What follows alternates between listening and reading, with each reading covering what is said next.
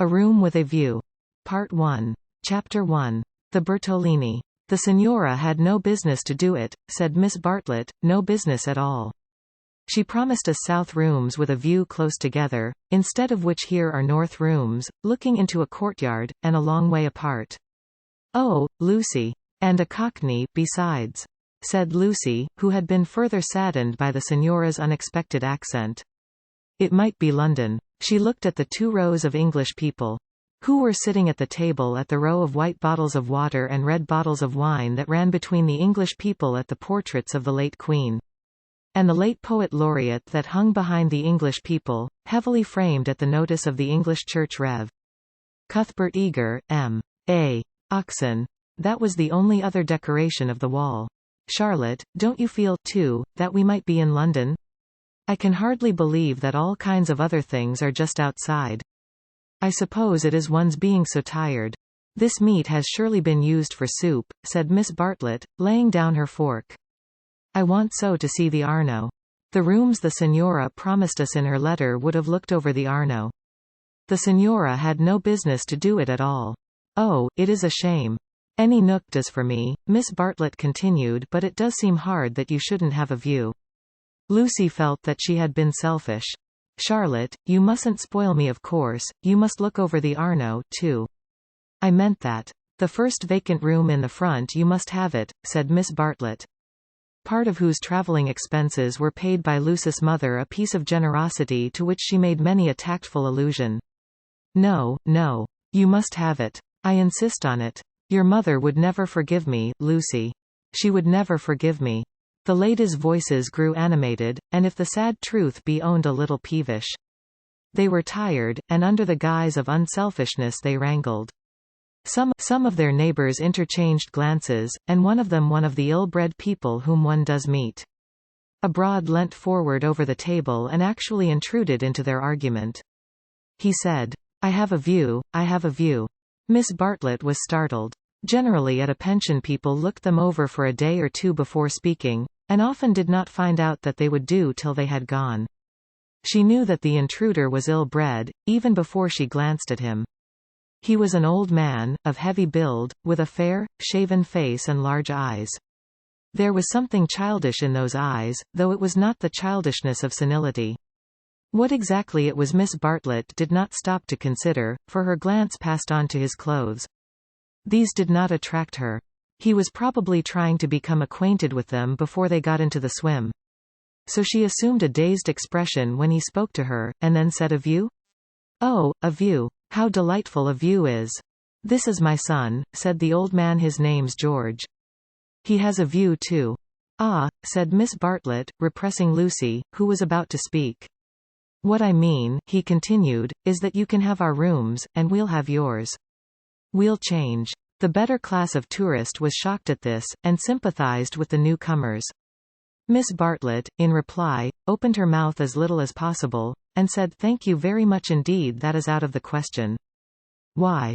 Said the old man, with both fists on the table. Because it is quite out of the question, thank you. You see, we don't like to take, began Lucy. Her cousin again repressed her. But why? He persisted. Women like looking at a view, men don't. And he thumped with his fists like a naughty child, and turned to his son, saying, George, persuade them. It's so obvious they should have the rooms, said the son. There's nothing else to say. He did not look at the ladies as he spoke, but his voice was perplexed and sorrowful. Lucy, too, was perplexed, but she saw that they were in for what is known as quite a scene, and she had an odd feeling that whenever these ill-bred tourists spoke, the contest widened and deepened till it dealt, not with rooms and views, but with something quite different, whose existence she had not realized before. Now the old man attacked Miss Bartlett almost violently. Why should she not change? What possible objection had she? They would clear out in half an hour. Miss Bartlett, though skilled in the delicacies of conversation, was powerless in the presence of brutality. It was impossible to snub any one so gross. Her face reddened with displeasure. She looked around as much as to say, are you all like this? And 2 little old ladies, who were sitting further up the table, with shawls hanging over the backs of the chairs, looked back, clearly indicating we are not, we are genteel. "Eat your dinner, dear," she said to Lucy, and began to toy again with the meat that she had once censured. Lucy mumbled that those seemed very odd people opposite. "Eat your dinner, dear. This pension is a failure. Tomorrow we will make a change." Hardly had she announced this fell decision when she reversed it. The curtains at the end of the room parted, and revealed a clergyman, stout but attractive, who hurried forward to take his place at the table, cheerfully apologizing for his lateness. Lucy, who had not yet acquired decency, at once rose to her feet, exclaiming, "Oh, why, it's Mr. Beebe. Oh, how perfectly lovely. Oh, Charlotte, we must stop now, however bad the rooms are." "Oh," Miss Bartlett said, with more restraint. "How do you do, Mr. Beebe? I expect that you have forgotten us, Miss Bartlett and Miss Honeychurch, who were at Tunbridge Wells when you helped the vicar of St. Peter's that very cold Easter." The clergyman, who had the air of one on a holiday, did not remember the ladies quite as clearly as they remembered him. But he came forward pleasantly enough and accepted the chair into which he was beckoned by Lucy. "I am so glad to see you," said the girl, who was in a state of spiritual starvation, and would have been glad to see the waiter if her cousin had permitted it. "Just fancy how small the world is. Summer Street, too, makes it so specially funny."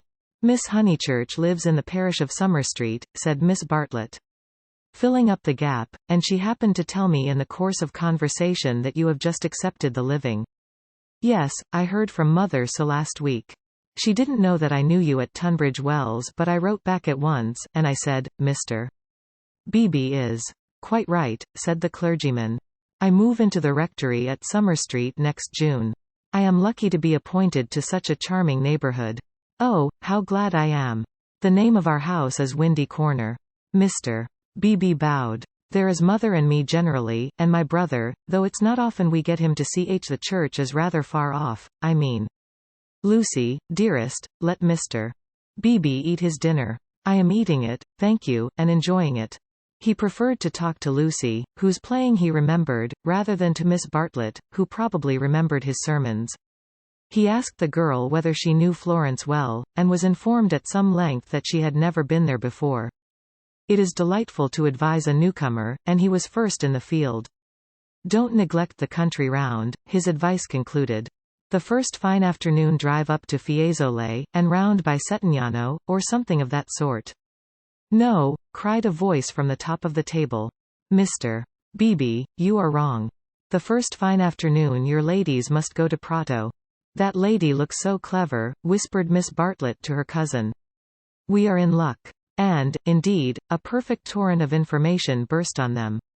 People told them what to see, when to see it, how to stop the electric trams, how to get rid of the beggars, how much to give for a vellum blotter, how much the place would grow upon them. The pension Bertolini had decided, almost enthusiastically, that they would do. Whichever way they looked, kind ladies smiled and shouted at them. And above all rose the voice of the clever lady, crying Prato. They must go to Prato. That place is too sweetly squalid for words. I love it. I revel in shaking off the trammels of respectability, as you know. The young man named George glanced at the clever lady, and then returned moodily to his plate. Obviously he and his father did not do. Lucy, in the midst of her success, found time to wish they did. It gave her no extra pleasure that anyone should be left in the cold, and when she rose to go, she turned back and gave the two outsiders a nervous little bow. The father did not see it. The son acknowledged it, not by another bow, but by raising his eyebrows and smiling. He seemed to be smiling across something. She hastened after her cousin, who had already disappeared through the curtains which smote one in the face, and seemed heavy with more than cloth. Beyond them stood the unreliable Signora, bowing good evening to her guests, and supported by Enery, her little boy, and Victorier, her daughter. It made a curious little scene, this attempt of the Cockney to convey the grace and geniality of the South. And even more curious was the drawing-room, which attempted to rival the solid comfort of a Bloomsbury boarding house. Was this really Italy? Miss Bartlett was already seated on a tightly stuffed armchair, which had the color and the contours of a tomato. She was talking to Mr. Beebe, and as she spoke, her long narrow head drove backwards and forwards, slowly, regularly, as though she were demolishing some invisible obstacle. "We are most grateful to you," she was saying. "The first evening means so much. When you arrived we were in for a peculiarly mauvais quart d'heure." He expressed his regret. "Do you, by any chance, know the name of an old man who sat opposite us at dinner?" "Emerson. Is he a friend of yours?" "We are friendly as one is in pensions." "Then I will say no more." He pressed her very slightly, and she said more. "I am, as it were," she concluded, "the chaperone of my young cousin, Lucy. And it would be a serious thing if I put her under an obligation to people of whom we know nothing." His manner was somewhat unfortunate. "I hope I acted for the best." "You acted very naturally," said he. He seemed thoughtful, and after a few moments added all the same, "I don't think much harm would have come of accepting." "No harm, of course. But we could not be under an obligation. He is rather a peculiar man." Again he hesitated, and then said gently, "I think he would not take advantage of your acceptance, nor expect you to show gratitude. He has the merit if it is one of saying exactly what he means. He has rooms he does not value, and he thinks you would value them. He no more thought of putting you under an obligation than he thought of being polite. It is so difficult, at least, I find it difficult to understand people who speak the truth." Lucy was pleased, and said, "I was hoping that he was nice. I do so always hope that people will be nice. I think he is nice and tiresome. I differ from him on almost every point of any importance, and so, I expect I may say I hope you will differ. But his is a type one disagrees with rather than deplores. When he first came here he not unnaturally put people's backs up. He has no tact and no manners. I don't mean by that he has bad manners, and he will not keep his opinions to himself. We nearly complained about him to our depressing Signora, but I am glad to say we thought better of it." "Am I to conclude," said Miss Bartlett, "that he is a socialist?" Mr. Beebe accepted the convenient word, not without a slight twitching of the lips. "And presumably he has brought up his son to be a socialist, too?" "I hardly know George, for he hasn't learnt to talk yet. He seems a nice creature, and I think he has brains. Of course, he has all his father's mannerisms, and it is quite possible that he, too, may be a socialist." "Oh, you relieve me," said Miss Bartlett. "So you think I ought to have accepted their offer? You feel I have been narrow-minded and suspicious?" "Not at all," he answered. "I never suggested that. But ought I not to apologize, at all events, for my apparent rudeness?" He replied, with some irritation, that it would be quite unnecessary, and got up from his seat to go to the smoking room. "Was I a bore?" said Miss Bartlett, as soon as he had disappeared. "Why didn't you talk, Lucy? He prefers young people, I'm sure. I do hope I haven't monopolized him. I hoped you would have him all the evening, as well as all dinner time." "He is nice," exclaimed Lucy. "Just what I remember. He seems to see good in everyone. No one would take him for a clergyman." "My dear Lucia. Well, you know what I mean. And you know how clergymen generally laugh. Mr. Beebe laughs just like an ordinary man. Funny girl. How you do remind me of your mother. I wonder if she will approve of Mr. Beebe. I'm sure she will, and so will Freddie. I think everyone at Windy Corner will approve. It is the fashionable world. I am used to Tunbridge Wells, where we are all hopelessly behind the times." "Yes," said Lucy despondently. There was a haze of disapproval in the air, but whether the disapproval was of herself, or of Mr. Beebe, or of the fashionable world at Windy Corner, or of the narrow world at Tunbridge Wells, she could not determine. She tried to locate it, but as usual she blundered. Miss Bartlett sedulously denied disapproving of anyone, and added, "I am afraid you are finding me a very depressing companion." And the girl again thought, "I must have been selfish or unkind. I must be more careful. It is so dreadful for Charlotte, being poor." Fortunately one of the little old ladies, who for some time had been smiling very benignly, now approached and asked if she might be allowed to sit where Mr. Beebe had sat. Permission granted, she began to chatter gently about Italy, the plunge it had been to come there, the gratifying success of the plunge, the improvement in her sister's health, the necessity of closing the bedroom windows at night, and of thoroughly emptying the water bottles in the morning. She handled her subjects agreeably, and they were, perhaps, more worthy of attention than the high discourse upon Guelphs and Ghibellines, which was proceeding tempestuously at the other end of the room. It was a real catastrophe, not a mere episode, that evening of hers at Venice, when she had found in her bedroom something that is one worse than a flea, though one better than something else. But here you are as safe as in England. Signora Bertolini is so English. Yet our rooms smell, said poor Lucy. We dread going to bed. Ah, then you look into the court. She sighed. If only Mr. Emerson was more tactful. We were so sorry for you at dinner. I think he was meaning to be kind. Undoubtedly he was, said Miss Bartlett.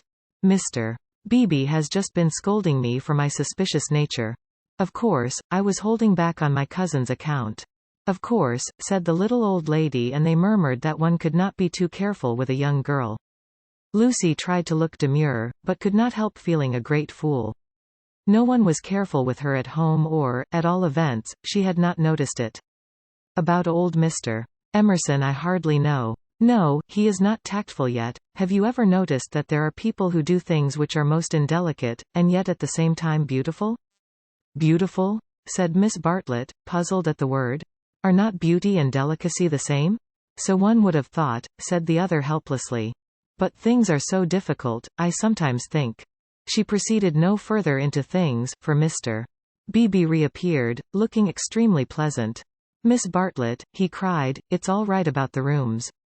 I'm so glad. Mr. Emerson was talking about it in the smoking room, and knowing what I did, I encouraged him to make the offer again.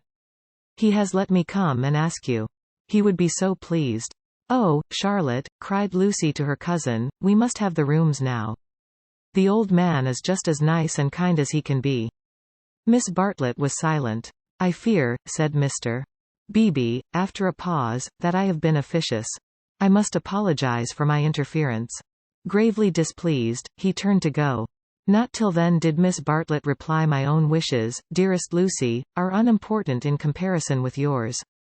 It would be hard indeed if I stopped you doing as you liked at Florence, when I am only here through your kindness. If you wish me to turn these gentlemen out of their rooms, I will do it. Would you then, Mr. Beebe, kindly tell Mr. Emerson that I accept his kind offer, and then conduct him to me, in order that I may thank him personally? She raised her voice as she spoke. It was heard all over the drawing-room, and silenced the Guelphs and the Ghibellines. The clergyman, inwardly cursing the female sex, bowed, and departed with her message. Remember, Lucy, I alone am implicated in this. I do not wish the acceptance to come from you. Grant me that, at all events. Mr. Beebe was back, saying rather nervously, Mr. Emerson is engaged, but here is his son instead. The young man gazed down on the three ladies, who felt seated on the floor, so low were their chairs. My father, he said, is in his bath, so you cannot thank him personally. But any message given by you to me will be given by me to him as soon as he comes out. Miss Bartlett was unequal to the bath. All her barbed civilities came forth wrong end first. Young Mr. Emerson scored a notable triumph to the delight of Mr. Beebe and to the secret delight of Lucy. Poor young man, said Miss Bartlett, as soon as he had gone. How angry he is with his father about the rooms. It is all he can do to keep polite. In half an hour or so your rooms will be ready, said Mr. Beebe. Then looking rather thoughtfully at the two cousins, he retired to his own rooms, to write up his philosophic diary. Oh, dear, breathed the little old lady, and shuddered as if all the winds of heaven had entered the apartment. Gentlemen sometimes do not realize her voice faded away, but Miss Bartlett seemed to understand, and a conversation developed, in which gentlemen who did not thoroughly realize played a principal part. Lucy, not realizing either, was reduced to literature. Taking up Baedeker's Handbook to Northern Italy, she committed to memory the most important dates of Florentine history. For she was determined to enjoy herself on the morrow. Thus the half-hour crept profitably away, and at last Miss Bartlett rose with a sigh, and said, I think one might venture now. No, Lucy, do not stir. I will superintend the move. How you do everything, said Lucy. Naturally, dear. It is my affair. But I would like to help you. No, dear. Charlotte's energy. And her unselfishness. She had been thus all her life, but really, on this Italian tour, she was surpassing herself. So Lucy felt, or strove to feel. And yet there was a rebellious spirit in her which wondered whether the acceptance might not have been less delicate and more beautiful. At all events, she entered her own room without any feeling of joy. "I want to explain," said Miss Bartlett, "why it is that I have taken the largest room.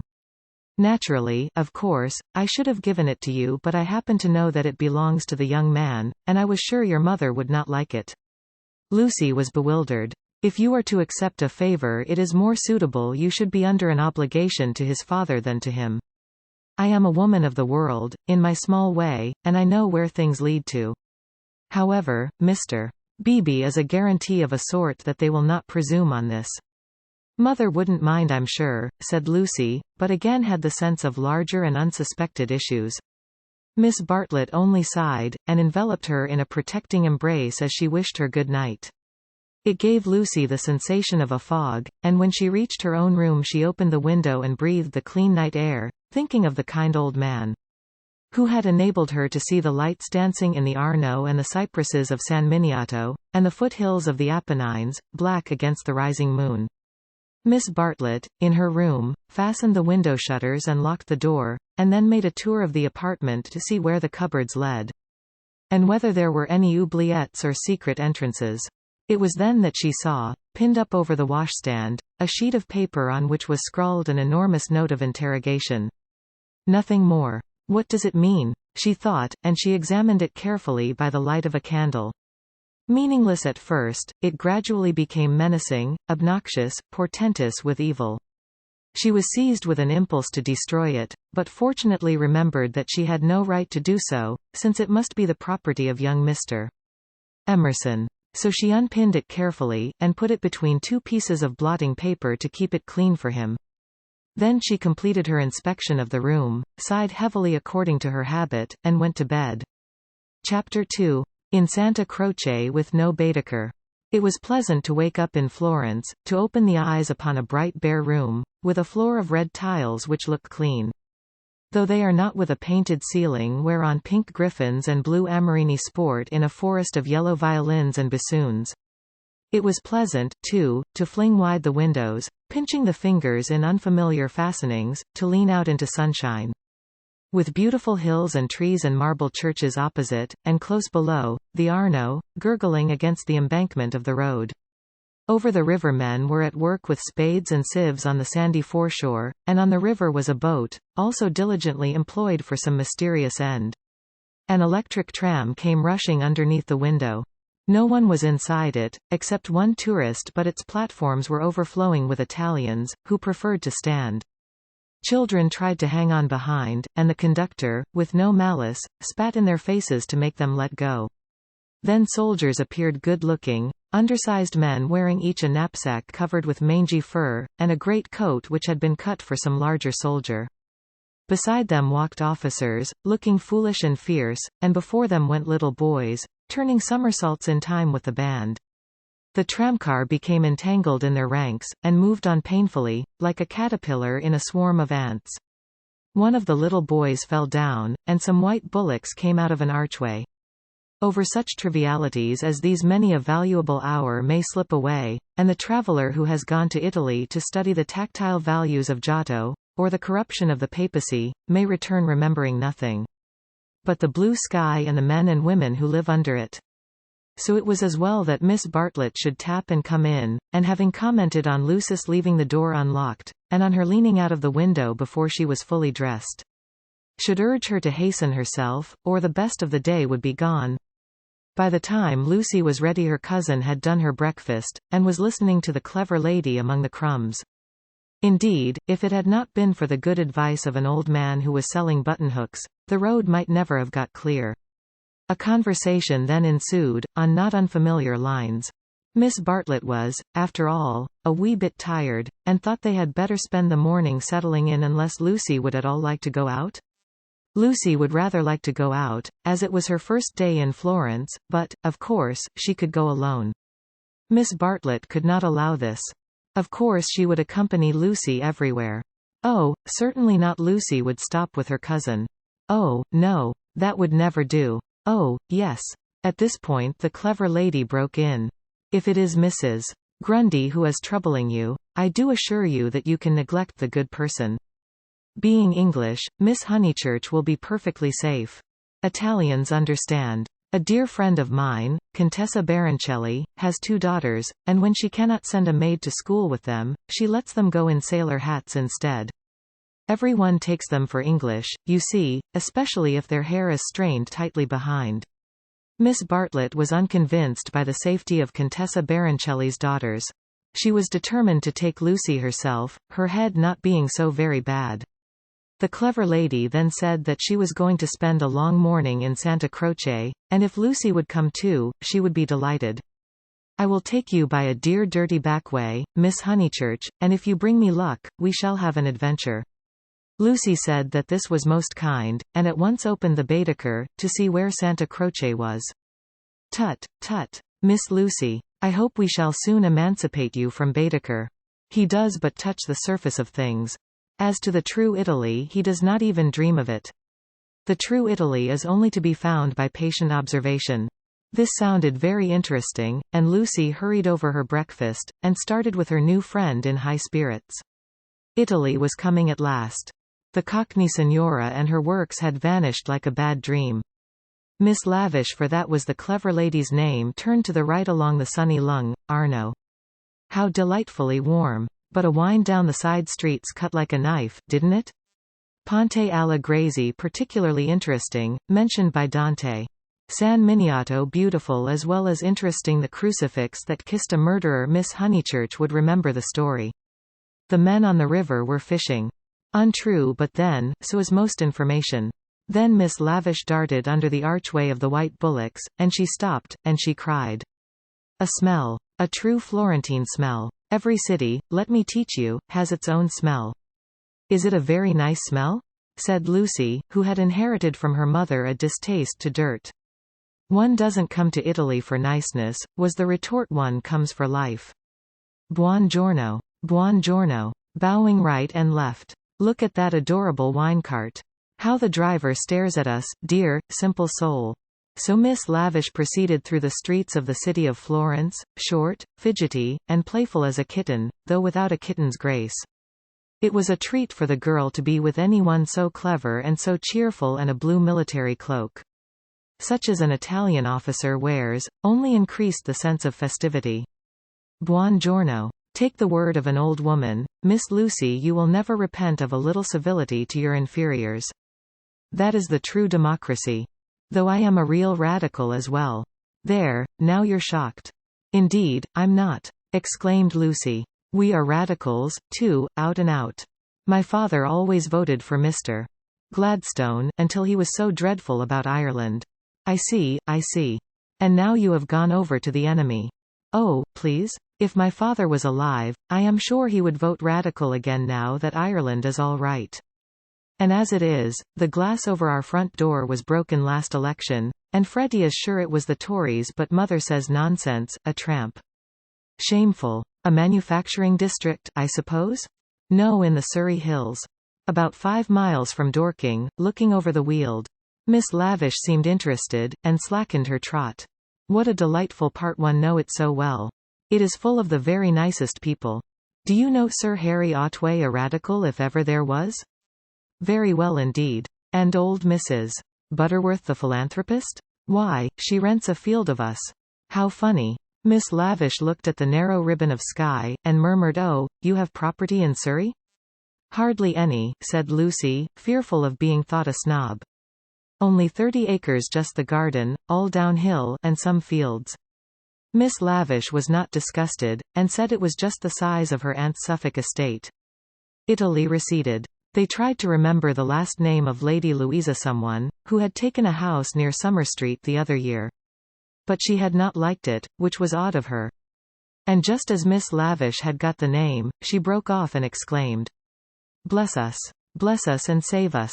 We've lost the way. Certainly they had seemed a long time in reaching Santa Croce, the tower of which had been plainly visible from the landing window. But Miss Lavish had said so much about knowing her Florence by heart, that Lucy had followed her with no misgivings. Lost. My dear Miss Lucy, during our political diatribes we have taken a wrong turning. How those horrid conservatives would jeer at us. What are we to do? Two lone females in an unknown town. Now, this is what I call an adventure. Lucy, who wanted to see Santa Croce, suggested, as a possible solution, that they should ask the way there. Oh, but that is the word of a craven. And no, you are not to look at your Baedeker. Give it to me, I shan't let you carry it. We will simply drift. Accordingly they drifted through a series of those grey-brown streets, neither commodious nor picturesque, in which the eastern quarter of the city abounds. Lucy soon lost interest in the discontent of Lady Louisa, and became discontented herself. For one ravishing moment Italy appeared. She stood in the square of the Annunziata and saw in the living terracotta those divine babies whom no cheap reproduction can ever stale. There they stood, with their shining limbs bursting from the garments of charity, and their strong white arms extended against circlets of heaven. Lucy thought she had never seen anything more beautiful, but Miss Lavish, with a shriek of dismay, dragged her forward, declaring that they were out of their path now by at least a mile. The hour was approaching at which the continental breakfast begins, or rather ceases, to tell. And the ladies bought some hot chestnut paste out of a little shop, because it looked so typical. It tasted partly of the paper in which it was wrapped, partly of hair oil, partly of the great unknown. But it gave them strength to drift into another piazza, large and dusty, on the farther side of which rose a black and white facade of surpassing ugliness.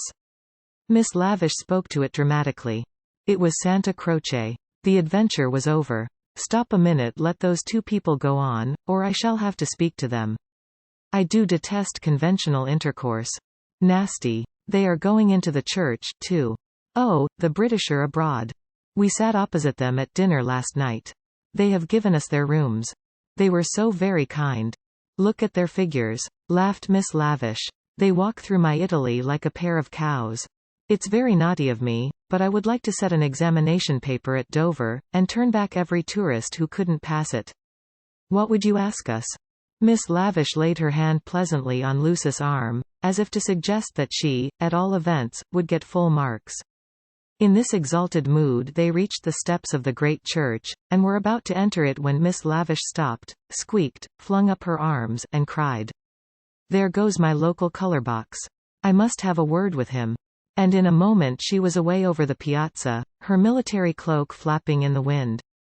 Nor did she slacken speed till she caught up an old man with white whiskers, and nipped him playfully upon the arm. Lucy waited for nearly 10 minutes. Then she began to get tired. The beggars worried her, the dust blew in her eyes, and she remembered that a young girl ought not to loiter in public places. She descended slowly into the piazza with the intention of rejoining Miss Lavish, who was really almost too original. But at that moment Miss Lavish and her local color box moved also, and disappeared down a side street, both gesticulating largely. Tears of indignation came to Lucy's eyes, partly because Miss Lavish had jilted her, partly because she had taken her Baedeker. How could she find her way home? How could she find her way about in Santa Croce? Her first morning was ruined, and she might never be in Florence again. A few minutes ago she had been all high spirits, talking as a woman of culture, and half persuading herself that she was full of originality. Then the pernicious charm of Italy worked on her, and, instead of acquiring information, she began to be happy. She puzzled out the Italian notices, the notices that forbade people to introduce dogs into the church, the notice that prayed people, in the interest of health and out of respect to the sacred edifice in which they found themselves, not to spit. She watched the tourists. Their noses were as red as their Baedekers, so cold was Santa Croce. She beheld the horrible fate that overtook 3 Papists, 2 he babies and a she baby who began their career by sousing each other with the holy water, and then proceeded to the Machiavelli memorial, dripping but hallowed. Advancing towards it very slowly and from immense distances. They touched the stone with their fingers, with their handkerchiefs, with their heads, and then retreated. What could this mean? They did it again and again. Then Lucy realized that they had mistaken Machiavelli for some saint, hoping to acquire virtue. "Hateful bishop!" exclaimed the voice of old Mr. Emerson, who had darted forward also. "Hard in life, hard in death. Go out into the sunshine, little boy, and kiss your hand to the sun, for that is where you ought to be. Intolerable bishop. Punishment followed quickly. The smallest baby stumbled over one of the sepulchral slabs so much admired by Mr. Ruskin, and entangled his feet in the features of a recumbent bishop. Protestant as she was, Lucy darted forward. She was too late. He fell heavily upon the prelate's upturned toes. Now she entered the church depressed and humiliated, not even able to remember whether it was built by the Franciscans or the Dominicans. The child screamed frantically at these words, and at these dreadful people who picked him up, dusted him, rubbed his bruises, and told him not to be superstitious. Of course, it must be a wonderful building. But how like a barn. And how very cold. Of course, it contained frescoes by Giotto, in the presence of whose tactile values she was capable of feeling what was proper. But who was to tell her which they were? She walked about disdainfully, unwilling to be enthusiastic over monuments of uncertain authorship or date. There was no one even to tell her which, of all the sepulchral slabs that paved the nave and transepts, was the one that was really beautiful. The one that had been most praised by Mr. Ruskin. "Look at him," said Mr. Emerson to Lucy. "Here's a mess of baby hurt, cold, and frightened. But what else can you expect from a church?" The child's legs had become as melting wax. Each time that old Mr.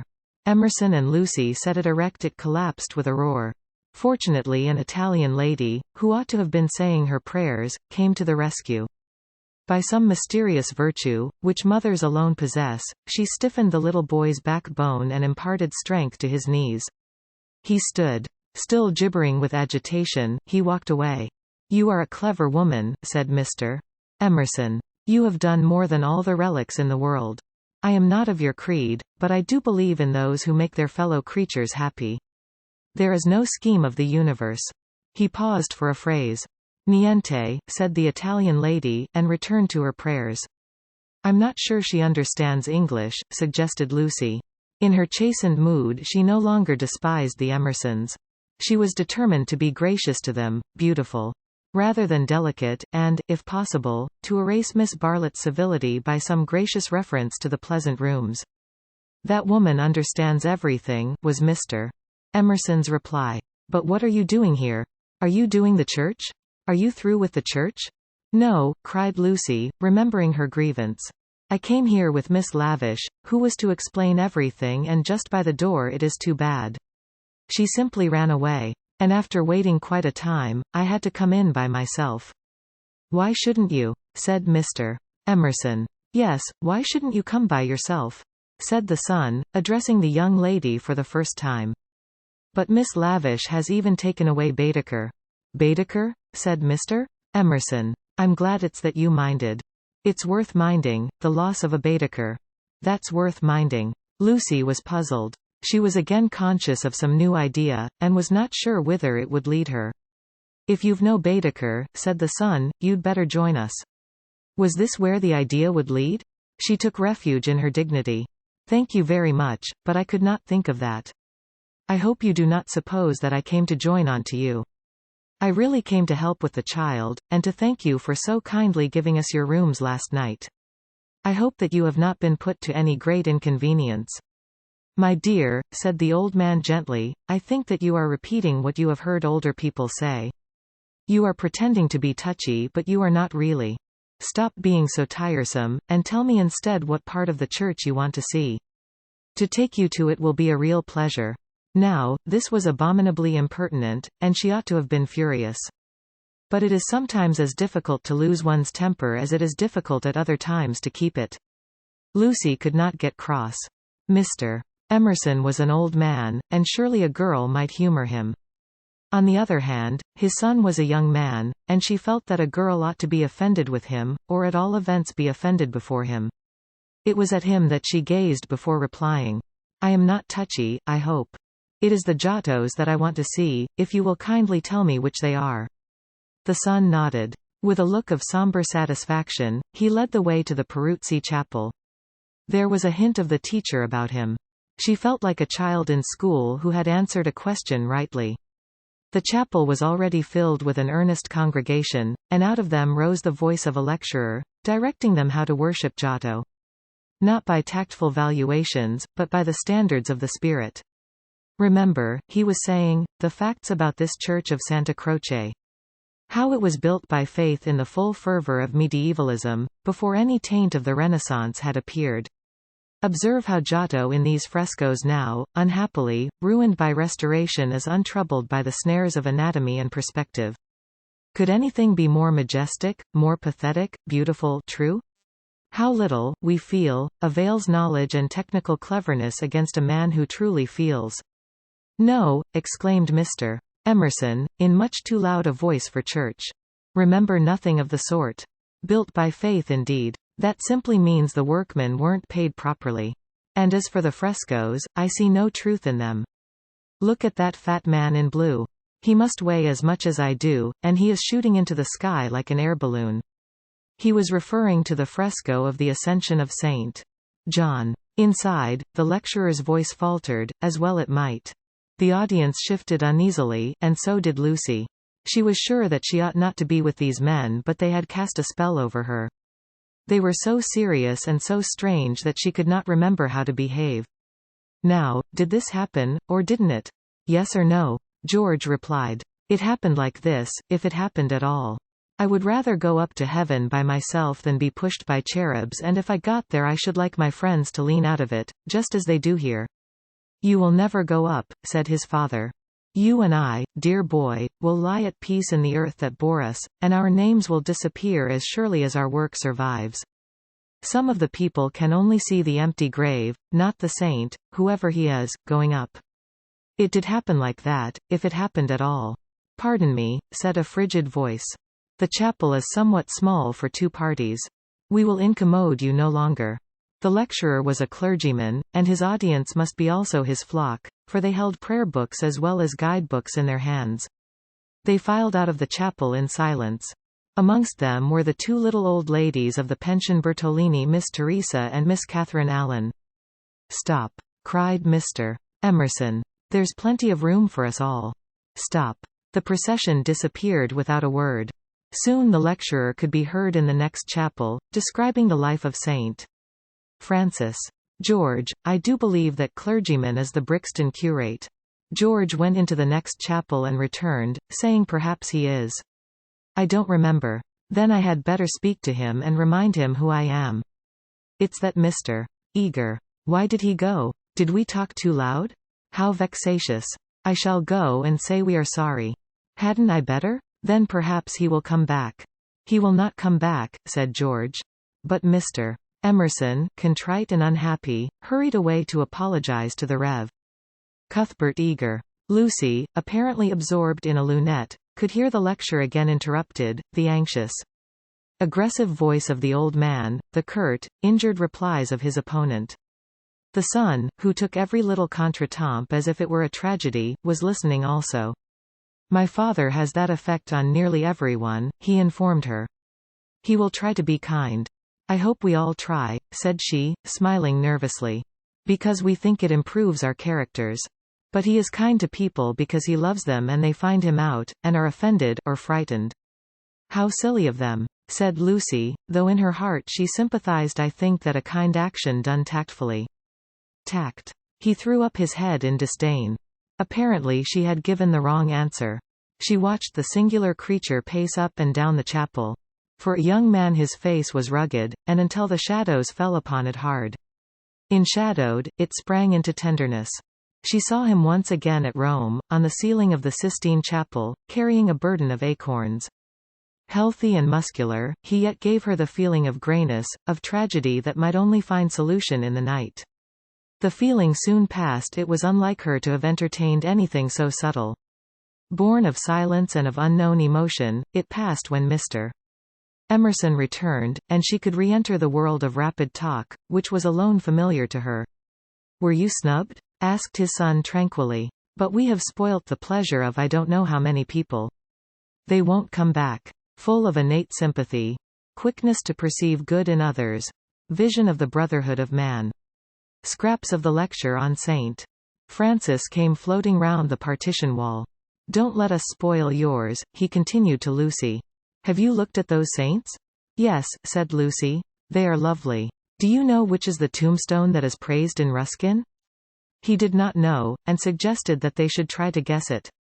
George, rather to her relief, refused to move, and she and the old man wandered not unpleasantly about Santa Croce, which, though it is like a barn, has harvested many beautiful things inside its walls. There were also beggars to avoid and guides to dodge round the pillars, and an old lady with her dog, and here and there a priest, modestly edging to his mass through the groups of tourists. But Mr. Emerson was only half interested. He watched the lecturer, whose success he believed he had impaired, and then he anxiously watched his son. "Why will he look at that fresco?" he said uneasily. "I saw nothing in it." "I like Giotto," she replied. "It is so wonderful what they say about his tactile values. Though I like things like the Della Robbia babies better." "So you ought. A baby is worth a dozen saints. And my baby's worth the whole of paradise, and as far as I can see he lives in hell." Lucy again felt that this did not do. "In hell," he repeated. "He's unhappy." "Oh, dear," said Lucy. "How can he be unhappy when he is strong and alive? What more is one to give him? And think how he has been brought up free from all the superstition and ignorance that lead men to hate one another in the name of God. With such an education as that, I thought he was bound to grow up happy." She was no theologian, but she felt that here was a very foolish old man, as well as a very irreligious one. She also felt that her mother might not like her talking to that kind of person, and that Charlotte would object most strongly. "What are we to do with him?" he asked. "He comes out for his holiday to Italy, and behaves like that, like the little child who ought to have been playing, and who hurt himself upon the tombstone." "Eh? What did you say?" Lucy had made no suggestion. Suddenly he said, "Now don't be stupid over this. I don't require you to fall in love with my boy, but I do think you might try and understand him. You are nearer his age, and if you let yourself go I am sure you are sensible. You might help me. He has known so few women, and you have the time.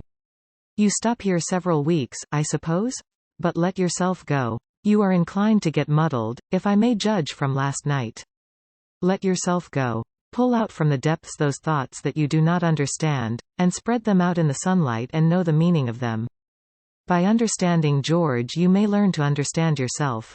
It will be good for both of you." To this extraordinary speech Lucy found no answer. "I only know what it is that's wrong with him, not why it is." "And what is it?" asked Lucy fearfully, expecting some harrowing tale. "The old trouble things won't fit." "What things?" "The things of the universe." "It is quite true. They don't." "Oh, Mr. Emerson, whatever do you mean?"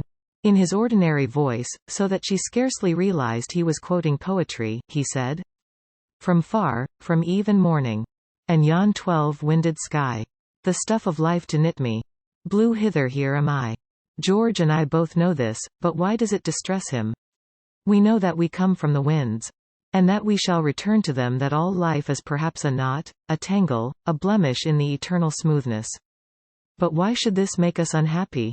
Let us rather love one another, and work and rejoice. I don't believe in this world sorrow." Miss Honeychurch assented. "Then make my boy think like us. Make him realize that by the side of the everlasting why there is a yes, a transitory yes if you like, but a yes." Suddenly she laughed. Surely one ought to laugh. A young man melancholy because the universe wouldn't fit, because life was a tangle or a wind, or a yes, or something. "I'm very sorry," she cried. "You'll think me unfeeling, but then she became matronly. "Oh, but your son wants employment. Has he no particular hobby?" "Why, I myself have worries, but I can generally forget them at the piano, and collecting stamps did no end of good for my brother. Perhaps Italy bores him. You ought to try the Alps or the lakes."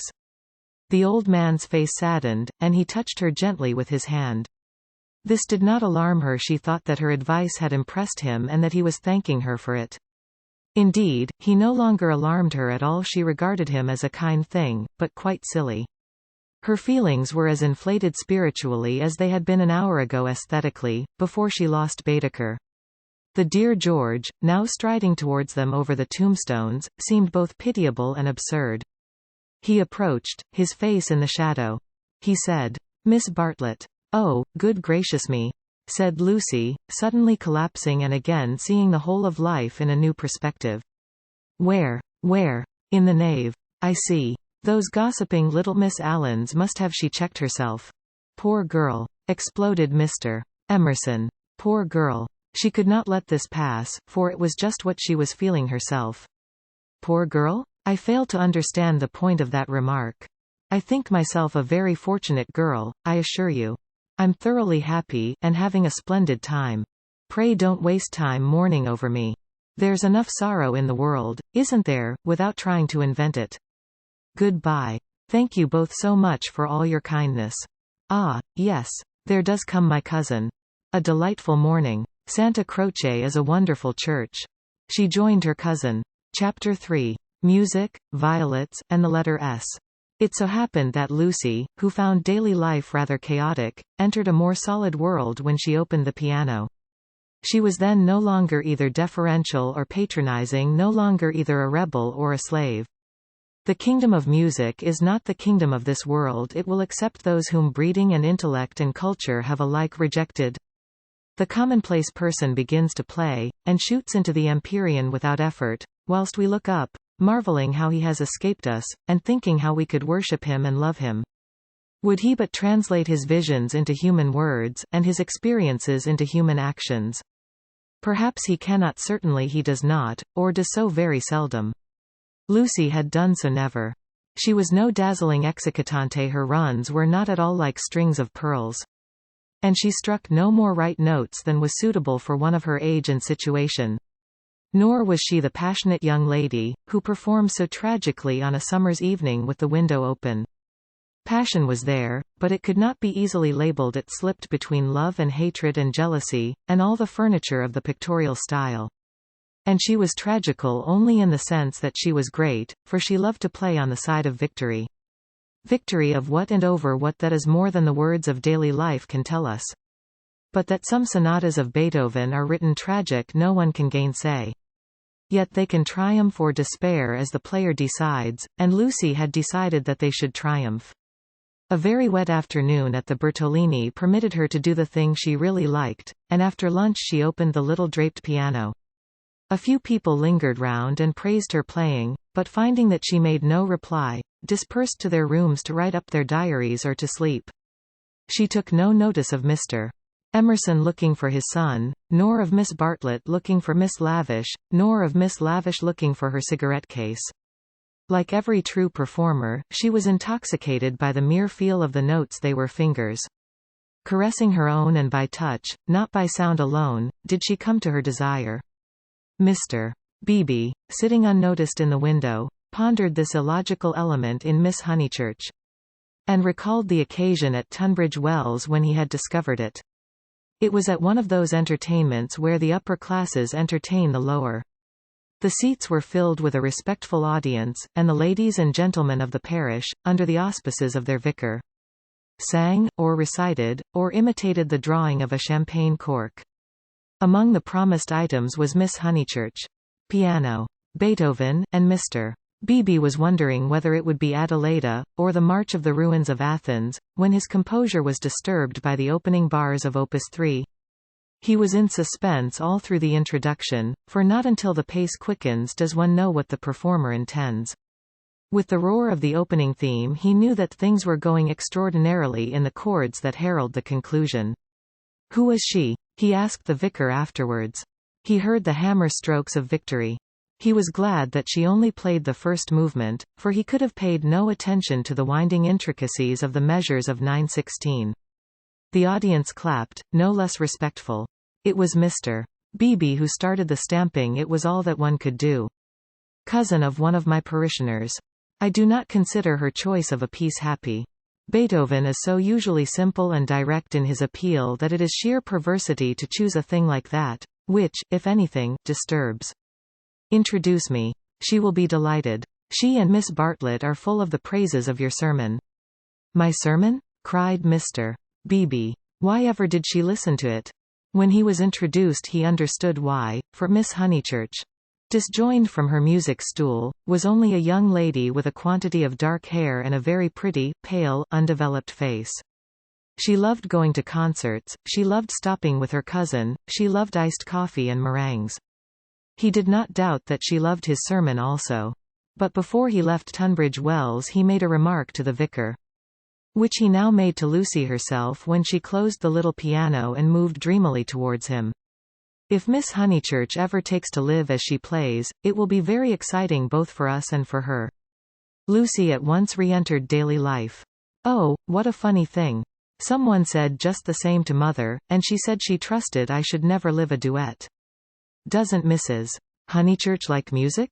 She doesn't mind it. But she doesn't like one to get excited over anything. She thinks I am silly about it. She thinks I can't make out. Once, you know, I said that I liked my own playing better than anyone's. She has never got over it. Of course, I didn't mean that I played well, I only meant. Of course, said he, wondering why she bothered to explain.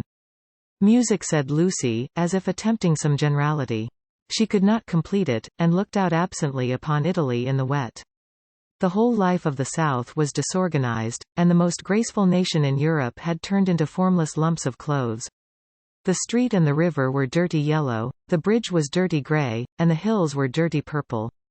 Somewhere in their folds were concealed Miss Lavish and Miss Bartlett, who had chosen this afternoon to visit the Torre del Gallo. What about music? Said Mr. Beebe. Poor Charlotte will be sopped, was Lucy's reply. The expedition was typical of Miss Bartlett, who would return cold, tired, hungry, and angelic, with a ruined skirt, a pulpy Baedeker, and a tickling cough in her throat. On another day, when the whole world was singing and the air ran into the mouth, like wine, she would refuse to stir from the drawing-room, saying that she was an old thing, and no fit companion for a hearty girl. Miss Lavish has led your cousin astray. She hopes to find the true Italy in the wet, I believe. Miss Lavish is so original, murmured Lucy. This was a stock remark, the supreme achievement of the pension Bertolini in the way of definition. Miss Lavish was so original. Mr. Beebe had his doubts, but they would have been put down to clerical narrowness. For that, and for other reasons, he held his peace. Is it true, continued Lucy in awe-struck tone, that Miss Lavish is writing a book? They do say so. What is it about? It will be a novel, replied Mr. Beebe, dealing with modern Italy. Let me refer you for an account to Miss Catherine Allen, who uses words herself more admirably than anyone I know. I wish Miss Lavish would tell me herself. We started such friends. But I don't think she ought to have run away with Baedeker that morning in Santa Croce. Charlotte was most annoyed at finding me practically alone, and so I couldn't help being a little annoyed with Miss Lavish. The two ladies, at all events, have made it up. He was interested in the sudden friendship between women so apparently dissimilar as Miss Bartlett and Miss Lavish. They were always in each other's company, with Lucy a slighted third. Miss Lavish he believed he understood, but Miss Bartlett might reveal unknown depths of strangeness, though not perhaps, of meaning. Was Italy deflecting her from the path of prim chaperon, which he had assigned to her at Tunbridge Wells? All his life he had loved to study maiden ladies, they were his specialty, and his profession had provided him with ample opportunities for the work. Girls like Lucy were charming to look at, but Mr. Beebe was, from rather profound reasons, somewhat chilly in his attitude towards the other sex, and preferred to be interested rather than enthralled. Lucy, for the third time, said that poor Charlotte would be sopped. The Arno was rising in flood, washing away the traces of the little carts upon the foreshore. But in the southwest there had appeared a dull haze of yellow, which might mean better weather if it did not mean worse. She opened the window to inspect, and a cold blast entered the room, drawing a plaintive cry from Miss Catherine Allen, who entered at the same moment by the door. "Oh, dear Miss Honeychurch, you will catch a chill. And Mr. Beebe here besides. Who would suppose this is Italy? There is my sister actually nursing the hot water, can no comforts or proper provisions." She sidled towards them and sat down, self-conscious as she always was on entering a room which contained one man, or a man and one woman. "I could hear your beautiful playing, Miss Honeychurch, though I was in my room with the door shut." Doors shut indeed, most necessary. No one has the least idea of privacy in this country. And one person catches it from another. Lucy answered suitably. Mr. Beebe was not able to tell the ladies of his adventure at Modena, where the chambermaid burst in upon him in his bath, exclaiming cheerfully, "Fa niente, sono vecchia." He contented himself with saying, "I quite agree with you, Miss Allen." The Italians are a most unpleasant people.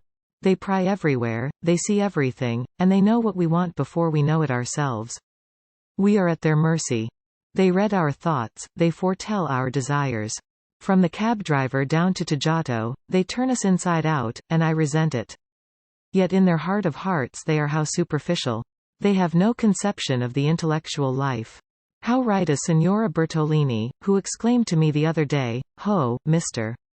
Miss Allen did not follow, but gathered that she was being mocked in an agreeable way. Her sister was a little disappointed in Mr. Beebe, having expected better things from a clergyman whose head was bald and who wore a pair of russet whiskers. Indeed, who would have supposed that tolerance, sympathy, and a sense of humor would inhabit that militant form? Beebe, if you knew what I suffer over the children's education. Hi won't, avenue my little Victorier taught by a ignorant Italian what can't explain nothink. In the midst of her satisfaction she continued to sidle, and at last the cause was disclosed. From the chair beneath her she extracted a gunmetal cigarette case, on which were powdered in turquoise the initials E. L. That belongs to Lavish, said the clergyman. A good fellow, Lavish, but I wish she'd start a pipe. Oh, Mr. Beebe, said Miss Allen, divided between awe and mirth. Indeed, though it is dreadful for her to smoke, it is not quite as dreadful as you suppose. She took to it, practically in despair, after her life's work was carried away in a landslip. Surely that makes it more excusable. What was that? Asked Lucy. Mr. Beebe sat back complacently, and Miss Allen began as follows. It was a novel and I am afraid, from what I can gather, not a very nice novel. It is so sad when people who have abilities misuse them, and I must say they nearly always do. Anyhow, she left it almost finished in the grotto of the Calvary at the Cappuccini Hotel at Amalfi while she went for a little ink. She said, "Can I have a little ink, please?" But you know what Italians are, and meanwhile, the grotto fell roaring onto the beach, and the saddest thing of all is that she cannot remember what she has written. The poor thing was very ill after it, and so got tempted into cigarettes. It is a great secret, but I am glad to say that she is writing another novel. She told Teresa and Miss Pole the other day that she had got up all the local color. This novel is to be about modern Italy. The other was. Miss Allen was always thus being charitable against her better judgment. A delicate pathos perfumed her disconnected remarks, giving them unexpected beauty, just as in the decaying autumn woods there sometimes rise odors reminiscent of spring. She felt she had made almost too many allowances, and apologized hurriedly for her toleration. Historical, but that she could not start till she had an idea. First she tried Perugia for an inspiration, then she came here. This must on no account get round. And so cheerful through it all. I cannot help thinking that there is something to admire in everyone, even if you do not approve of them. All the same, she is a little too, I hardly like to say unwomanly, but she behaved most strangely when the Emersons arrived. Mr. Beebe smiled as Miss Allen plunged into an anecdote which he knew she would be unable to finish in the presence of a gentleman. I don't know, Miss Honeychurch, if you have noticed that Miss Pole, the lady who has so much yellow hair, takes lemonade. That old Mr. Emerson, who puts things very strangely. Her jaw dropped. She was silent. Mr. Beebe, whose social resources were endless, went out to order some tea, and she continued to Lucy in a hasty whisper. Stomach. He warned Miss Pole of her stomach acidity, he called it, and he may have meant to be kind. I must say I forgot myself and laughed. It was so sudden. As Teresa truly said, it was no laughing matter. But the point is that Miss Lavish was positively attracted by his mentioning S, and said she liked plain speaking, and meeting different grades of thought. She thought they were commercial travelers, drummers, was the word she used, and all through dinner. She tried to prove that England, our great and beloved country, rests on nothing but commerce. Teresa was very much annoyed, and left the table before the cheese. Saying as she did so, "There, Miss Lavish, is one who can confute you better than I," and pointed to that beautiful picture of Lord Tennyson. Then Miss Lavish said, "Tut!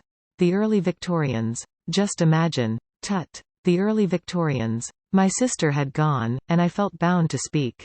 I said, "Miss Lavish, I am an early Victorian at least, that is to say, I will hear no breath of censure against our dear Queen." It was horrible speaking. I reminded her how the Queen had been to Ireland when she did not want to go, and I must say she was dumbfounded, and made no reply. "Let me finish the story," said Mr. Beebe, who had returned. But, unluckily, Mr. Emerson overheard this part, and called in his deep voice, "Quite so, quite so. I honor the woman for her Irish visit. The woman. I tell things so badly. But you see what a tangle we were in by this time, all on account of having been mentioned in the first place.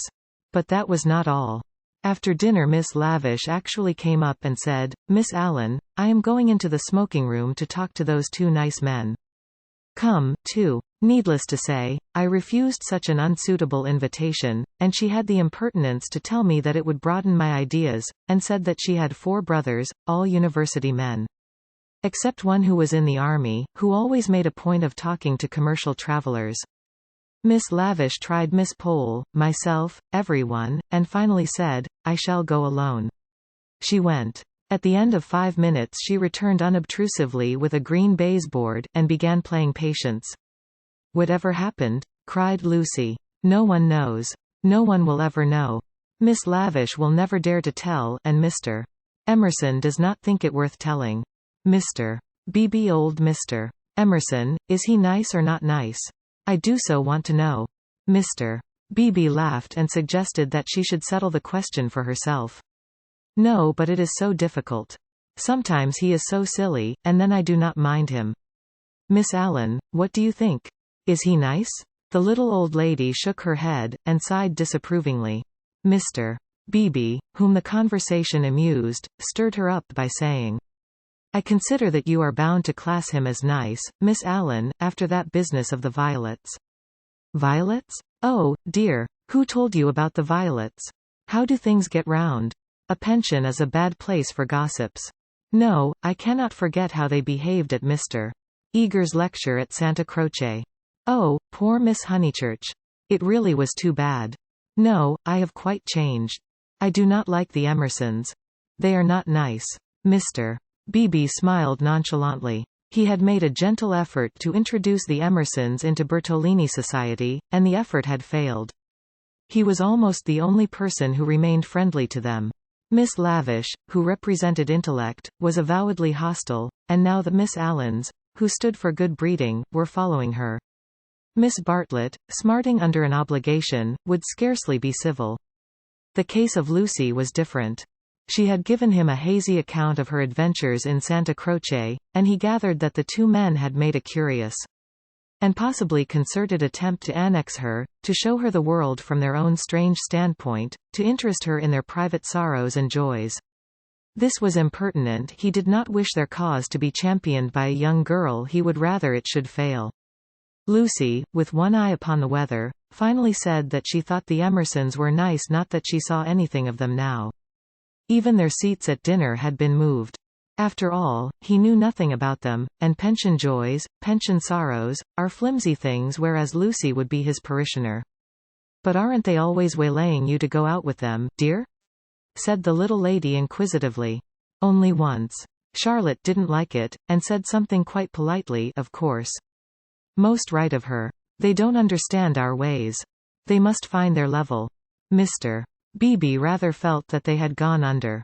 They had given up their attempt if it was one to conquer society, and now the father was almost as silent as the son. He wondered whether he would not plan a pleasant day for these folk before they left some expedition, perhaps, with Lucy well chaperoned to be nice to them. It was one of Mr. Beebe's chief pleasures to provide people with happy memories. Evening approached. While they chatted, the air became brighter.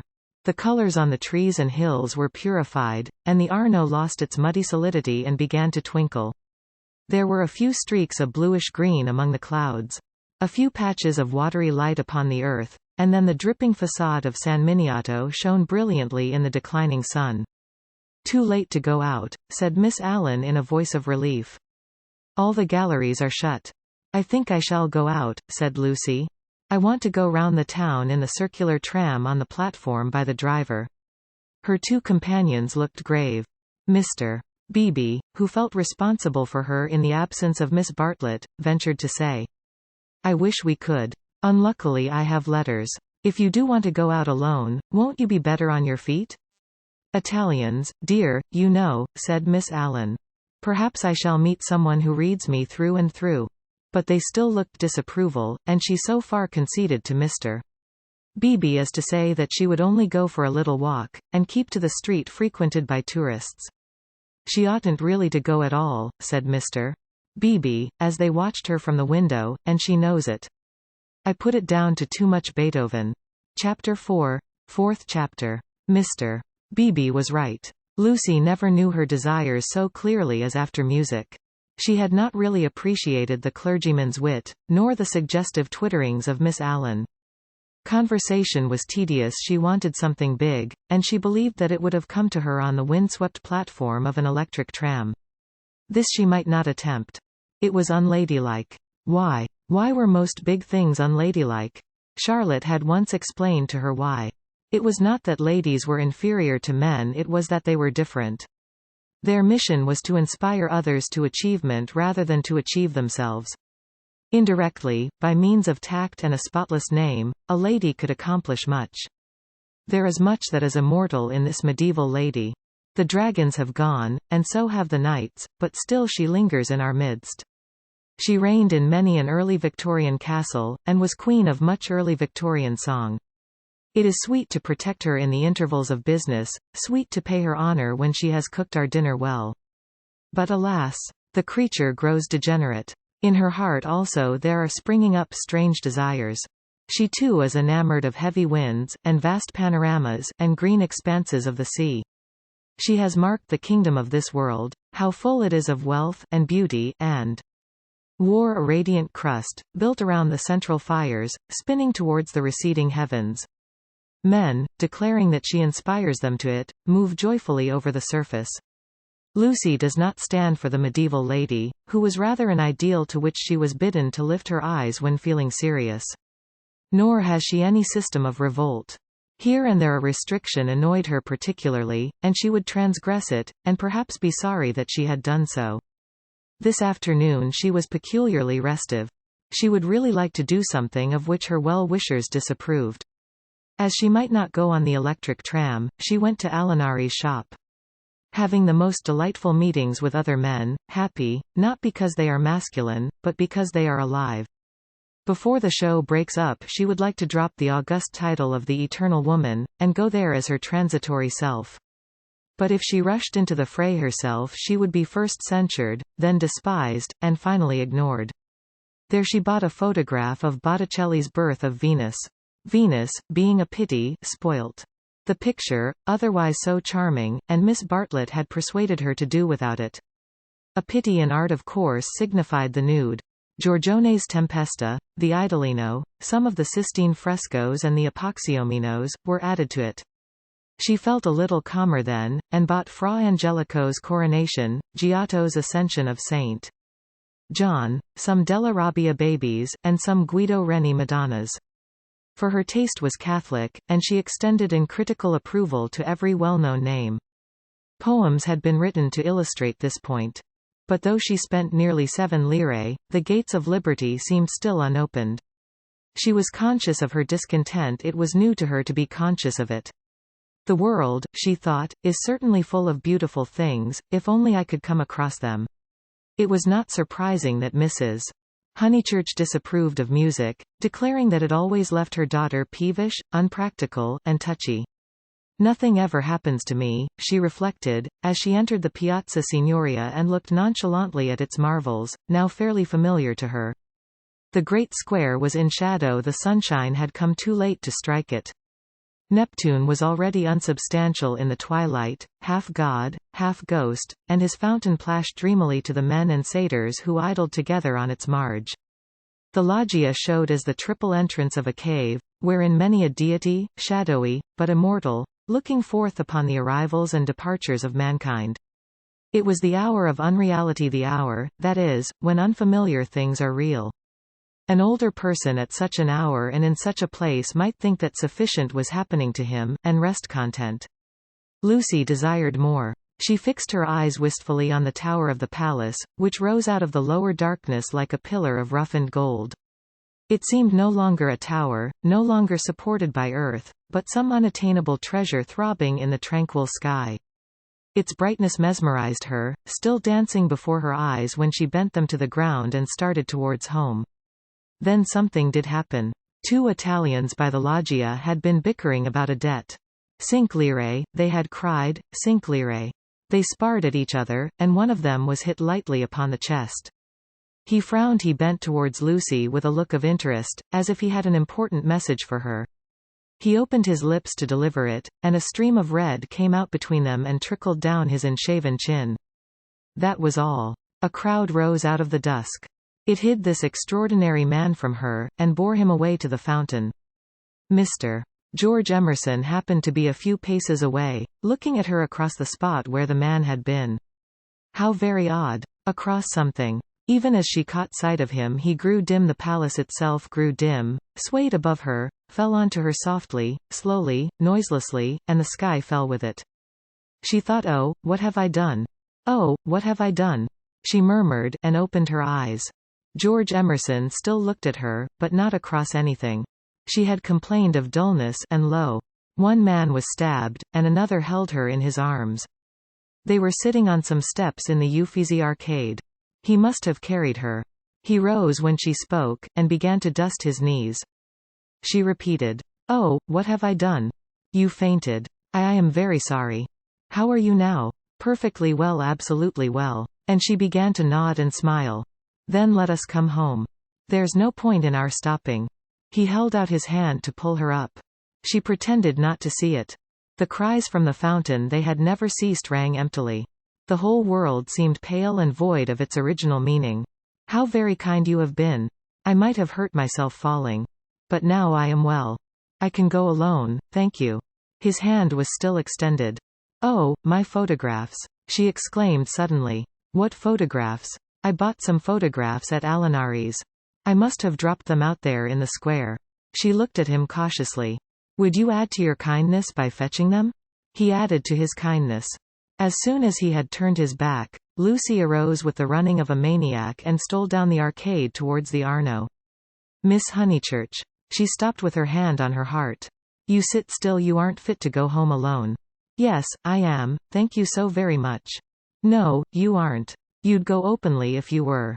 But I had rather. Then I don't fetch your photographs. I had rather be alone." He said imperiously, "The man is dead. The man is probably dead. Sit down till you are rested." She was bewildered, and obeyed him. "And don't move till I come back." In the distance she saw creatures with black hoods, such as appear in dreams. The palace tower had lost the reflection of the declining day, and joined itself to earth. How should she talk to Mr. Emerson when he returned from the shadowy square? Again the thought occurred to her, "Oh, what have I done?" The thought that she, as well as the dying man, had crossed some spiritual boundary. He returned, and she talked of the murder. Oddly enough, it was an easy topic. She spoke of the Italian character. She became almost garrulous over the incident that had made her faint 5 minutes before.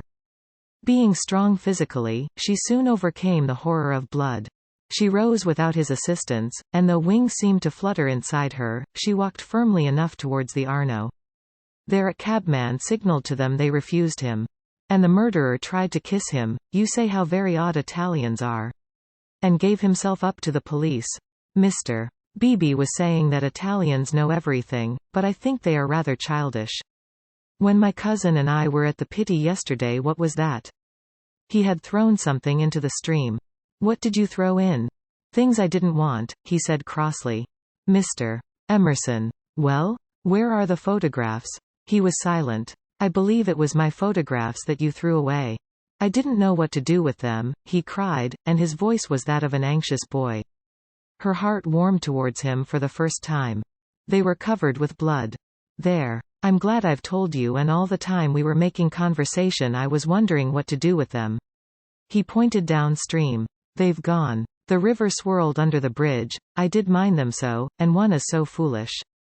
It seemed better that they should go out to the sea. I don't know, I may just mean that they frightened me." Then the boy verged into a man. "For something tremendous has happened. I must face it without getting muddled.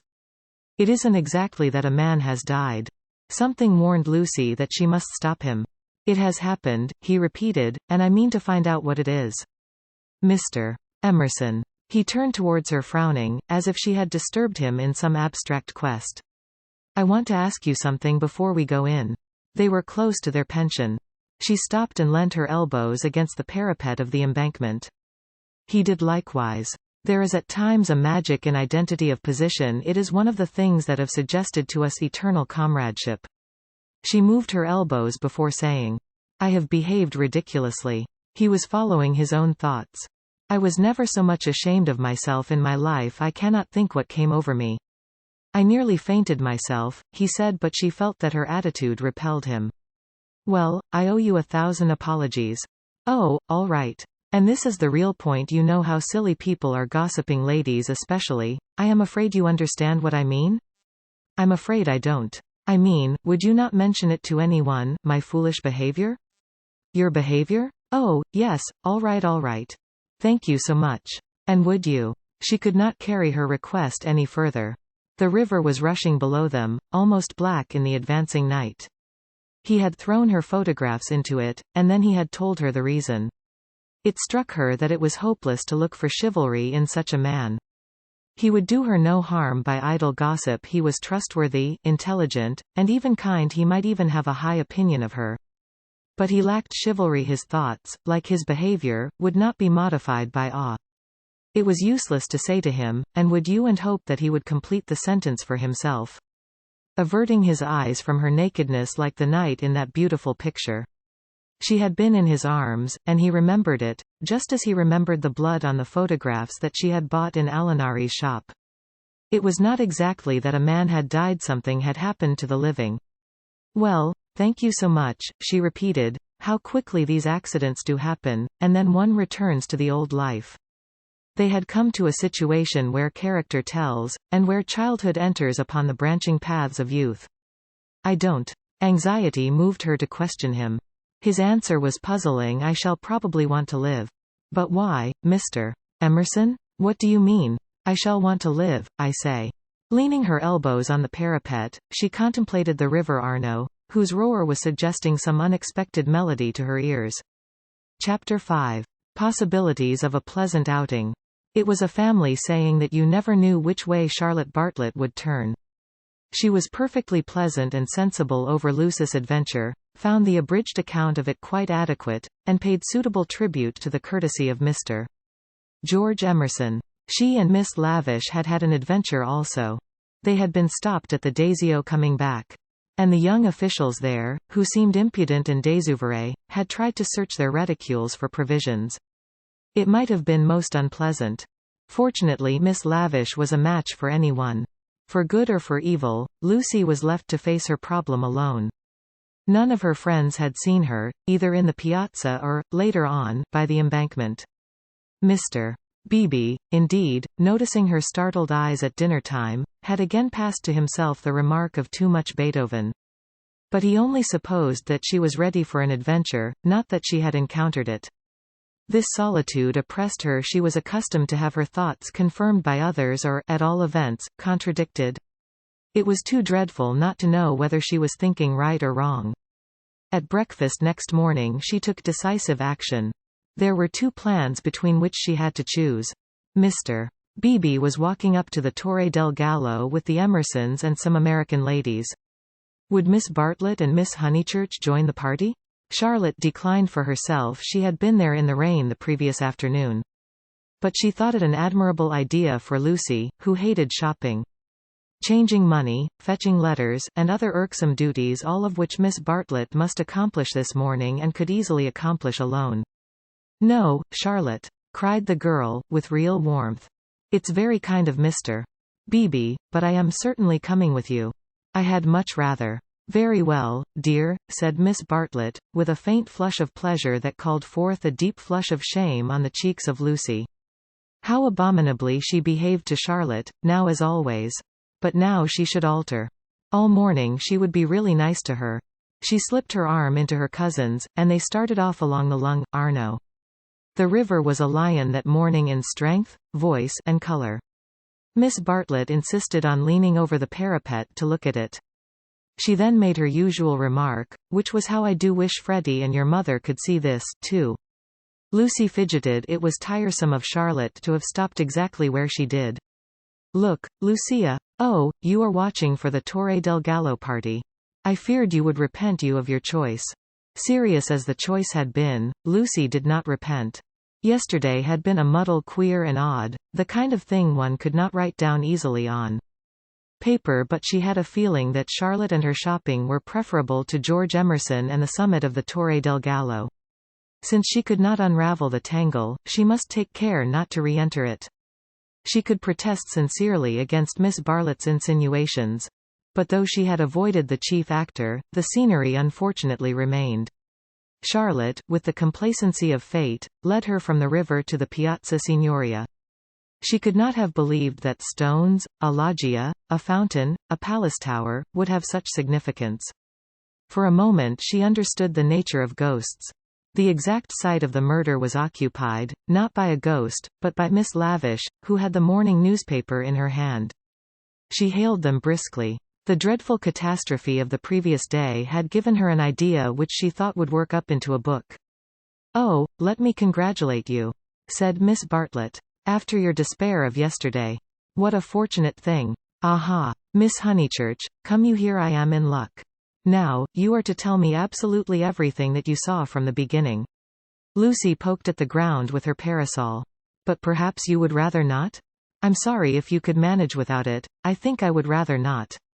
The elder ladies exchanged glances, not of disapproval. It is suitable that a girl should feel deeply.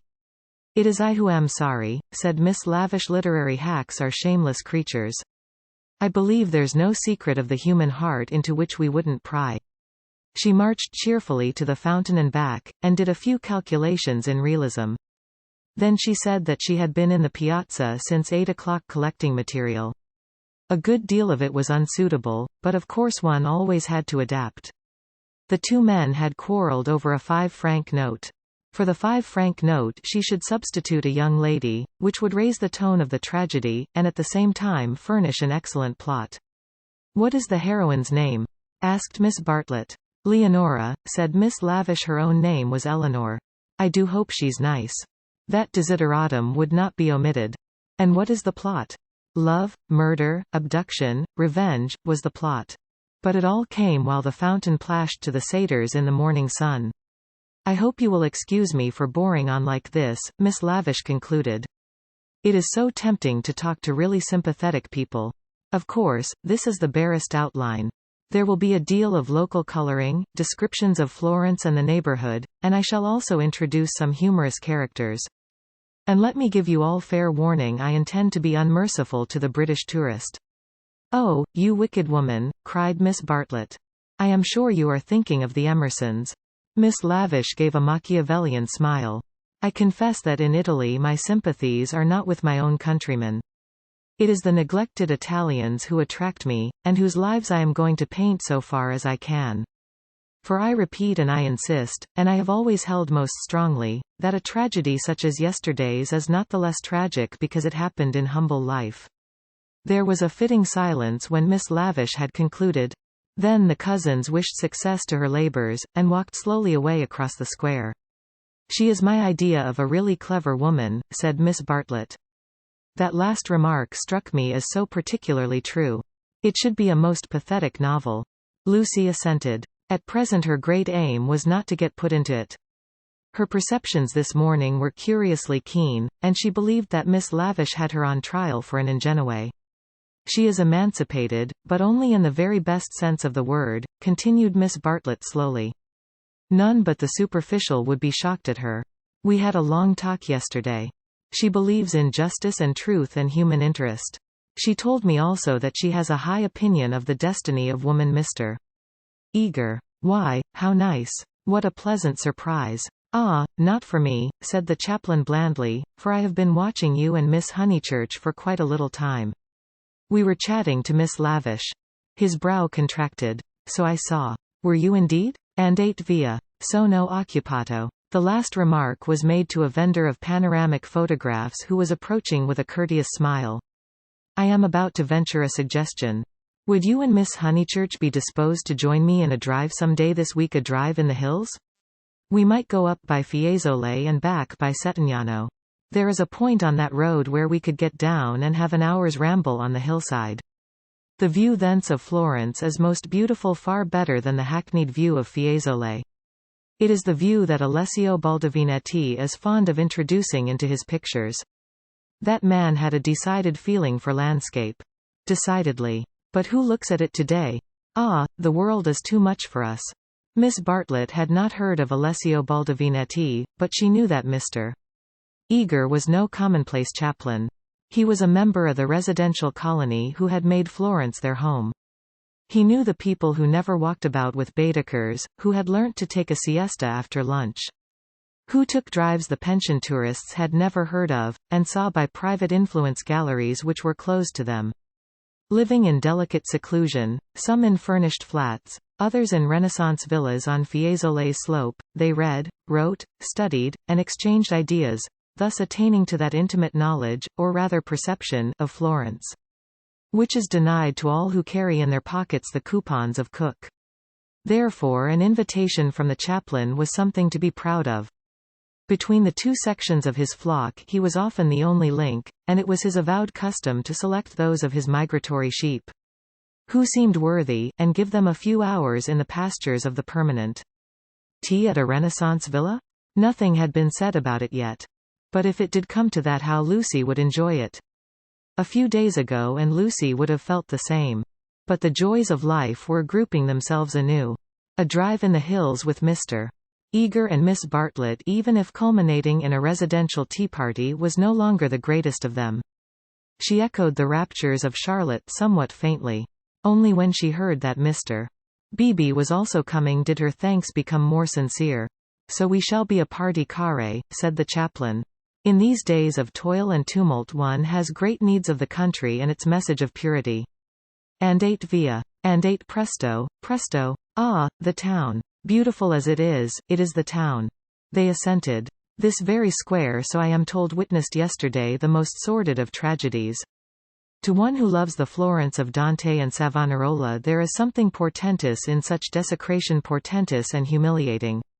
Humiliating indeed, said Miss Bartlett. Miss Honeychurch happened to be passing through as it happened. She can hardly bear to speak of it. She glanced at Lucy proudly. And how came we to have you here? Asked the chaplain paternally. Miss Bartlett's recent liberalism oozed away at the question. Do not blame her, please, Mr. Eager. The fault is mine, I left her unchaperoned. So you were here alone, Miss Honeychurch? His voice suggested sympathetic reproof. But at the same time indicated that a few harrowing details would not be unacceptable. His dark, handsome face drooped mournfully towards her to catch her reply. Practically. One of our pension acquaintances kindly brought her home, said Miss Bartlett, adroitly concealing the sex of the preserver. For her also it must have been a terrible experience. I trust that neither of you was at all, that it was not in your immediate proximity? Of the many things Lucy was noticing today, not the least remarkable was this: the ghoulish fashion in which respectable people will nibble after blood. George Emerson had kept the subject strangely pure. He died by the fountain, I believe, was her reply. And you and your friend were over at the loggia. That must have saved you much. You have not, of course, seen the disgraceful illustrations which the gutter press. This man is a public nuisance. He knows that I am a resident perfectly well. And yet he goes on worrying me to buy his vulgar views. Surely the vendor of photographs was in league with Lucy, in the eternal league of Italy with youth. He had suddenly extended his book before Miss Bartlett and Mr. Eager, binding their hands together by a long glossy ribbon of churches, pictures, and views. This is too much, cried the chaplain, striking petulantly at one of Fra Angelico's angels. She tore. A shrill cry rose from the vendor. The book, it seemed, was more valuable than one would have supposed. Willingly would I purchase, began Miss Bartlett. Ignore him, said Mr. Eager sharply, and they all walked rapidly away from the square. But an Italian can never be ignored, least of all when he has a grievance. His mysterious persecution of Mr. Eager became relentless. The air rang with his threats and lamentations. He appealed to Lucy. Would not she intercede? He was poor, he sheltered a family, the tax on bread. He waited, he gibbered, he was recompensed, he was dissatisfied. He did not leave them until he had swept their minds clean of all thoughts whether pleasant or unpleasant. Shopping was the topic that now ensued. Under the chaplain's guidance they selected many hideous presents and mementos, florid little picture frames that seemed fashioned in gilded pastry. Other little frames, more severe, that stood on little easels, and were carven out of oak, a blotting book of vellum. A Dante of the same material, cheap mosaic brooches, which the maids, next Christmas, would never tell from real pins, pots, heraldic saucers, brown art photographs, Eros and Psyche in Alabaster Street. Peter to match, all of which would have cost less in London. This successful morning left no pleasant impressions on Lucy. She had been a little frightened, both by Miss Lavish and by Mr. Eager, she knew not why. And as they frightened her, she had, strangely enough, ceased to respect them. She doubted that Miss Lavish was a great artist. She doubted that Mr. Eager was as full of spirituality and culture as she had been led to suppose. They were tried by some new test, and they were found wanting. As for Charlotte, she was exactly the same. It might be possible to be nice to her, it was impossible to love her. The son of a labourer, I happen to know it for a fact. A mechanic of some sort himself when he was young, then he took to writing for the socialistic press. I came across him at Brixton. They were talking about the Emersons. How wonderfully people rise in these days, sighed Miss Bartlett, fingering a model of the Leaning Tower of Pisa. Generally, replied Mr. Eager, one has only sympathy for their success. The desire for education and for social advance, in these things there is something not wholly vile. There are some working men whom one would be very willing to see out here in Florence, little as they would make of it. Is he a journalist now? Miss Bartlett asked. He is not. He made an advantageous marriage. He uttered this remark with a voice full of meaning, and ended with a sigh. Oh, so he has a wife.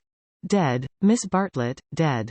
I wonder, yes, I wonder how he has the effrontery to look me in the face, to dare to claim acquaintance with me. He was in my London parish long ago. The other day in Santa Croce, when he was with Miss Honeychurch, I snubbed him. Let him beware that he does not get more than a snub. What? Cried Lucy, flushing. Exposure, hissed Mr. Eager. He tried to change the subject, but in scoring a dramatic point he had interested his audience more than he had intended. Miss Bartlett was full of very natural curiosity. Lucy, though she wished never to see the Emersons again, was not disposed to condemn them on a single word. Do you mean, she asked, that he is an irreligious man? We know that already. Lucy, dear, said Miss Bartlett, gently reproving her cousin's penetration. I should be astonished if you knew all. The boy, an innocent child at the time, I will exclude. God knows what his education and his inherited qualities may have made him. Perhaps, said Miss Bartlett, it is something that we had better not hear. To speak plainly, said Mr. Eager, it is. I will say no more. For the first time Lucy's rebellious thoughts swept out in words for the first time in her life. You have said very little. It was my intention to say very little, was his frigid reply. He gazed indignantly at the girl, who met him with equal indignation. She turned towards him from the shop counter, her breast heaved quickly. He observed her brow, and the sudden strength of her lips. It was intolerable that she should disbelieve him. Murder, if you want to know, he cried angrily. That man murdered his wife. How? She retorted. To all intents and purposes he murdered her. That day in Santa Croce, did they say anything against me? Not a word, Mr. Eager, not a single word. Oh, I thought they had been libeling me to you. But I suppose it is only their personal charms that makes you defend them. I'm not defending them, said Lucy, losing her courage, and relapsing into the old chaotic methods. They're nothing to me. How could you think she was defending them? Said Miss Bartlett, much discomfited by the unpleasant scene. The shopman was possibly listening. She will find it difficult. For that man has murdered his wife in the sight of God. The addition of God was striking. But the chaplain was really trying to qualify a rash remark. A silence followed which might have been impressive, but was merely awkward. Then Miss Bartlett hastily purchased the Leaning Tower, and led the way into the street. "I must be going," said he, shutting his eyes and taking out his watch. Miss Bartlett thanked him for his kindness, and spoke with enthusiasm of the approaching drive. "Drive? Oh, is our drive to come off?" Lucy was recalled to her manners, and after a little exertion the complacency of Mr. Eager was restored. "Bother the drive!" exclaimed the girl, as soon as he had departed. "It is just the drive we had arranged with Mr. Beebe without any fuss at all. Why should he invite us in that absurd manner? We might as well invite him. We are each paying for ourselves." Miss Bartlett, who had intended to lament over the Emersons, was launched by this remark into unexpected thoughts. "If that is so, dear, if the drive we and Mr. Beebe are going with Mr. Eager is really the same as the one we are going with Mr. Beebe, then I foresee a sad kettle of fish." "How?" "Because Mr. Beebe has asked Eleanor Lavish to come, too. That will mean another carriage. Far worse. Mr. Eager does not like Eleanor. She knows it herself. The truth must be told, she is too unconventional for him." They were now in the newspaper room at the English Bank. Lucy stood by the central table, heedless of Punch and the Graphic, trying to answer, or at all events to formulate the questions rioting in her brain. The well-known world had broken up, and there emerged Florence, a magic city where people thought and did the most extraordinary things. Murder, accusations of murder, a lady clinging to one man and being rude to another, were these the daily incidents of her streets? Was there more in her frank beauty than met the eye the power, perhaps, to evoke passions, good and bad, and to bring them speedily to a fulfillment? Happy Charlotte, who, though greatly troubled over things that did not matter, seemed oblivious to things that did, who could conjecture with admirable delicacy where things might lead to, but apparently lost sight of the goal as she approached it. Now she was crouching in the corner trying to extract a circular note from a kind of linen nosebag which hung in chaste concealment round her neck. She had been told that this was the only safe way to carry money in Italy. It must only be broached within the walls of the English Bank. As she groped, she murmured whether it is Mr. Beebe who forgot to tell Mr. Eager, or Mr. Eager who forgot when he told us, or whether they have decided to leave Eleanor out altogether, which they could scarcely do, but in any case we must be prepared. It is you they really want. I am only asked for appearances. It is indeed, replied the girl, with a gravity that sounded sympathetic. You shall go with the two gentlemen, and I and Eleanor will follow behind. A one-horse carriage would do for us. Yet how difficult it is. What do you think about it? Asked Miss Bartlett, flushed from the struggle, and buttoning up her dress. I don't know what I think, nor what I want. Oh, dear, Lucy. I do hope Florence isn't boring you. Speak the word, and, as you know, I would take you to the ends of the earth tomorrow. Thank you, Charlotte, said Lucy, and pondered over the offer. There were letters for her at the bureau, one from her brother, full of athletics and biology, one from her mother, delightful as only her mother's letters could be. She had read in it of the crocuses which had been bought for yellow and were coming up puce, of the new parlour-maid who had watered the ferns with essence of lemonade, of the semi-detached cottages which were ruining Summer Street, and breaking the heart of Sir Harry Otway. She recalled the free, pleasant life of her home, where she was allowed to do everything, and where nothing ever happened to her. The road up through the pine woods, the clean drawing-room. The view over the Sussex Weald all hung before her bright and distinct, but pathetic as the pictures in a gallery to which, after much experience, a traveller returns. And the news? Asked Miss Bartlett. Mrs. Vyse and her son have gone to Rome, said Lucy, giving the news that interested her least. Do you know the Vyses? Oh, not that way back. We can never have too much of the dear Piazza Signoria. They're nice people, the Vyses. So clever, my idea of what's really clever. Don't you long to be in Rome? I die for it. The Piazza Signoria is too stony to be brilliant. It has no grass, no flowers, no frescoes, no glittering walls of marble or comforting patches of ruddy brick.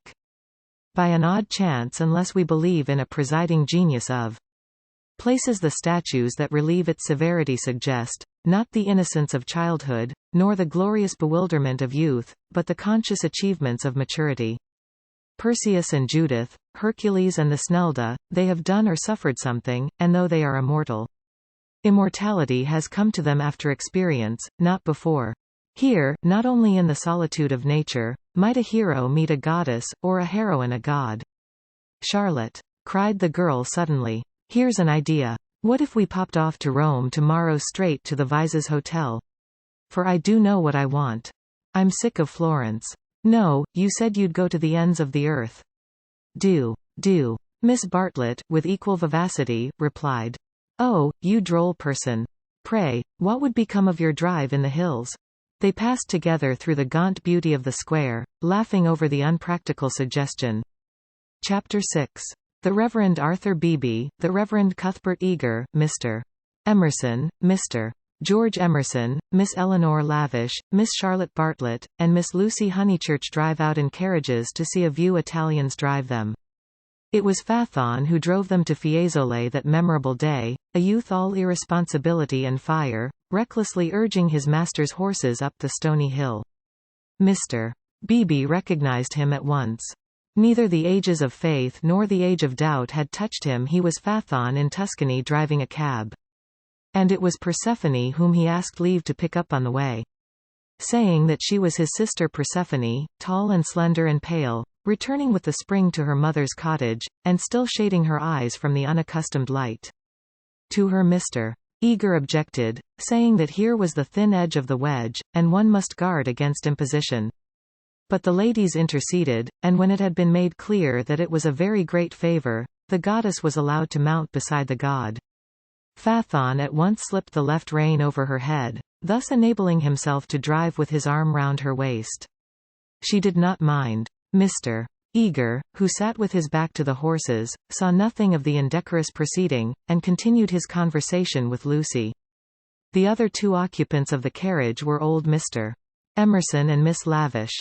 For a dreadful thing had happened. Mr. Beebe, without consulting Mr. Eager, had doubled the size of the party. And though Miss Bartlett and Miss Lavish had planned all the morning how the people were to sit, at the critical moment when the carriages came round, they lost their heads, and Miss Lavish got in with Lucy, while Miss Bartlett, with George Emerson and Mr. It was hard on the poor chaplain to have his party carré thus transformed. Tea at a Renaissance villa, if he had ever meditated it, was now impossible. Lucy and Miss Bartlett had a certain style about them, and Mr. Beebe, though unreliable, was a man of parts. But a shoddy lady writer and a journalist who had murdered his wife in the sight of God, they should enter no villa at his introduction. Beebe followed on behind. Lucy, elegantly dressed in white, sat erect and nervous amid these explosive ingredients, attentive to Mr. Eager, repressive towards Miss Lavish, watchful of old Mr. Emerson, hitherto fortunately asleep, thanks to a heavy lunch and the drowsy atmosphere of spring. She looked on the expedition as the work of fate. But for it she would have avoided George Emerson successfully. In an open manner he had shown that he wished to continue their intimacy. She had refused, not because she disliked him, but because she did not know what had happened, and suspected that he did know. And this frightened her. For the real event, whatever it was, had taken place, not in the loggia, but by the river. To behave wildly at the sight of death is pardonable. But to discuss it afterwards, to pass from discussion into silence, and through silence into sympathy, that is an error. Not of a startled emotion, but of the whole fabric.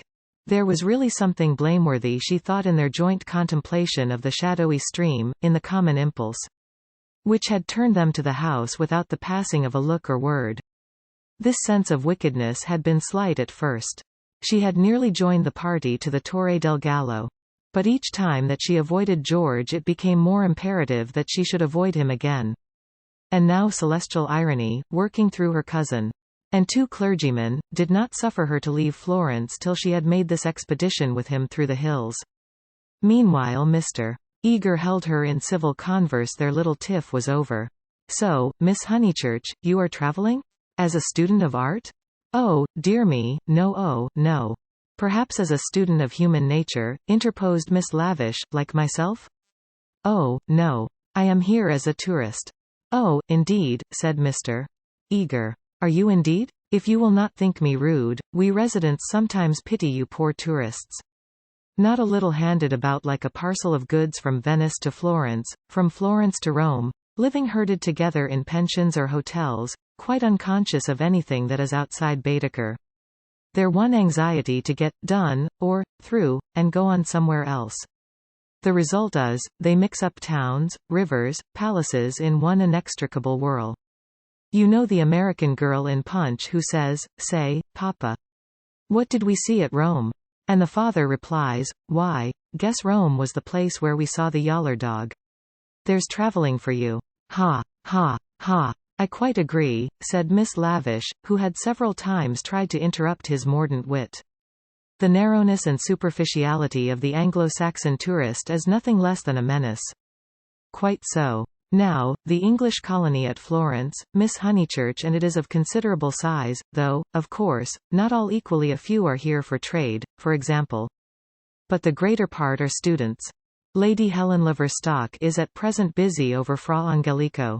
I mention her name because we are passing her villa on the left. No, you can only see it if you stand. No, do not stand, you will fall. She is very proud of that thick hedge. Inside, perfect seclusion. One might have gone back 600 years. Some critics believe that her garden was the scene of the Decameron, which lends it an additional interest, does it not? It does indeed, cried Miss Lavish. Tell me, where do they place the scene of that wonderful seventh day? But Mr. Eager proceeded to tell Miss Honeychurch that on the right lived Mr. Someone something, an American of the best type, so rare. And that the somebody else's were farther down the hill. Doubtless you know her monographs in the series of Mediaeval Byways? He is working at Gemistus Pletho. Sometimes as I take tea in their beautiful grounds I hear, over the wall, the electric tram squealing up the new road with its loads of hot, dusty, unintelligent tourists who are going to do Fiesole in an hour in order that they may say they have been there. And I think how little they think what lies so near them. During this speech the two figures on the box were sporting with each other disgracefully. Lucy had a spasm of envy. Granted that they wished to misbehave, it was pleasant for them to be able to do so. They were probably the only people enjoying the expedition. The carriage swept with agonizing jolts up through the piazza of Fiesole and into the Settignano road. "Piano, piano," said Mr. Eager, elegantly waving his hand over his head. "Va bene, signore, va bene," crooned the driver, and whipped his horses up again. Now Mr. Eager and Miss Lavish began to talk against each other on the subject of Alessio Baldovinetti. Was he a cause of the Renaissance, or was he one of its manifestations? The other carriage was left behind. As the pace increased to a gallop the large, slumbering form of Mr. Emerson was thrown against the chaplain with the regularity of a machine. "Piano, piano," said he, with a martyred look at Lucy. An extra lurch made him turn angrily in his seat. Phaethon, who for some time had been endeavoring to kiss Persephone, had just succeeded. A little scene ensued, which, as Miss Bartlett said afterwards, was most unpleasant. The horses were stopped, the lovers were ordered to disentangle themselves, the boy was to lose his pourboire, the girl was immediately to get down. "She is my sister," said he, turning round on them with piteous eyes. Mr. Eager took the trouble to tell him that he was a liar. Phaethon hung down his head, not at the matter of the accusation, but at its manner. At this point Mr. Emerson, whom the shock of stopping had awoke, declared that the lovers must on no account be separated, and patted them on the back to signify his approval. And Miss Lavish, though unwilling to ally him, felt bound to support the cause of Bohemianism. "Most certainly I would let them be," she cried. "But I dare say I shall receive scant support. I have always flown in the face of the conventions all my life. This is what I call an adventure." "We must not submit," said Mr. Eager. I knew he was trying it on. "He is treating us as if we were a party of Cook's tourists." "Surely no," said Miss Lavish, her ardor visibly decreasing. The other carriage had drawn up behind, and sensible Mr. Beebe called out that after this warning the couple would be sure to behave themselves properly. "Leave them alone, Mr. Emerson," begged the chaplain, of whom he stood in no awe. "Do we find happiness so often that we should turn it off the box when it happens to sit there? To be driven by lovers a king might envy us. And if we part them it's more like sacrilege than anything I know." Here the voice of Miss Bartlett was heard saying that a crowd had begun to collect. Mr. Eager, who suffered from an over-fluent tongue rather than a resolute will, was determined to make himself heard. He addressed the driver again. Italian in the mouth of Italians is a deep-voiced stream, with unexpected cataracts and boulders to preserve it from monotony. In Mr. Eager's mouth it resembled nothing so much as an acid-whistling fountain, which played ever higher and higher, and quicker, and more shrilly, till abruptly it was turned off with a click. "Signorina," said the man to Lucy, when the display had ceased. Why should he appeal to Lucy? "Signorina," echoed Persephone in her glorious contralto. She pointed at the other carriage. Why? For a moment the two girls looked at each other. Then Persephone got down from the box. "Victory at last," said Mr. Eager, smiting his hands together as the carriages started again. "It is not victory," said Mr. Emerson. "It is defeat. You have parted two people who were happy." Mr. Eager shut his eyes. He was obliged to sit next to Mr. Emerson, but he would not speak to him. The old man was refreshed by sleep, and took up the matter warmly. He commanded Lucy to agree with him. He shouted for support to his son. "We have tried to buy what cannot be bought with money. He has bargained to drive us, and he is doing it. We have no rights over his soul." Miss Lavish frowned. It is hard when a person you have classed as typically British speaks out of his character. "He was not driving us well," she said. "He jolted us." "That I deny. It was as restful as sleeping." "Aha, he is jolting us now. Can you wonder? He would like to throw us out, and most certainly he is justified. And if I were superstitious I'd be frightened of the girl, too. It doesn't do to injure young people. Have you ever heard of Lorenzo de Medici?" Miss Lavish bristled. "Most certainly I have. Do you refer to Lorenzo il Magnifico, or to Lorenzo, Duke of Urbino, or to Lorenzo surnamed Lorenzino on account of his diminutive stature?" "The Lord knows. Possibly he does know, for I refer to Lorenzo the poet. He wrote a line so I heard yesterday which runs like this: don't go fighting against the spring." Mr. Eager could not resist the opportunity for erudition. "Non fate guerra al maggio," he murmured. "War not with the May," would render a correct meaning. "The point is, we have warred with it. Look." He pointed to the Val d'Arno, which was visible far below them, through the budding trees. 50 miles of spring, and we've come up to admire them. Do you suppose there's any difference between spring in nature and spring in man? But there we go. Praising the one and condemning the other as improper, ashamed that the same laws work eternally through both. No one encouraged him to talk. Presently Mr. Eager gave a signal for the carriages to stop and marshaled the party for their ramble on the hill. A hollow like a great amphitheatre, full of terraced steps and misty olives, now lay between them. And the heights of Fiesole, and the road, still following its curve, was about to sweep onto a promontory which stood out in the plain. It was this promontory, uncultivated, wet, covered with bushes and occasional trees, which had caught the fancy of Alessio Baldovinetti nearly 500 years before. He had ascended it, that diligent and rather obscure master, possibly with an eye to business, possibly for the joy of ascending. Standing there, he had seen that view of the Val d'Arno and distant Florence, which he afterwards had introduced not very effectively into his work. But it is not easy to carry the pictures of Alessio Baldovinetti in your head, even if you have remembered to look at them before starting. And the haze in the valley increased the difficulty of the quest. But where exactly had he stood? That was the question which Mr. Eager hoped to solve now. And Miss Lavish, whose nature was attracted by anything problematical, had become equally enthusiastic.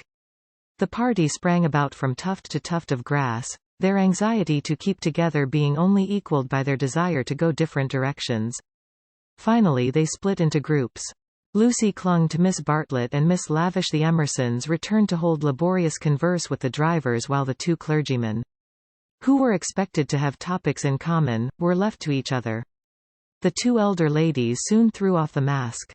In the audible whisper that was now so familiar to Lucy they began to discuss, not Alessio Baldovinetti, but the drive. Miss Bartlett had asked Mr. George Emerson what his profession was, and he had answered the railway. She was very sorry that she had asked him. She had no idea that it would be such a dreadful answer, or she would not have asked him. Mr. Beebe had turned the conversation so cleverly, and she hoped that the young man was not very much hurt at her asking him. "The railway," gasped Miss Lavish. "Oh, but I shall die." Of course it was the railway. She could not control her mirth. "He is the image of a porter on the southeastern—" "Eleanor, be quiet," plucking at her vivacious companion. "Hush. They'll hear the Emersons. I can't stop. Let me go my wicked way." "A porter. Eleanor. I'm sure it's all right," put in Lucy. "The Emersons won't hear, and they wouldn't mind if they did." Miss Lavish did not seem pleased at this. "Miss Honeychurch listening," she said rather crossly. "Poof. Woof. You naughty girl. Go away." "Oh, Lucy, you ought to be with Mr. Eager, I'm sure. I can't find them now, and I don't want to either." "Mr. Eager will be offended. It is your party. Please, I'd rather stop here with you." "No, I agree," said Miss Lavish. "It's like a school feast. The boys have got separated from the girls." "Miss Lucy, you are to go. We wish to converse on high topics unsuited for your ear." The girl was stubborn. As her time at Florence drew to its close, she was only at ease amongst those to whom she felt indifferent. Such a one was Miss Lavish, and such for the moment was Charlotte. She wished she had not called attention to herself. They were both annoyed at her remark and seemed determined to get rid of her. "How tired one gets," said Miss Bartlett. "Oh, I do wish Freddie and your mother could be here." Unselfishness with Miss Bartlett had entirely usurped the functions of enthusiasm. Lucy did not look at the view either. She would not enjoy anything till she was safe at Rome. "Then sit you down," said Miss Lavish. "Observe my foresight." With many a smile she produced two of those mackintosh squares that protect the frame of the tourist from damp grass or cold marble steps. She sat on one. Who was to sit on the other? Lucy, without a moment's doubt. Lucy. "The ground will do for me. Really, I have not had rheumatism for years. If I do feel it coming on, I shall stand. Imagine your mother's feelings if I let you sit in the wet in your white linen." She sat down heavily where the ground looked particularly moist. "Here we are, all settled delightfully. Even if my dress is thinner it will not show so much, being brown." "Sit down, dear, you are too unselfish. You don't assert yourself enough." She cleared her throat. "Now don't be alarmed, this isn't a cold. It's the tiniest cough, and I have had it 3 days. It's nothing to do with sitting here at all." There was only one way of treating the situation. At the end of 5 minutes Lucy departed in search of Mr. Beebe and Mr. Eager, vanquished by the mackintosh square. She addressed herself to the drivers, who were sprawling in the carriages, perfuming the cushions with cigars. The miscreant, a bony young man scorched black by the sun, rose to greet her with the courtesy of a host and the assurance of a relative. "Dove?" said Lucy, after much anxious thought. His face lit up. Of course he knew where. Not so far either. His arm swept 3/4 of the horizon. He should just think he did know where. He pressed his fingertips to his forehead and then pushed them towards her, as if oozing with visible extract of knowledge. More seemed necessary. What was the Italian for clergyman? "Dove buoni uomini?" said she at last. "Good? Scarcely the adjective for those noble beings."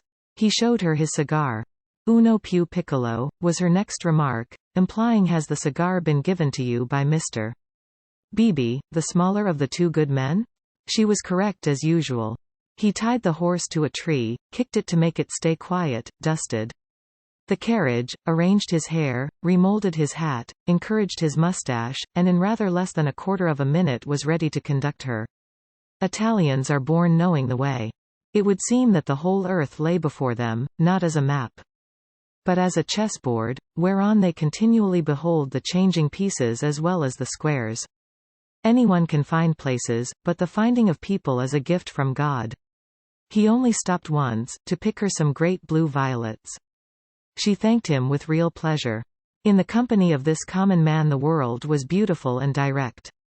For the first time she felt the influence of spring. His arm swept the horizon gracefully. Violets, like other things, existed in great profusion there. Would she like to see them? "Ma buoni uomini." He bowed. "Certainly. Good men first, violets afterwards." They proceeded briskly through the undergrowth, which became thicker and thicker. They were nearing the edge of the promontory, and the view was stealing round them, but the brown network of the bushes shattered it into countless pieces. He was occupied in his cigar, and in holding back the pliant boughs. She was rejoicing in her escape from dullness. Not a step, not a twig, was unimportant to her. "What is that?" There was a voice in the wood, in the distance behind them. The voice of Mr. Eager? He shrugged his shoulders. An Italian's ignorance is sometimes more remarkable than his knowledge. She could not make him understand that perhaps they had missed the clergyman. The view was forming at last. She could discern the river, the golden plain, other hills. "Eccolo!" he exclaimed. At the same moment the ground gave way, and with a cry she fell out of the wood. Light and beauty enveloped her. She had fallen onto a little open terrace, which was covered with violets from end to end. "Courage!" cried her companion, now standing some 6 feet above. "Courage and love." She did not answer. From her feet the ground sloped sharply into view, and violets ran down in rivulets and streams and cataracts, irrigating the hillside with blue, eddying round the tree stems, collecting into pools in the hollows, covering the grass with spots of azure foam. But never again were they in such profusion. This terrace was the well-head, the primal source whence beauty gushed out to water the earth. Standing at its brink, like a swimmer who prepares, was the good man. But he was not the good man that she had expected, and he was alone. George had turned at the sound of her arrival. For a moment he contemplated her, as one who had fallen out of heaven. He saw radiant joy in her face, he saw the flowers beat against her dress in blue waves. The bushes above them closed. He stepped quickly forward and kissed her. Before she could speak, almost before she could feel, a voice called, "Lucy! Lucy! Lucy!" The silence of life had been broken by Miss Bartlett, who stood brown against the view. Chapter 7. They return. Some complicated game had been playing up and down the hillside all the afternoon. What it was and exactly how the players had sided, Lucy was slow to discover. Mr. Eager had met them with a questioning eye. Charlotte had repulsed him with much small talk. Mr. Emerson, seeking his son, was told whereabouts to find him. Mr. Beebe, who wore the heated aspect of a neutral, was bidden to collect the factions for the return home. There was a general sense of groping and bewilderment. Pan had been amongst them, not the great god Pan, who has been buried these 2,000 years, but the little god Pan, who presides over social contretemps and unsuccessful picnics. That last fact was undeniable. He climbed onto the box shivering, with his collar up, prophesying the swift approach of bad weather. "Let us go immediately," he told them. "The Signorino will walk." Mr. Beebe had lost everyone, and had consumed in solitude the tea basket which he had brought up as a pleasant surprise. Miss Lavish had lost Miss Bartlett. Lucy had lost Mr. Eager. Mr. Emerson had lost George. Miss Bartlett had lost a Mackintosh square. Fathon had lost the game. "All the way? He will be ours," said Mr. Beebe. "Apparently. I told him it was unwise. He would look no one in the face. Perhaps defeat was particularly mortifying for him. He alone had played skillfully, using the whole of his instinct, while the others had used scraps of their intelligence. He alone had divined what things were, and what he wished them to be. He alone had interpreted the message that Lucy had received 5 days before from the lips of a dying man. Persephone, who spends half her life in the grave, she could interpret it also. Not so these English. They gain knowledge slowly, and perhaps too late. The thoughts of a cab driver, however just, seldom affect the lives of his employers. He was the most competent of Miss Bartlett's opponents, but infinitely the least dangerous. Once back in the town, he and his insight and his knowledge would trouble English ladies no more. Of course, it was most unpleasant she had seen his black head in the bushes. He might make a tavern story out of it. But after all, what have we to do with taverns? Real menace belongs to the drawing-room. It was of drawing-room people that Miss Bartlett thought as she journeyed downwards towards the fading sun. Lucy sat beside her. Mr. Eager sat opposite, trying to catch her eye. He was vaguely suspicious. They spoke of Alessio Baldovinetti. Rain and darkness came on together. The two ladies huddled together under an inadequate parasol. There was a lightning flash, and Miss Lavish, who was nervous, screamed from the carriage in front. At the next flash, Lucy screamed also. Mr. Eager addressed her professionally. Courage, Miss Honeychurch, courage and faith. If I might say so, there is something almost blasphemous in this horror of the elements. Are we seriously to suppose that all these clouds, all this immense electrical display, is simply called into existence to extinguish you or me? No, of course. Even from the scientific standpoint, the chances against our being struck are enormous. The steel knives, the only articles which might attract the current, are in the other carriage. And, in any case, we are infinitely safer than if we were walking. Courage, courage and faith. Under the rug, Lucy felt the kindly pressure of her cousin's hand. At times our need for a sympathetic gesture is so great that we care not what exactly it signifies or how much we may have to pay for it afterwards.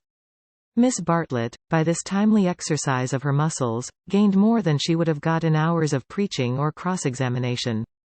She renewed it when the two carriages stopped, half into Florence. Mr. Eager, called Mr. Beebe. We want your assistance. Will you interpret for us? George, cried Mr. Emerson. Ask your driver which way George went. The boy may lose his way. He may be killed. Go, Mr. Eager, said Miss Bartlett, don't ask our driver is no help. Go and support poor Mr. Beebe, he is nearly demented. He may be killed, cried the old man. He may be killed. Typical behavior, said the chaplain, as he quitted the carriage. In the presence of reality that kind of person invariably breaks down. What does he know? Whispered Lucy as soon as they were alone.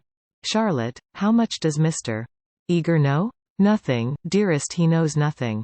But she pointed at the driver. He knows everything. Dearest, had we better? Shall I? She took out her purse. It is dreadful to be entangled with low-class people.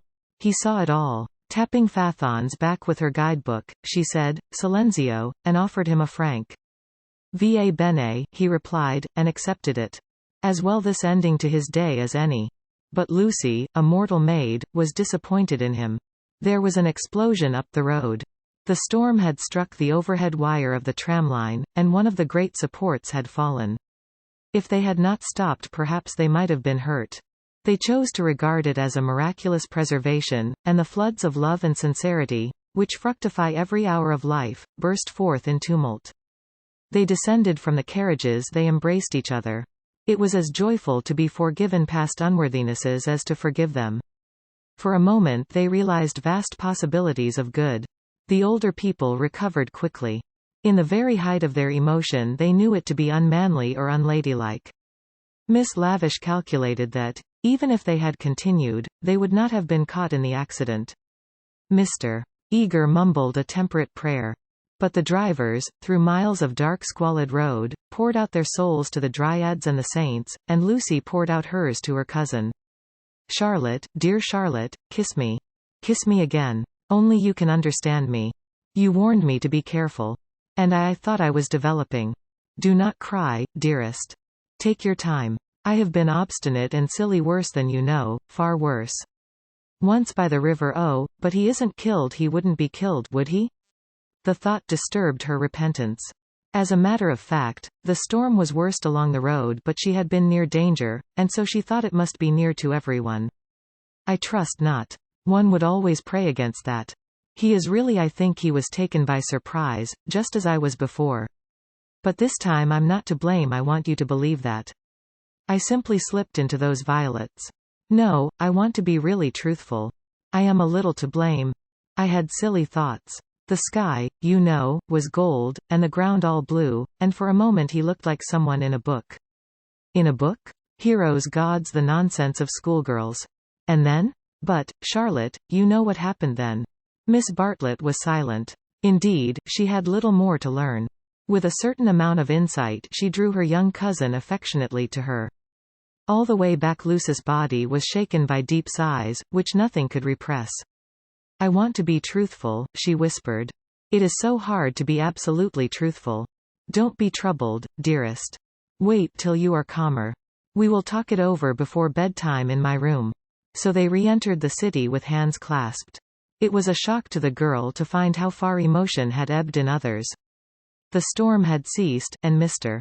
Emerson was easier about his son. Mr. Beebe had regained good humor, and Mr. Eager was already snubbing Miss Lavish. Charlotte alone, she was sure of Charlotte, whose exterior concealed so much insight and love. The luxury of self-exposure kept her almost happy through the long evening. She thought not so much of what had happened as of how she should describe it. All her sensations, her spasms of courage, her moments of unreasonable joy, her mysterious discontent, should be carefully laid before her cousin. And together in divine confidence they would disentangle and interpret them all. At last, thought she, I shall understand myself. I shan't again be troubled by things that come out of nothing, and mean I don't know what. Miss Allen asked her to play. She refused vehemently. Music seemed to her the employment of a child. She sat close to her cousin, who, with commendable patience, was listening to a long story about lost luggage. When it was over she capped it by a story of her own. Lucy became rather hysterical with the delay. In vain she tried to check, or at all events to accelerate, the tale. It was not till a late hour that Miss Bartlett had recovered her luggage and could say in her usual tone of gentle reproach, "Well, dear, I at all events am ready for Bedfordshire. Come into my room, and I will give a good brush to your hair." With some solemnity the door was shut, and a cane chair placed for the girl. Then Miss Bartlett said, "So what is to be done?" She was unprepared for the question. It had not occurred to her that she would have to do anything. A detailed exhibition of her emotions was all that she had counted upon. "What is to be done?" "A point, dearest, which you alone can settle." The rain was streaming down the black windows, and the great room felt damp and chilly. One candle burnt trembling on the chest of drawers close to Miss Bartlett's toque, which cast monstrous and fantastic shadows on the bolted door. A tram roared by in the dark, and Lucy felt unaccountably sad, though she had long since dried her eyes. She lifted them to the ceiling, where the griffins and bassoons were colorless and vague, the very ghosts of joy.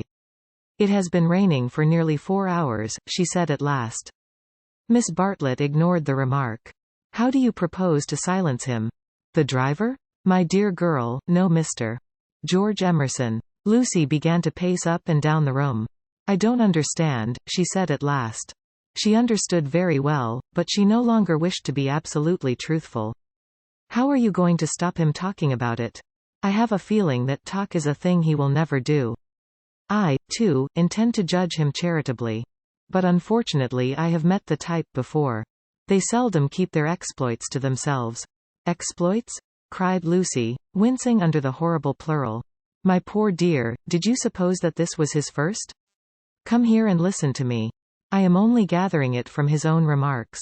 Do you remember that day at lunch when he argued with Miss Allen that liking one person is an extra reason for liking another?" "Yes," said Lucy, whom at the time the argument had pleased. "Well, I am no prude. There is no need to call him a wicked young man, but obviously he is thoroughly unrefined. Let us put it down to his deplorable antecedents and education, if you wish. But we are no farther on with our question. What do you propose to do?" An idea rushed across Lucy's brain, which, had she thought of it sooner and made it part of her, might have proved victorious. "I propose to speak to him," said she. Miss Bartlett uttered a cry of genuine alarm. "You see, Charlotte, your kindness, I shall never forget it. But as you said, it is my affair. Mine and his.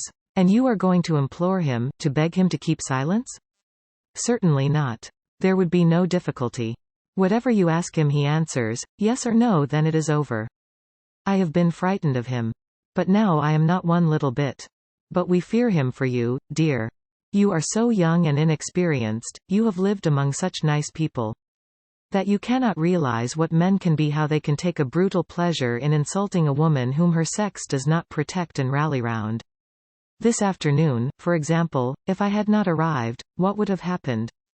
"I can't think," said Lucy gravely. Something in her voice made Miss Bartlett repeat her question, intoning it more vigorously. "What would have happened if I hadn't arrived?" "I can't think," said Lucy again. "When he insulted you, how would you have replied?" "I hadn't time to think. You came." "Yes, but won't you tell me now what you would have done?" "I should have." She checked herself, and broke the sentence off. She went up to the dripping window and strained her eyes into the darkness. She could not think what she would have done. "Come away from the window, dear," said Miss Bartlett. "You will be seen from the road."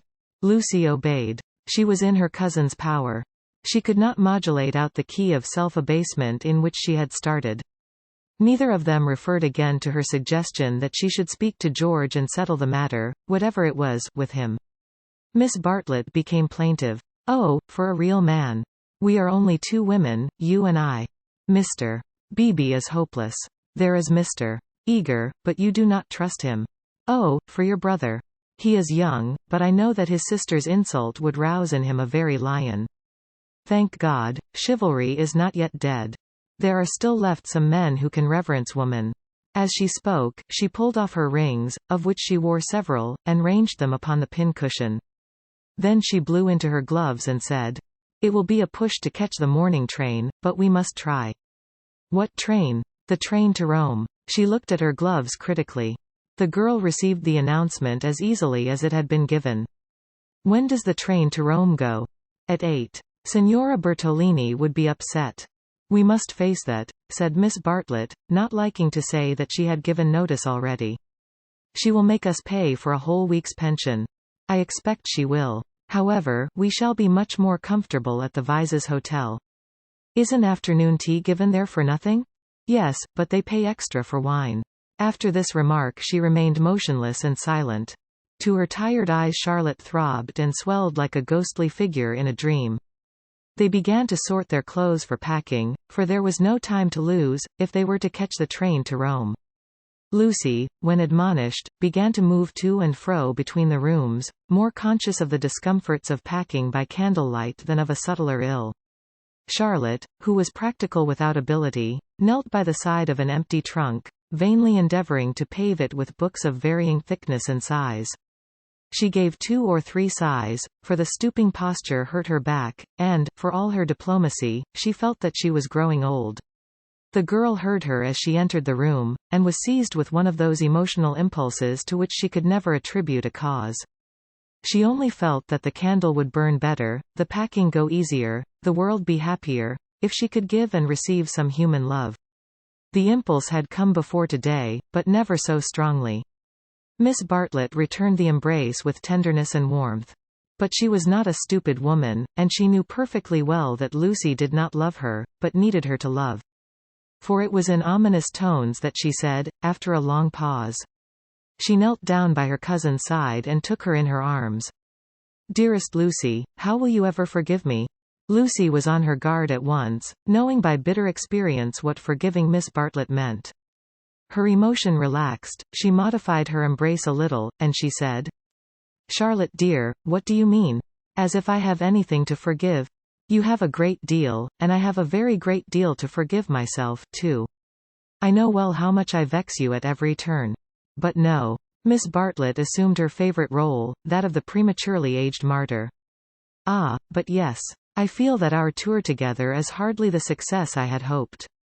I might have known it would not do. You want someone younger and stronger and more in sympathy with you. I am too uninteresting and old-fashioned, only fit to pack and unpack your things. Please. My only consolation was that you found people more to your taste, and were often able to leave me at home. I had my own poor ideas of what a lady ought to do, but I hope I did not inflict them on you more than was necessary. You had your own way about these rooms, at all events." "You mustn't say these things," said Lucy softly. She still clung to the hope that she and Charlotte loved each other, heart and soul. They continued to pack in silence. "I have been a failure," said Miss Bartlett, as she struggled with the straps of Lucy's trunk instead of strapping her own. "Failed to make you happy, failed in my duty to your mother. She has been so generous to me, I shall never face her again after this disaster. But mother will understand. It is not your fault, this trouble, and it isn't a disaster either.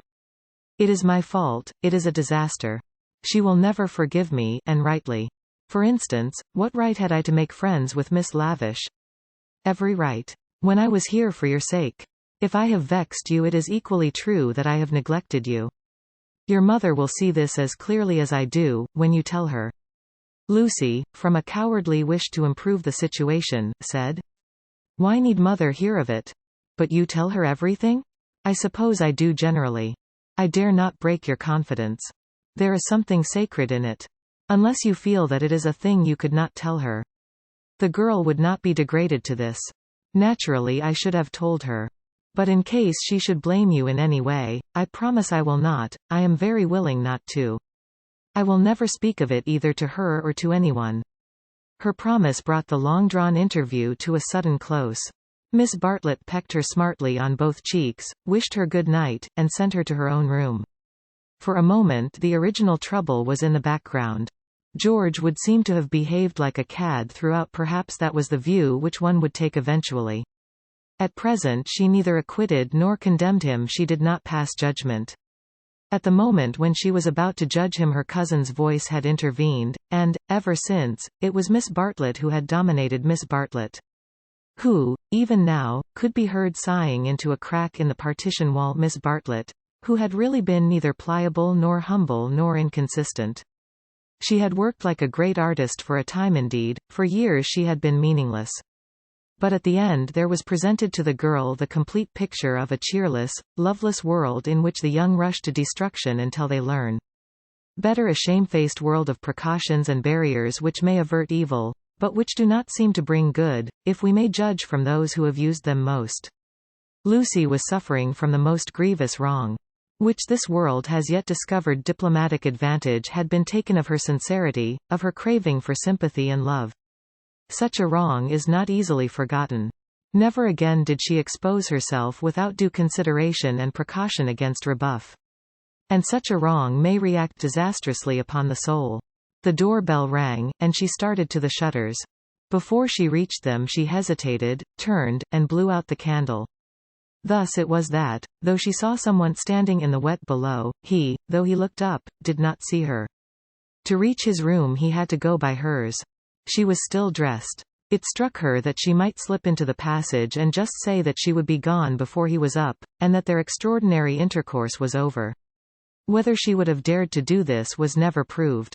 At the critical moment Miss Bartlett opened her own door, and her voice said, "I wish one word with you in the drawing-room, Mr.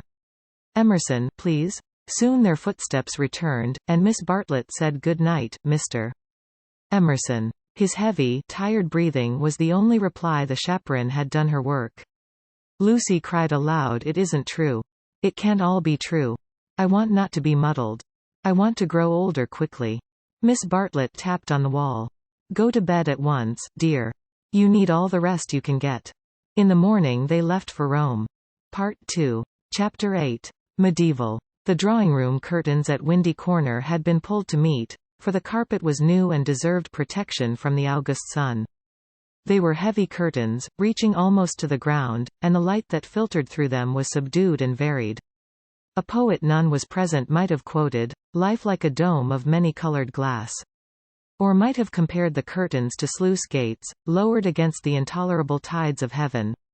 Without was poured a sea of radiance. Within, the glory, though visible, was tempered to the capacities of man. Two pleasant people sat in the room. One, a boy of 19, was studying a small manual of anatomy, and peering occasionally at a bone which lay upon the piano. From time to time he bounced in his chair and puffed and groaned, for the day was hot and the print small, and the human frame fearfully made. And his mother, who was writing a letter, did continually read out to him what she had written. And continually did she rise from her seat and part the curtains, so that a rivulet of light fell across the carpet, and make the remark that they were still there. "Where aren't they?" said the boy, who was Freddie, Lucy's brother.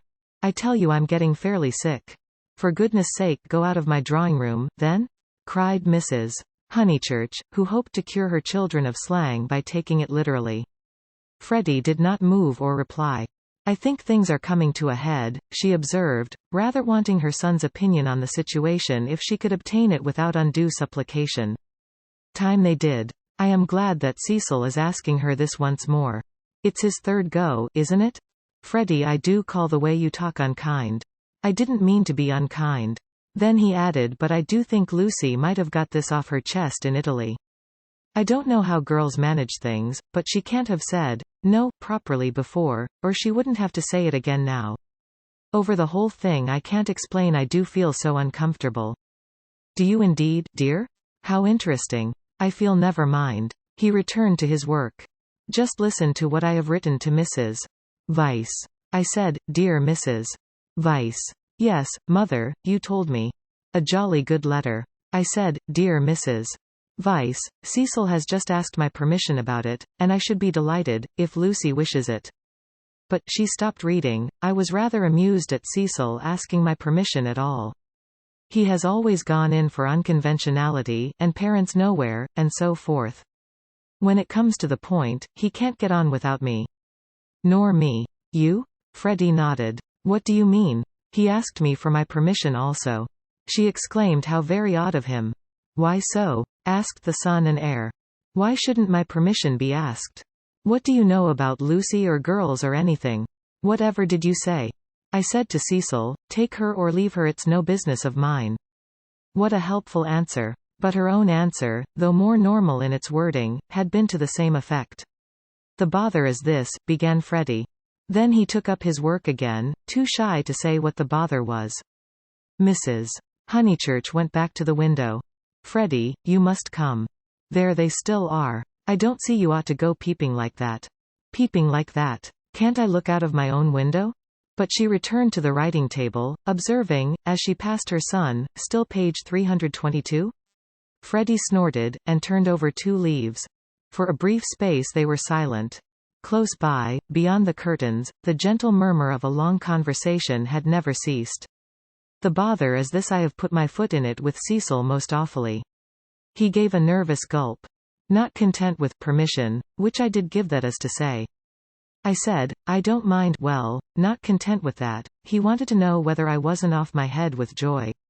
He practically put it like this: wasn't it a splendid thing for Lucy and for Windy Corner generally if he married her? And he would have an answer. He said it would strengthen his hand. I hope you gave a careful answer, dear. I answered, no, said the boy, grinding his teeth. There. Fly into a stew. I can't help it, had to say it. I had to say no. He ought never to have asked me. Ridiculous child, cried his mother. You think you're so holy and truthful, but really it's only abominable conceit. Do you suppose that a man like Cecil would take the slightest notice of anything you say? I hope he boxed your ears. How dare you say no? Oh, do keep quiet, mother. I had to say no when I couldn't say yes. I tried to laugh as if I didn't mean what I said, and, as Cecil laughed too, and went away, it may be all right. But I feel my foot's in it. Oh, do keep quiet, though, and let a man do some work. No, said Mrs. Honeychurch, with the air of one who has considered the subject, I shall not keep quiet. You know all that has passed between them in Rome, you know why he is down here, and yet you deliberately insult him, and try to turn him out of my house. Not a bit, he pleaded. I only let out I didn't like him. I don't hate him, but I don't like him. What I mind is that he'll tell Lucy. He glanced at the curtains dismally. Well, I like him, said Mrs. Honeychurch. I know his mother, he's good, he's clever, he's rich, he's well connected. Oh. You needn't kick the piano. He's well connected, I'll say it again if you like, he's well connected. She paused, as if rehearsing her eulogy, but her face remained dissatisfied. She added, and he has beautiful manners. I liked him till just now. I suppose it's having him spoiling Lucy's first week at home, and it's also something that Mr. Beebe said, not knowing. Mr. Beebe? Said his mother, trying to conceal her interest. I don't see how Mr. Beebe comes in. You know Mr. Beebe's funny way, when you never quite know what he means. He said, Mr. Vice is an ideal bachelor. I was very cute, I asked him what he meant. He said, oh, he's like me, better detached. I couldn't make him say any more, but it set me thinking. Since Cecil has come after Lucy, he hasn't been so pleasant, at least I can't explain. You never can, dear. But I can. You are jealous of Cecil because he may stop Lucy knitting you silk ties. The explanation seemed plausible, and Freddie tried to accept it. But at the back of his brain there lurked a dim mistrust. Cecil praised one too much for being athletic. Was that it? Cecil made one talk in one's own way. This tired one. Was that it? And Cecil was the kind of fellow who would never wear another fellow's cap.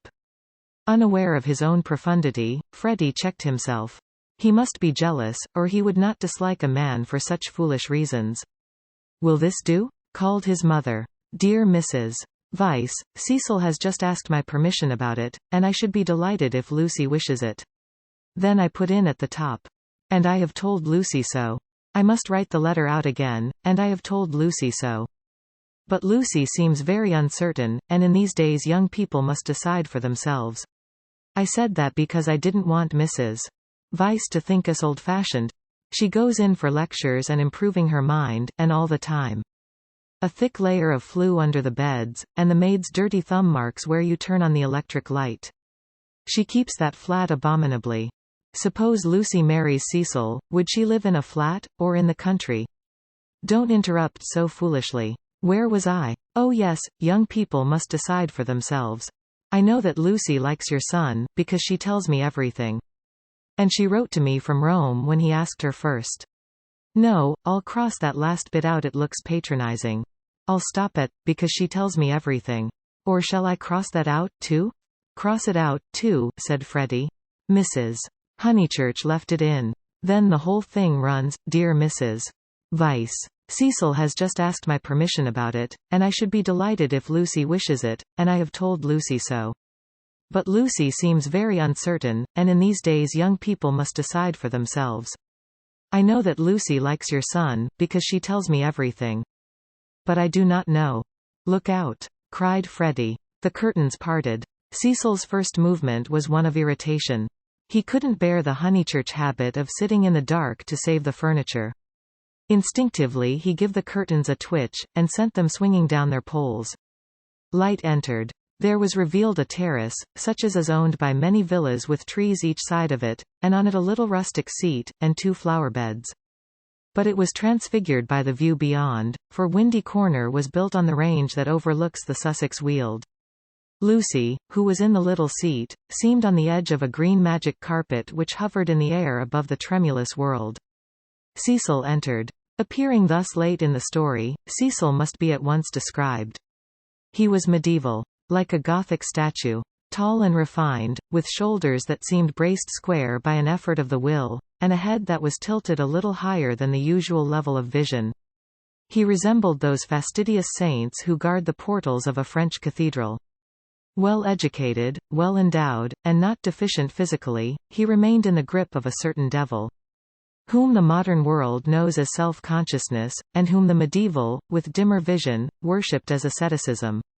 A Gothic statue implies celibacy, just as a Greek statue implies fruition, and perhaps this was what Mr. Beebe meant. And Freddie, who ignored history and art, perhaps meant the same when he failed to imagine Cecil wearing another fellow's cap. Mrs. Honeychurch left her letter on the writing table and moved towards her young acquaintance. Oh, Cecil! She exclaimed. Oh, Cecil, do tell me. I promessi sposi, said he. They stared at him anxiously. She has accepted me, he said, and the sound of the thing in English made him flush and smile with pleasure, and look more human. I am so glad, said Mrs. Honeychurch, while Freddie proffered a hand that was yellow with chemicals. They wished that they also knew Italian, for our phrases of approval and of amazement are so connected with little occasions that we fear to use them on great ones. We are obliged to become vaguely poetic, or to take refuge in scriptural reminiscences. I hope so, replied the young man, shifting his eyes to the ceiling. We mothers, simpered Mrs. Honeychurch, and then realized that she was affected, sentimental, bombastic, all the things she hated most. Why could she not be Freddie, who stood stiff in the middle of the room looking very cross and almost handsome? I say, Lucy, called Cecil, for conversation seemed to flag. Lucy rose from the seat. She moved across the lawn and smiled in at them, just as if she was going to ask them to play tennis. Then she saw her brother's face. Her lips parted, and she took him in her arms. He said, steady on. Not a kiss for me? Asked her mother. Lucy kissed her also. Would you take them into the garden and tell Mrs. Honeychurch all about it? Cecil suggested. And I'd stop here and tell my mother. We go with Lucy? Said Freddie, as if taking orders. Yes, you go with Lucy. They passed into the sunlight. Cecil watched them cross the terrace, and descend out of sight by the steps. They would descend he knew their ways past the shrubbery, and past the tennis lawn and the dahlia bed, until they reached the kitchen garden. And there, in the presence of the potatoes and the peas, the great event would be discussed. Smiling indulgently, he lit a cigarette, and rehearsed the events that had led to such a happy conclusion. He had known Lucy for several years, but only as a commonplace girl who happened to be musical. He could still remember his depression that afternoon at Rome, when she and her terrible cousin fell on him out of the blue, and demanded to be taken to St. Peter's. That day she had seemed a typical tourist, shrill, crude, and gaunt with travel. But Italy worked some marvel in her. It gave her light, and which he held more precious it gave her shadow. Soon he detected in her a wonderful reticence.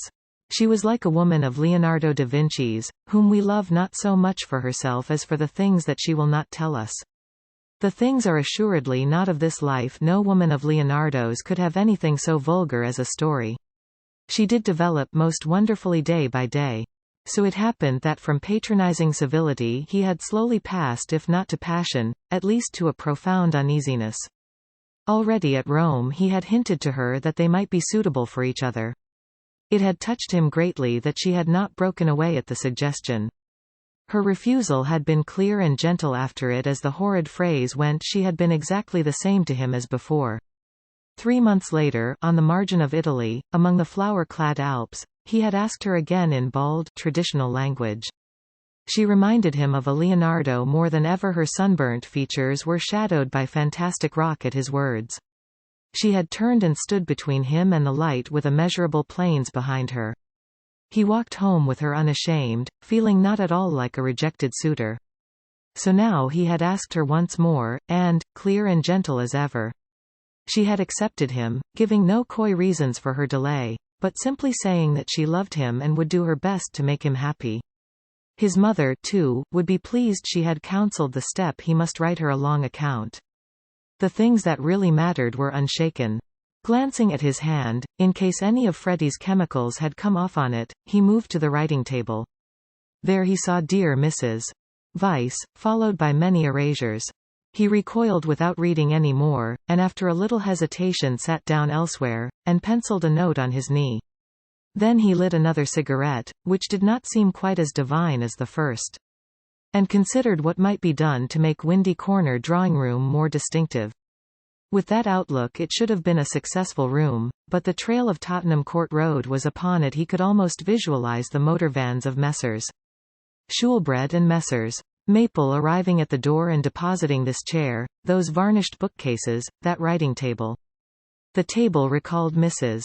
Honeychurch's letter. He did not want to read that letter. His temptations never lay in that direction, but he worried about it nonetheless. It was his own fault that she was discussing him with his mother. He had wanted her support in his third attempt to win Lucy. He wanted to feel that others, no matter who they were, agreed with him, and so he had asked their permission. Mrs. Honeychurch had been civil, but obtuse in essentials, while as for Freddie, he is only a boy, he reflected. I represent all that he despises. Mr.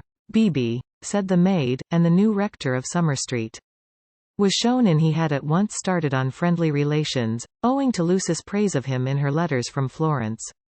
Why should he want me for a brother-in-law? Cecil greeted him rather critically. I've come for tea, Mr. Vice. Do you suppose that I shall get it?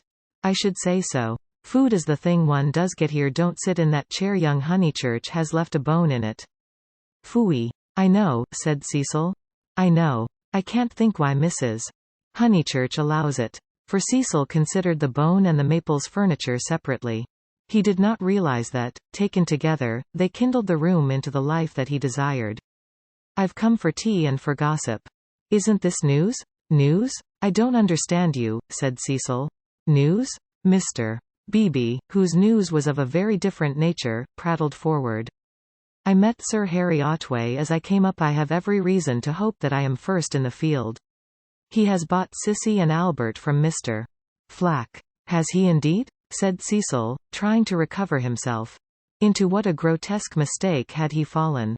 Was it likely that a clergyman and a gentleman would refer to his engagement in a manner so flippant? But his stiffness remained, and, though he asked who Sissy and Albert might be, he still thought Mr. BB rather a bounder. Unpardonable question. To have stopped a week at Windy Corner and not to have met Sissy and Albert. The semi-detached villas that have been run up opposite the church. I'll set Mrs. Honeychurch after you. I'm shockingly stupid over local affairs, said the young man languidly. I can't even remember the difference between a parish council and a local government board. Perhaps there is no difference, or perhaps those aren't the right names. I only go into the country to see my friends and to enjoy the scenery. It is very remiss of me. Italy and London are the only places where I don't feel to exist on sufferance. Mr. BB, distressed at this heavy reception of Sissy and Albert, determined to shift the subject. Let me see, Mr. Vice, I forget, what is your profession? I have no profession, said Cecil. It is another example of my decadence. My attitude, quite an indefensible one, is that so long as I am no trouble to anyone I have a right to do as I like. I know I ought to be getting money out of people, or devoting myself to things I don't care a straw about, but somehow, I've not been able to begin. You are very fortunate, said Mr. BB. It is a wonderful opportunity, the possession of leisure. His voice was rather parochial, but he did not quite see his way to answering naturally. He felt, as all who have regular occupation must feel, that others should have it also. I am glad that you approve. I daren't face the healthy person, for example, Freddie Honeychurch. Oh, Freddie's a good sort, isn't he? Admirable. The sort who has made England what she is. Cecil wondered at himself. Why, on this day of all others, was he so hopelessly contrary? He tried to get right by inquiring effusively after Mr. BB's mother, an old lady for whom he had no particular regard. Then he flattered the clergyman, praised his liberal-mindedness, his enlightened attitude towards philosophy and science. Where are the others? Said Mr. BB at last. I insist on extracting tea before evening service. I suppose Anne never told them you were here. In this house one is so coached in the servants the day one arrives. The fault of Anne is that she begs your pardon when she hears you perfectly, and kicks the chair legs with her feet. The faults of Mary the first forget the faults of Mary, but they are very grave. Shall we look in the garden? I know the faults of Mary. She leaves the dustpan standing on the stairs. The fault of Euphemia is that she will not, simply will not, chop the suet sufficiently small. They both laughed, and things began to go better. The faults of Freddie, Cecil continued. Ah, he has too many. No one but his mother can remember the faults of Freddie. Try the faults of Miss Honeychurch, they are not innumerable. She has none, said the young man, with grave sincerity. I quite agree. At present she has none. At present? I'm not cynical. I'm only thinking of my pet theory about Miss Honeychurch. Does it seem reasonable that she should play so wonderfully, and live so quietly? I suspect that one day she will be wonderful in both. The watertight compartments in her will break down, and music and life will mingle. Then we shall have her heroically good, heroically bad, too heroic, perhaps, to be good or bad. Cecil found his companion interesting. And at present you think her not wonderful as far as life goes? Well, I must say I've only seen her at Tunbridge Wells, where she was not wonderful, and at Florence. Since I came to Summer Street she has been away. You saw her, didn't you, at Rome and in the Alps? Oh, I forgot, of course, you knew her before. No, she wasn't wonderful in Florence either, but I kept on expecting that she would be. In what way? Conversation had become agreeable to them, and they were pacing up and down the terrace. I could as easily tell you what tune she'll play next. There was simply the sense that she had found wings, and meant to use them. I can show you a beautiful picture in my Italian diary, Miss Honeychurch as a kite, Miss Bartlett holding the string. Picture number 2, the string breaks. The sketch was in his diary, but it had been made afterwards, when he viewed things artistically. At the time he had given surreptitious tugs to the string himself. But the string never broke? No. I mightn't have seen Miss Honeychurch rise, but I should certainly have heard Miss Bartlett fall. It has broken now, said the young man in low, vibrating tones. Immediately he realized that of all the conceited, ludicrous, contemptible ways of announcing an engagement this was the worst. He cursed his love of metaphor had he suggested that he was a star and that Lucy was soaring up to reach him. Broken? What do you mean?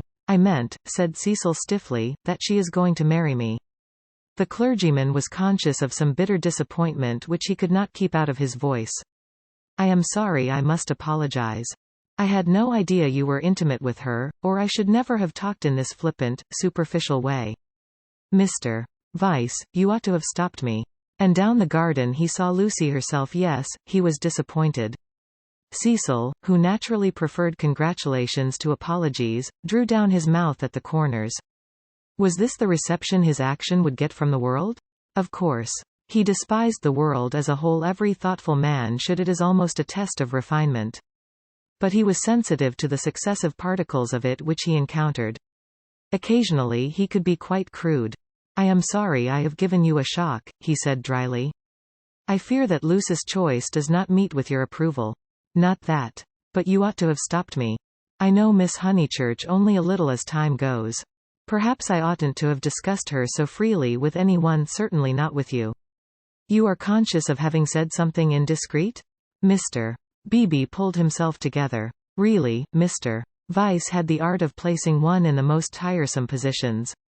He was driven to use the prerogatives of his profession. No, I have said nothing indiscreet. I foresaw at Florence that her quiet, uneventful childhood must end, and it has ended. I realized dimly enough that she might take some momentous step. She has taken it. She has learnt. You will let me talk freely, as I have begun. Freely she has learnt what it is to love, the greatest lesson, some people will tell you, that our earthly life provides. It was now time for him to wave his hat at the approaching trio. He did not omit to do so. She has learnt through you, and if his voice was still clerical, it was now also sincere. Let it be your care that her knowledge is profitable to her. Grazy taunt, said Cecil, who did not like parsons. Have you heard? Shouted Mrs. Honeychurch as she toiled up the sloping garden. Oh, Mr. Beebe, have you heard the news? Freddie, now full of geniality, whistled the wedding march. Youth seldom criticizes the accomplished fact. Indeed I have, he cried. He looked at Lucy. In her presence he could not act the parson any longer, at all events not without apology. Mrs. Honeychurch, I'm going to do what I am always supposed to do, but generally I'm too shy. I want to invoke every kind of blessing on them, grave and gay, great and small. I want them all their lives to be supremely good and supremely happy as husband and wife, as father and mother. And now I want my tea. You only asked for it just in time, the lady retorted. How dare you be serious at Windy Corner? He took his tone from her. There was no more heavy beneficence, no more attempts to dignify the situation with poetry or the scriptures. None of them dared or was able to be serious any more. An engagement is so potent a thing that sooner or later it reduces all who speak of it to this state of cheerful awe. Away from it, in the solitude of their rooms, Mr. Beebe, and even Freddie, might again be critical. But in its presence and in the presence of each other they were sincerely hilarious. It has a strange power, for it compels not only the lips, but the very heart. The chief parallel to compare one great thing with another is the power over us of a temple of some alien creed. Standing outside, we deride or oppose it, or at the most feel sentimental. Inside, though the saints and gods are not ours, we become true believers, in case any true believer should be present. So it was that after the gropings and the misgivings of the afternoon they pulled themselves together and settled down to a very pleasant tea party. If they were hypocrites they did not know it, and their hypocrisy had every chance of setting and a becoming true. Anne, putting down each plate as if it were a wedding present, stimulated them greatly. They could not lag behind that smile of hers which she gave them ere she kicked the drawing-room door. Mr. Beebe chirruped. Freddie was at his wittiest, referring to Cecil as the Fiasco family honored pun on fiancé. Mrs. Honeychurch, amusing and portly, promised well as a mother-in-law. As for Lucy and Cecil, for whom the temple had been built, they also joined in the merry ritual. But waited, as earnest worshippers should, for the disclosure of some holier shrine of joy. Lucy as a work of art. A few days after the engagement was announced, Mrs. Honeychurch made Lucy and her fiasco come to a little garden party in the neighborhood, for naturally, she wanted to show people that her daughter was marrying a presentable man. Cecil was more than presentable, he looked distinguished, and it was very pleasant to see his slim figure keeping step with Lucy, and his long, fair face responding when Lucy spoke to him. People congratulated Mrs. Honeychurch, which is, I believe, a social blunder, but it pleased her, and she introduced Cecil rather indiscriminately to some stuffy dowagers. At tea a misfortune took place. A cup of coffee was upset over Lucy's figured silk, and though Lucy feigned indifference, her mother feigned nothing of the sort but dragged her indoors to have the frock treated by a sympathetic maid. They were gone some time, and Cecil was left with the dowagers. When they returned he was not as pleasant as he had been. "Do you go to much of this sort of thing?" he asked when they were driving home. "Oh, now and then," said Lucy, who had rather enjoyed herself. "Is it typical of country society?" "I suppose so. Mother, would it be?" "Plenty of society," said Mrs. Honeychurch, who was trying to remember the hang of one of the dresses. Seeing that her thoughts were elsewhere, Cecil bent towards Lucy and said, "To me it seemed perfectly appalling, disastrous, portentous. I am so sorry that you were stranded. Not that, but the congratulations. It is so disgusting, the way an engagement is regarded as public property, a kind of waste place where every outsider may shoot his vulgar sentiment. All those old women smirking. One has to go through it, I suppose. They won't notice us so much next time. But my point is that their whole attitude is wrong. An engagement, horrid word in the first place, is a private matter, and should be treated as such. Yet the smirking old women, however wrong individually, were racially correct. The spirit of the generations had smiled through them, rejoicing in the engagement of Cecil and Lucy because it promised the continuance of life on earth. To Cecil and Lucy it promised something quite different, personal love. Hence Cecil's irritation and Lucy's belief that his irritation was just. "How tiresome," she said. "Couldn't you have escaped to tennis?" "I don't play tennis, at least, not in public. The neighborhood is deprived of the romance of me being athletic. Such romance as I have is that of the Inglese Italianato." "Inglese Italianato? E un diavolo incarnato. You know the proverb?" She did not. Nor did it seem applicable to a young man who had spent a quiet winter in Rome with his mother. But Cecil, since his engagement, had taken to effect a cosmopolitan naughtiness which he was far from possessing. "Well," said he, "I cannot help it if they do disapprove of me. There are certain irremovable barriers between myself and them, and I must accept them. We all have our limitations, I suppose," said wise Lucy. "Sometimes they are forced on us, though," said Cecil, who saw from her remark that she did not quite understand his position. "How? It makes a difference, doesn't it, whether we fully fence ourselves in, or whether we are fenced out by the barriers of others?"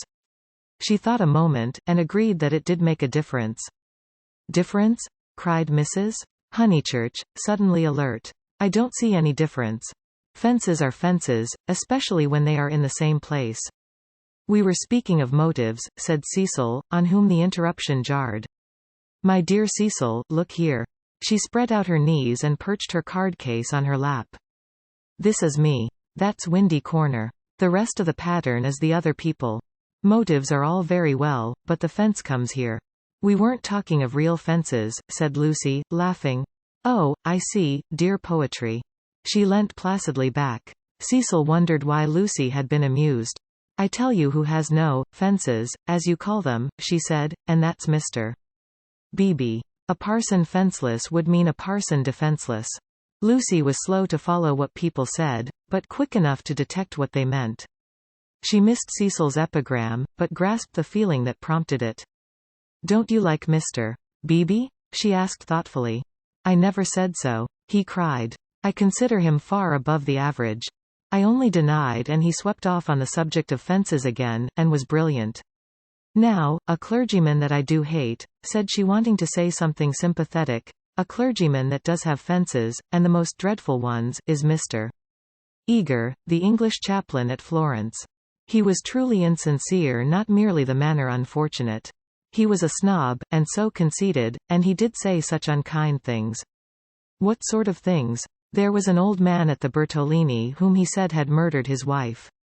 "Perhaps he had." "No. Why, no. He was such a nice old man, I'm sure." Cecil laughed at her feminine inconsequence.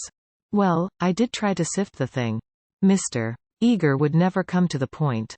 He prefers it vague, said the old man had, practically, murdered his wife, had murdered her in the sight of God. Hush, dear, said Mrs. Honeychurch absently. But isn't it intolerable that a person whom we're told to imitate should go round spreading slander? It was, I believe, chiefly owing to him that the old man was dropped. People pretended he was vulgar, but he certainly wasn't that. Poor old man. What was his name? Harris, said Lucy glibly. Let's hope that Mrs. Harris there warn't no sich person, said her mother. Cecil nodded intelligently. Isn't Mr. Eager a parson of the cultured type? He asked. I don't know. I hate him. I've heard him lecture on Giotto. I hate him. Nothing can hide a petty nature. I hate him. My goodness gracious me, child, said Mrs. Honeychurch. You'll blow my head off. Whatever is there to shout over? I forbid you and Cecil to hate any more clergymen. He smiled. There was indeed something rather incongruous in Lucy's moral outburst over Mr. Eager. It was as if one should see the Leonardo on the ceiling of the Sistine. He longed to hint to her that not here lay her vocation, that a woman's power and charm reside in mystery, not in muscular rant. But possibly rant is a sign of vitality. It mars the beautiful creature, but shows that she is alive. After a moment, he contemplated her flushed face and excited gestures with a certain approval. He forbore to repress the sources of youth. Nature's simplest of topics, he thought, lay around them. He praised the pine woods, the deep lasts of bracken, the crimson leaves that spotted the hurt bushes, the serviceable beauty of the turnpike road. The outdoor world was not very familiar to him, and occasionally he went wrong in a question of fact. Mrs. Honeychurch's mouth twitched when he spoke of the perpetual green of the larch. I count myself a lucky person, he concluded. When I'm in London I feel I could never live out of it. When I'm in the country I feel the same about the country. After all, I do believe that birds and trees and the sky are the most wonderful things in life, and that the people who live amongst them must be the best. It's true that in 9 cases out of 10 they don't seem to notice anything. The country gentleman and the country labourer are each in their way the most depressing of companions. Yet they may have a tacit sympathy with the workings of nature which is denied to us of the town. Do you feel that, Mrs. Honeychurch? Mrs. Honeychurch started and smiled. She had not been attending. Cecil, who was rather crushed on the front seat of the Victoria, felt irritable, and determined not to say anything interesting again. Lucy had not attended either. Her brow was wrinkled, and she still looked furiously cross the result, he concluded, of too much moral gymnastics. It was sad to see her thus blind to the beauties of an August wood. Come down, O maid, from yonder mountain height, he quoted, and touched her knee with his own. She flushed again and said, what height? Come down, O maid, from yonder mountain height. What pleasure lives in height, the shepherd sang. In height and in the splendor of the hills? Let us take Mrs. Honeychurch's advice and hate clergymen no more. What's this place? Summer Street, of course, said Lucy, and roused herself. The woods had opened to leave space for a sloping triangular meadow. Pretty cottages lined it on 2 sides, and the upper and third side was occupied by a new stone church, expensively simple, a charming shingled spire. Mr. Beebe's house was near the church. In height it scarcely exceeded the cottages. Some great mansions were at hand, but they were hidden in the trees. The scene suggested a Swiss Alp rather than the shrine and centre of a leisured world, and was marred only by 2 ugly little villas. The villas that had competed with Cecil's engagement, having been acquired by Sir Harry Otway the very afternoon that Lucy had been acquired by Cecil. Sissy was the name of one of these villas, Albert of the other.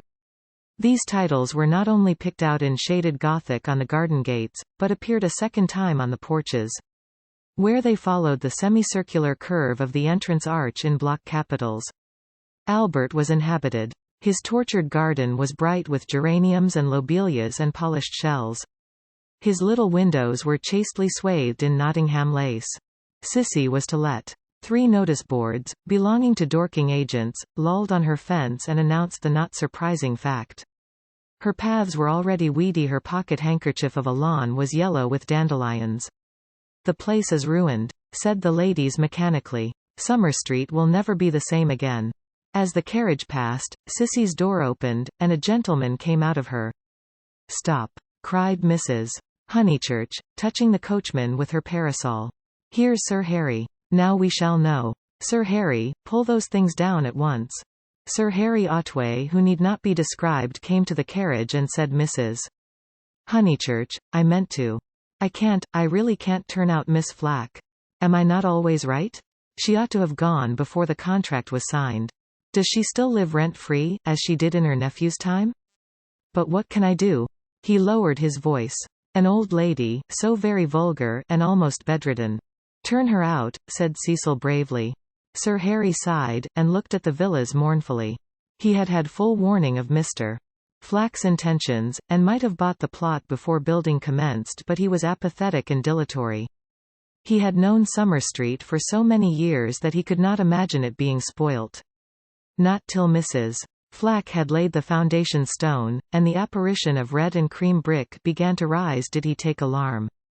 He called on Mr. Flack, the local builder, a most reasonable and respectful man who agreed that tiles would have made more artistic roof, but pointed out that slates were cheaper. He ventured to differ, however, about the Corinthian columns which were to cling like leeches to the frames of the bow windows, saying that, for his part, he liked to relieve the façade by a bit of decoration. Sir Harry hinted that a column, if possible, should be structural as well as decorative. Mr. Flack replied that all the columns had been ordered, adding, and all the capitals. Different one with dragons in the foliage, another approaching to the Ionian style, another introducing Mrs. Flack's initials, every one different. For he had read his Ruskin. He built his villas according to his desire, and not until he had inserted an immovable ant into one of them did Sir Harry buy. This futile and unprofitable transaction filled the night with sadness as he leant on Mrs. Honeychurch's carriage. He had failed in his duties to the countryside, and the countryside was laughing at him as well. He had spent money, and yet Summer Street was spoilt as much as ever. All he could do now was to find a desirable tenant for Sissy, someone really desirable. "The rent is absurdly low," he told them, "and perhaps I am an easy landlord. But it is such an awkward size. It is too large for the peasant class and too small for anyone the least like ourselves." Cecil had been hesitating whether he should despise the villas or despise Sir Harry for despising them. The latter impulse seemed the more fruitful. "You ought to find a tenant at once," he said maliciously. "It would be a perfect paradise for a bank clerk." "Exactly," said Sir Harry excitedly. "That is exactly what I fear, Mr. Vice. It will attract the wrong type of people. The train service has improved a fatal improvement, to my mind. And what are 5 miles from a station in these days of bicycles?" "Rather a strenuous clerk it would be," said Lucy. Cecil, who had his full share of mediaeval mischievousness, replied that the physique of the lower middle classes was improving at a most appalling rate. She saw that he was laughing at their harmless neighbour, and roused herself to stop him. "Sir Harry," she exclaimed, "I have an idea. How would you like spinsters?" "My dear Lucy, it would be splendid. Do you know any such?" "Yes, I met them abroad." "Gentlewomen?" he asked tentatively. "Yes, indeed, and at the present moment homeless. I heard from them last week, Miss Teresa and Miss Catherine Allen. I'm really not joking. They are quite the right people. Mr. Beebe knows them, too. May I tell them to write to you?" "Indeed you may," he cried. "Here we are with the difficulty solved already. How delightful it is. Extra facilities, please tell them they shall have extra facilities, for I shall have no agents' fees." "Oh, the agents. The appalling people they have sent me. One woman, when I wrote a tactful letter, asking her to explain her social position to me, replied that she would pay the rent in advance. As if one cares about that. And several references I took up were most unsatisfactory people, swindlers, or not respectable. And oh, the deceit. I have seen a good deal of the seamy side this last week. The deceit of the most promising people. My dear Lucy, the deceit." She nodded. "My advice," put in Mrs. Honeychurch, "is to have nothing to do with Lucy and her decayed gentlewomen at all. I know the type. Preserve me from people who have seen better days, and bring heirlooms with them that make the house smell stuffy. It's a sad thing, but I'd far rather let to someone who is going up in the world than to someone who has come down. I think I follow you, said Sir Harry, but it is, as you say, a very sad thing. The Mrs. Allen aren't that? Cried Lucy. Yes, they are, said Cecil. I haven't met them, but I should say they were a highly unsuitable addition to the neighborhood. Don't listen to him, Sir Harry, he's tiresome. It's I who am tiresome, he replied. I oughtn't to come with my troubles to young people. But really I am so worried, and Lady Otway will only say that I cannot be too careful, which is quite true, but no real help. Then may I write to my Mrs. Allen? Please. But his eye wavered when Mrs. Honeychurch exclaimed, Beware. They are certain to have canaries. Sir Harry, beware of canaries, they spit the seed out through the bars of the cages and then the mice come. Beware of women altogether. Only let to a man. Really, he murmured gallantly, though he saw the wisdom of her remark. Men don't gossip over teacups. If they get drunk, there's an end of them, they lie down comfortably and sleep it off. If they're vulgar, they somehow keep it to themselves. It doesn't spread so. Give me a man, of course, provided he's clean. Sir Harry blushed. Neither he nor Cecil enjoyed these open compliments to their sex. Even the exclusion of the dirty did not leave them much distinction. He suggested that Mrs. Honeychurch, if she had time, should descend from the carriage and inspect Sissy for herself. She was delighted. Nature had intended her to be poor and to live in such a house. Domestic arrangements always attracted her, especially when they were on a small scale. Cecil pulled Lucy back as she followed her mother. Mrs. Honeychurch, he said, what if we two walk home and leave you? Certainly, was her cordial reply. Sir Harry likewise seemed almost too glad to get rid of them. He beamed at them knowingly, said, Aha! Young people, and then hastened to unlock the house. Hopeless vulgarian! Exclaimed Cecil, almost before they were out of earshot. Oh, Cecil! I can't help it. It would be wrong not to loathe that man. He isn't clever, but really he is nice. No, Lucy, he stands for all that is bad in country life. In London he would keep his place. He would belong to a brainless club, and his wife would give brainless dinner parties. But down here he acts the little god with his gentility, and his patronage, and his sham aesthetics, and everyone, even your mother, is taken in.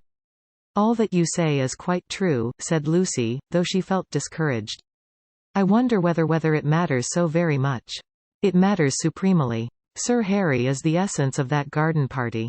Oh, goodness, how cross I feel. How I do hope he'll get some vulgar tenant in that villa, some woman so really vulgar that he'll notice it. Gentlefolks.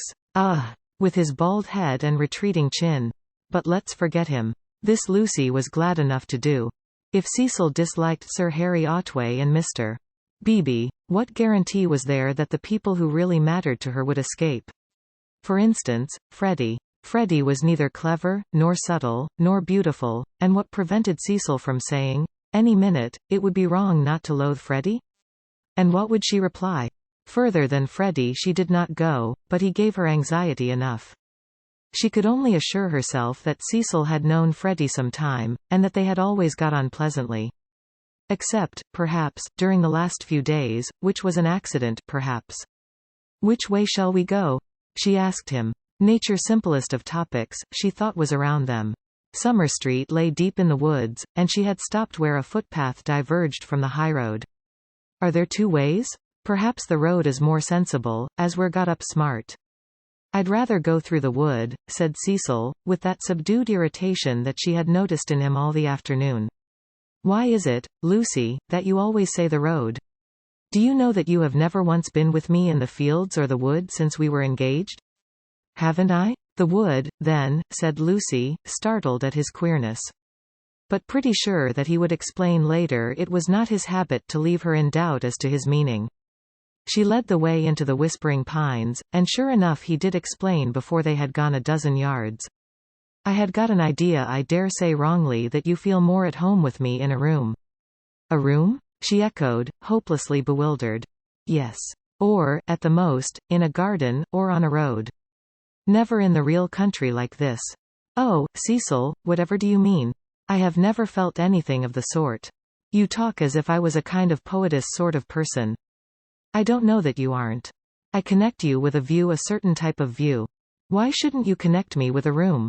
She reflected a moment, and then said, laughing, Do you know that you're right? I do. I must be a poetess after all. When I think of you it's always as in a room. How funny. To her surprise, he seemed annoyed. A drawing room, pray? With no view? Yes, with no view, I fancy. Why not? I'd rather, he said reproachfully, that you connected me with the open air. She said again, Oh, Cecil, whatever do you mean? As no explanation was forthcoming, she shook off the subject as too difficult for a girl, and led him further into the wood. Pausing every now and then at some particularly beautiful or familiar combination of the trees. She had known the wood between Summer Street and Windy Corner ever since she could walk alone. She had played at losing Freddie in it, when Freddie was a purple-faced baby, and though she had been to Italy, it had lost none of its charm. Presently they came to a little clearing among the pines, another tiny green alp, solitary this time, and holding in its bosom a shallow pool. She exclaimed, The sacred lake. Why do you call it that? I can't remember why. I suppose it comes out of some book. It's only a puddle now, but you see that stream going through it? Well, a good deal of water comes down after heavy rains, and can't get away at once, and the pool becomes quite large and beautiful. Then Freddie used to bathe there. He is very fond of it. And you? He meant, are you fond of it? But she answered dreamily, I bathed here, too, till I was found out. Then there was a row. At another time he might have been shocked, for he had depths of prudishness within him.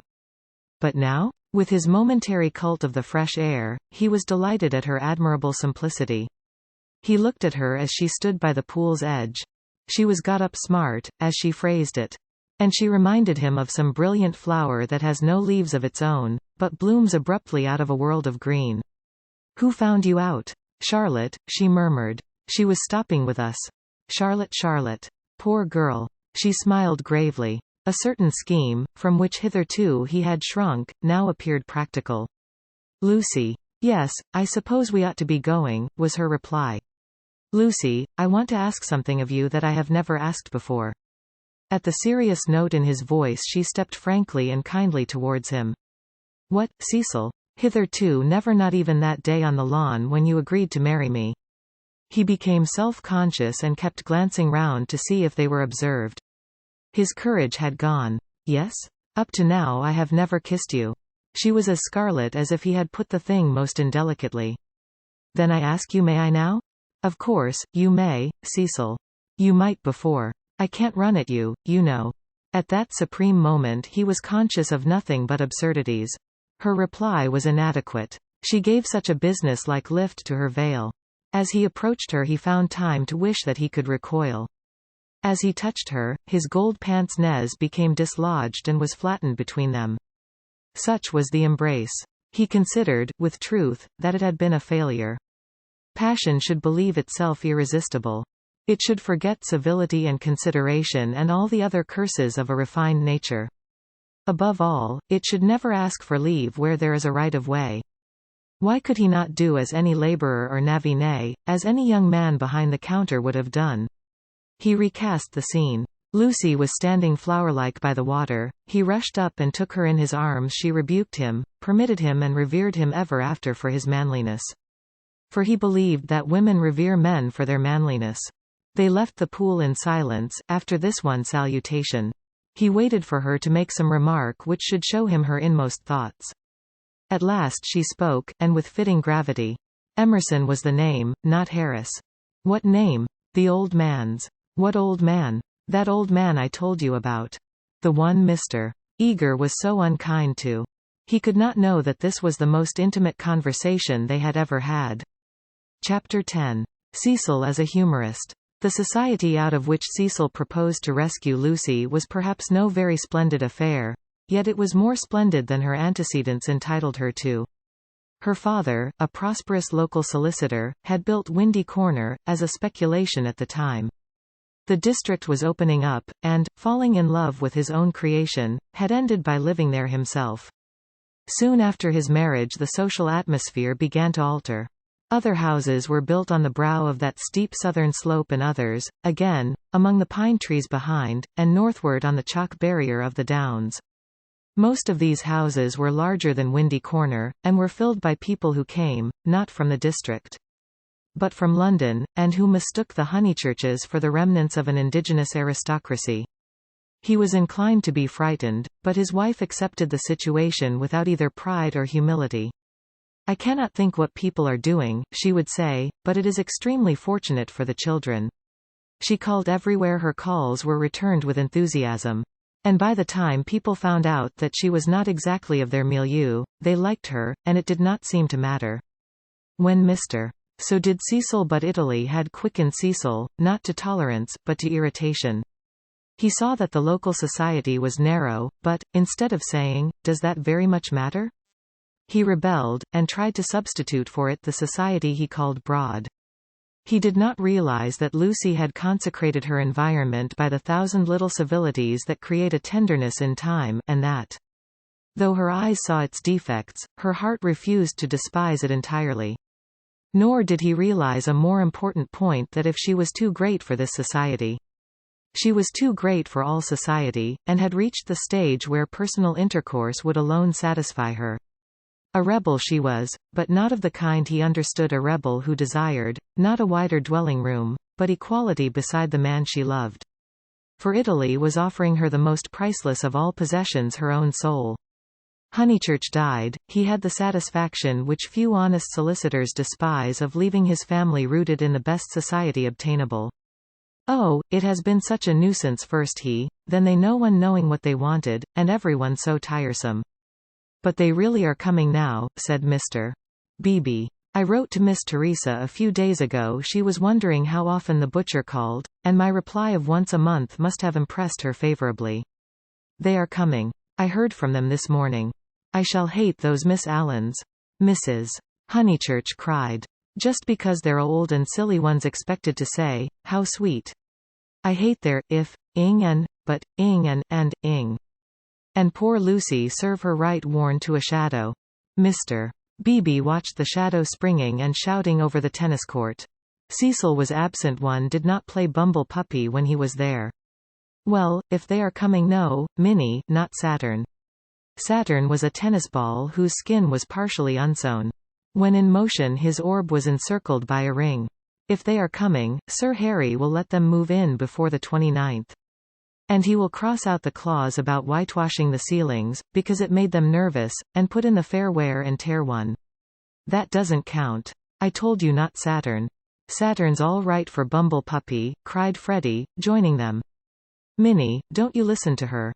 Saturn doesn't bounce." "Saturn bounces enough." "No, he doesn't." "Well, he bounces better than the beautiful white devil." "Hush, dear," said Mrs.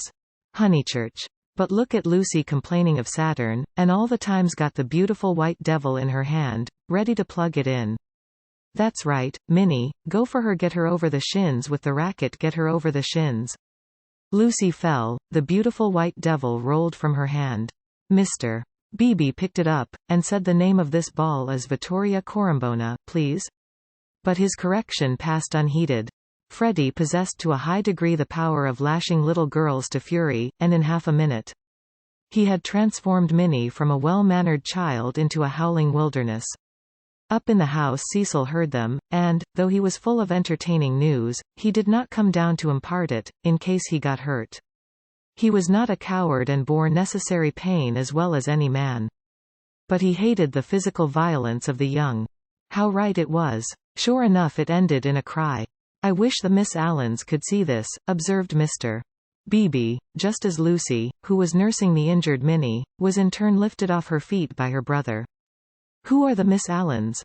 Freddie panted. "They have taken Sissy Villa." That wasn't the name. Here his foot slipped, and they all fell most agreeably onto the grass. An interval elapses. "Wasn't what name?" asked Lucy, with her brother's head in her lap.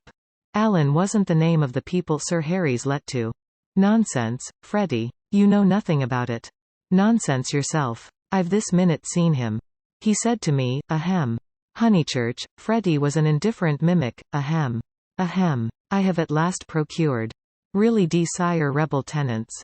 I said, "Ore, old boy," and slapped him on the back.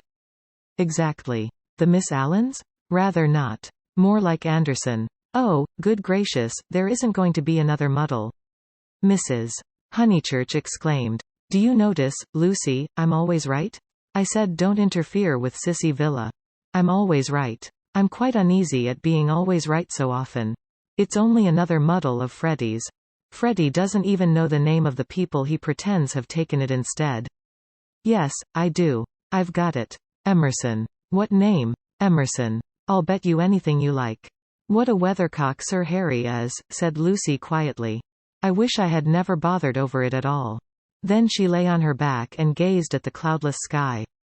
Mr. Beebe, whose opinion of her rose daily, whispered to his niece that that was the proper way to behave if any little thing went wrong.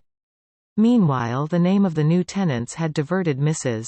Honeychurch from the contemplation of her own abilities. Emerson, Freddie? Do you know what Emersons they are? I don't know whether they're any Emersons, retorted Freddie, who was democratic. Like his sister and like most young people, he was naturally attracted by the idea of equality. And the undeniable fact that there are different kinds of Emersons annoyed him beyond measure. I trust they are the right sort of person.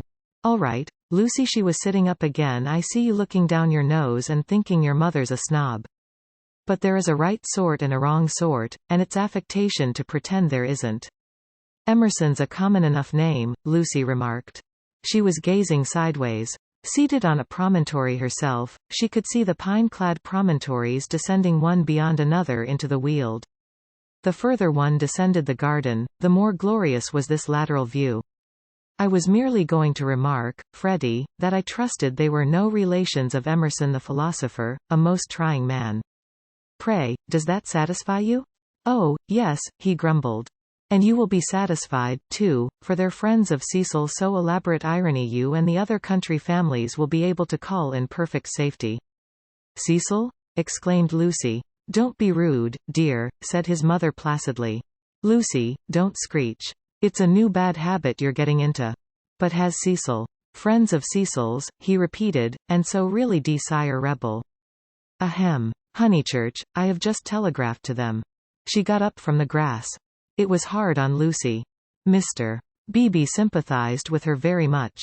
While she believed that her snub about the Miss Allens came from Sir Harry Otway, she had borne it like a good girl. She might well screech when she heard that it came partly from her lover. Mr. Vyse was a tease, something worse than a tease. He took a malicious pleasure in thwarting people. The clergyman, knowing this, looked at Miss Honeychurch with more than his usual kindness.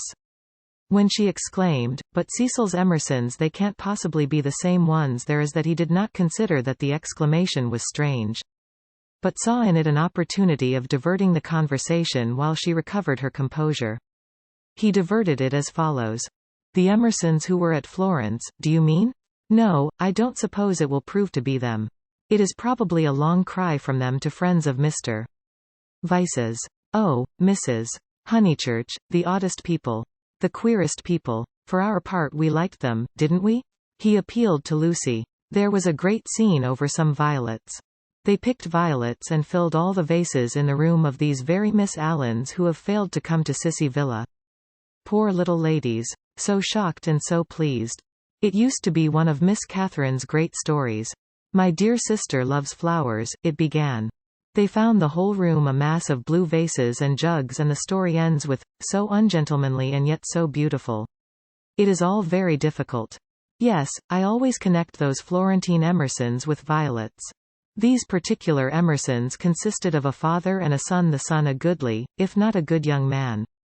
Not a fool, I fancy, but very immature pessimism, etc. Our special joy was the father, such a sentimental darling, and people declared he had murdered his wife. In his normal state Mr. Beebe would never have repeated such gossip, but he was trying to shelter Lucy in her little trouble. He repeated any rubbish that came into his head. Murdered his wife? Said Mrs. Honeychurch. Lucy, don't desert us, go on playing bumble puppy. Really, the Pension Bertolini must have been the oddest place. That's the second murderer I've heard of as being there. Whatever was Charlotte doing to stop? By the by, we really must ask Charlotte here some time. Mr. Beebe could recall no second murderer. He suggested that his hostess was mistaken. At the hint of opposition she warmed. She was perfectly sure that there had been a second tourist of whom the same story had been told. The name escaped her. What was the name? Oh, what was the name? She clasped her knees for the name. Something in Thackeray. She struck her matronly forehead. Lucy asked her brother whether Cecil was in.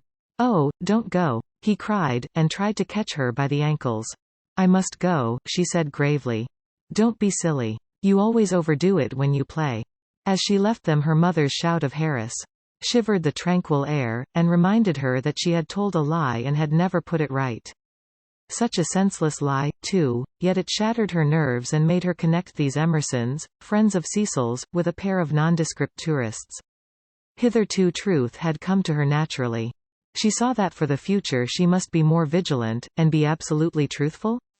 Well, at all events, she must not tell lies. She hurried up the garden, still flushed with shame. A word from Cecil would soothe her, she was sure. Cecil. Hello, he called, and leant out of the smoking-room window. He seemed in high spirits. I was hoping you'd come. I heard you all bear gardening, but there's better fun up here. Even I, have won a great victory for the comic muse. George Meredith's write the cause of comedy and the cause of truth are really the same, and even I, have found tenants for the distressful Sissy Villa. Don't be angry. Don't be angry. You'll forgive me when you hear it all. He looked very attractive when his face was bright, and he dispelled her ridiculous forebodings at once. I have heard, she said. Freddie has told us. Naughty Cecil. I suppose I must forgive you. Just think of all the trouble I took for nothing.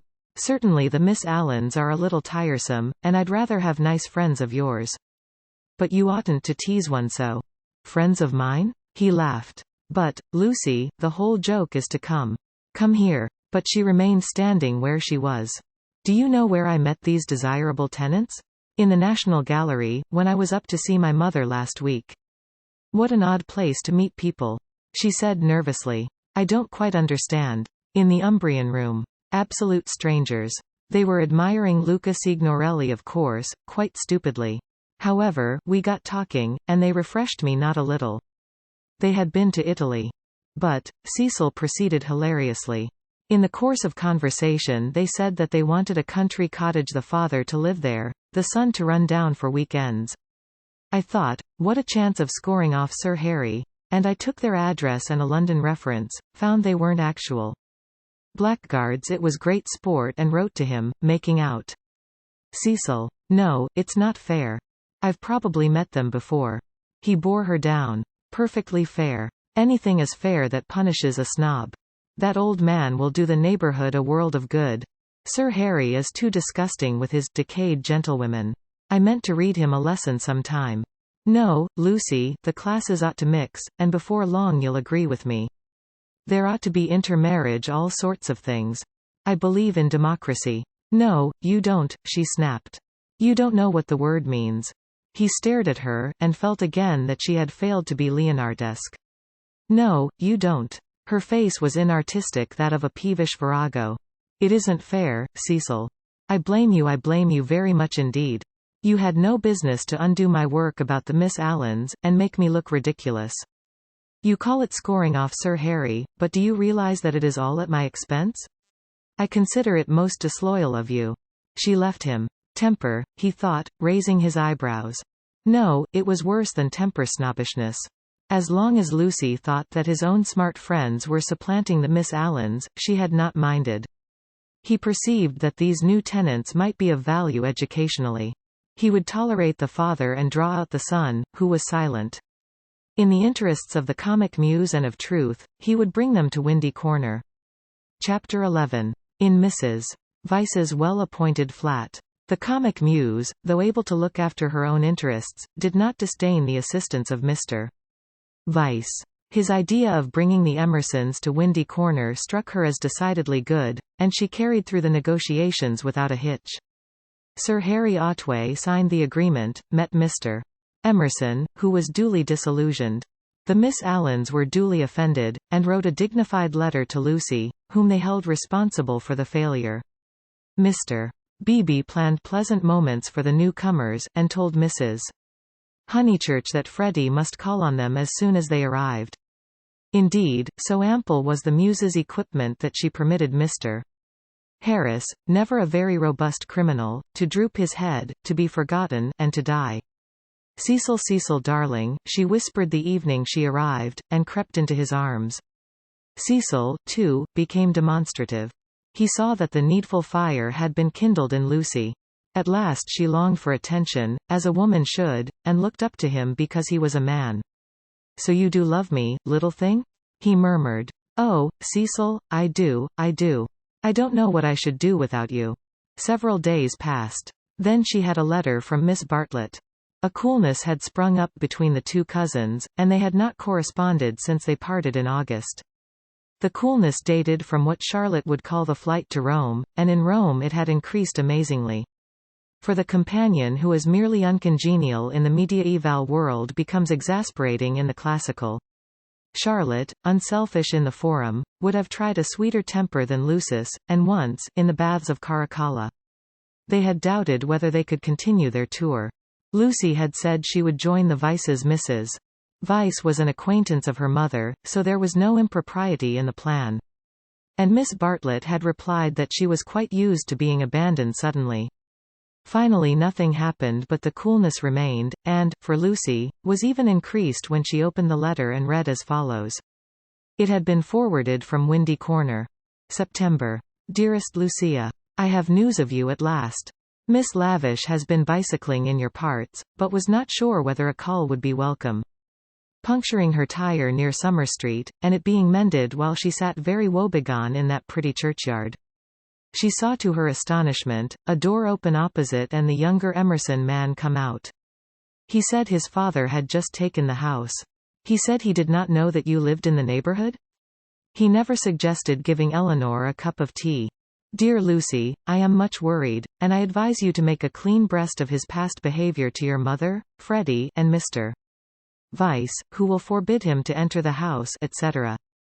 That was a great misfortune, and I dare say you have told them already. Mr. Vice is so sensitive. I remember how I used to get on his nerves at Rome. I am very sorry about it all, and should not feel easy unless I warned you. Your anxious and loving cousin, Charlotte. Lucy was much annoyed, and replied as follows. Beauchamp Mansions, S.W. Dear Charlotte. Many thanks for your warning. When Mr. Emerson forgot himself on the mountain, you made me promise not to tell Mother, because you said she would blame you for not being always with me. I have kept that promise, and cannot possibly tell her now. I have said both to her and Cecil that I met the Emersons at Florence. And that they are respectable people, which I do think, and the reason that he offered Miss Lavish no tea was probably that he had none himself. She should have tried at the rectory. I cannot begin making a fuss at this stage. You must see that it would be too absurd. If the Emersons heard I had complained of them, they would think themselves of importance, which is exactly what they are not. I like the old father, and look forward to seeing him again. Miss Lavish cannot have told you much about me, for I am not at Windy Corner at all, but here. Please do not put "private" outside your envelope again. No one opens my letters. As for the son, I am sorry for him when we meet, rather than for myself. They are known to Cecil, who is very well and spoke of you the other day. We expect to be married in January. Yours affectionately, L. M. Honeychurch. Secrecy has this disadvantage: we lose the sense of proportion. We cannot tell whether our secret is important or not. Were Lucy and her cousin closeted with a great thing which would destroy Cecil's life if he discovered it, or with a little thing which he would laugh at? Miss Bartlett suggested the former. Perhaps she was right. It had become a great thing now. Left to herself, Lucy would have told her mother and her lover ingenuously, and it would have remained a little thing. Emerson, not Harris. It was only that a few weeks ago. She tried to tell Cecil even now when they were laughing about some beautiful lady who had smitten his heart at school. But her body behaved so ridiculously that she stopped. She and her secret stayed 10 days longer in the deserted metropolis, visiting the scenes they were to know so well later on. It did her no harm, Cecil thought, to learn the framework of society, while society itself was absent on the golf links or the moors. The weather was cool, and it did her no harm. In spite of the season, Mrs. Weiss managed to scrape together a dinner party consisting entirely of the grandchildren of famous people. The food was poor, but the talk had a witty weariness that impressed the girl. One was tired of everything, it seemed. One launched into enthusiasms only to collapse gracefully, and pick oneself up amid sympathetic laughter. In this atmosphere the pension Bertolini and Windy Corner appeared equally crude, and Lucy saw that her London career would estrange her a little from all that she had loved in the past. She played Schumann. Now some Beethoven called Cecil, when the querulous beauty of the music had died. She shook her head and played Schumann again. The melody rose, unprofitably magical. It broke, it was resumed broken, not marching once from the cradle to the grave. The sadness of the incomplete, the sadness that is often life, but should never be. Art throbbed in its disjected phrases, and made the nerves of the audience throb. Not thus had she played on the little draped piano at the Bertolini, and too much Schumann was not the remark that Mr. Beebe had passed to himself when she returned. "Make Lucy one of us," she said, looking round intelligently at the end of each sentence, and straining her lips apart until she spoke again. "Lucy is becoming wonderful, wonderful. Her music always was wonderful. Yes, but she is purging off the Honeychurch taint, most excellent Honeychurches, but you know what I mean. She is not always quoting servants, or asking one how the pudding is made. Italy has done it. Perhaps," she murmured, thinking of the museum that represented Italy to her. "It is just possible. Cecil, mind you marry her next January. She is one of us already." "But her music," he exclaimed. "The style of her. How she kept to Schumann when, like an idiot, I wanted Beethoven. Schumann was right for this evening. Schumann was the thing. Do you know, Mother, I shall have our children educated just like Lucy. Bring them up among honest country folks for freshness, send them to Italy for subtlety, and then not till then let them come to London. I don't believe in these London educations," he broke off, remembering that he had had one himself, and concluded, at all events, not for women. "Make her one of us," repeated Mrs. Weiss, and processed to bed. As she was dozing off, the cry of nightmare rang from Lucy's room. Lucy could ring for the maid if she liked, but Mrs. Weiss thought it kind to go herself. She found the girl sitting upright with her hand on her cheek. "I am so sorry, Mrs. Weiss, it is these dreams." "Bad dreams?" "Just dreams." The elder lady smiled and kissed her, saying very distinctly, "You should have heard us talking about you, dear. He admires you more than ever. Dream of that." Lucy returned the kiss, still covering one cheek with her hand. Mrs. Weiss recessed to bed. Cecil, whom the cry had not awoke, snored. Darkness enveloped the flat. Chapter 12. 12th chapter. It was a Saturday afternoon, gay and brilliant after abundant rains, and the spirit of youth dwelt in it, though the season was now autumn. All that was gracious triumphed. As the motor-cars passed through Summer Street they raised only a little dust. And their stench was soon dispersed by the wind and replaced by the scent of the wet birches or of the pines. Mr. Beebe, at leisure for life's amenities, leant over his rectory gate. Freddie leant by him, smoking a pendant pipe. "Suppose we go and hinder those new people opposite for a little." They might amuse you." Freddie, whom his fellow creatures never amused, suggested that the new people might be feeling a bit busy, and so on, since they had only just moved in. "I suggested we should hinder them," said Mr. Beebe. "They are worth it." Unlatching the gate, he sauntered over the triangular green to Sissy Villa. "Hello," he cried, shouting in at the open door, through which much squalor was visible. A grave voice replied, "Hello. I've brought someone to see you. I'll be down in a minute." The passage was blocked by a wardrobe, which the removal men had failed to carry up the stairs. Mr. Beebe edged round it with difficulty. The sitting room itself was blocked with books. "Are these people great readers?"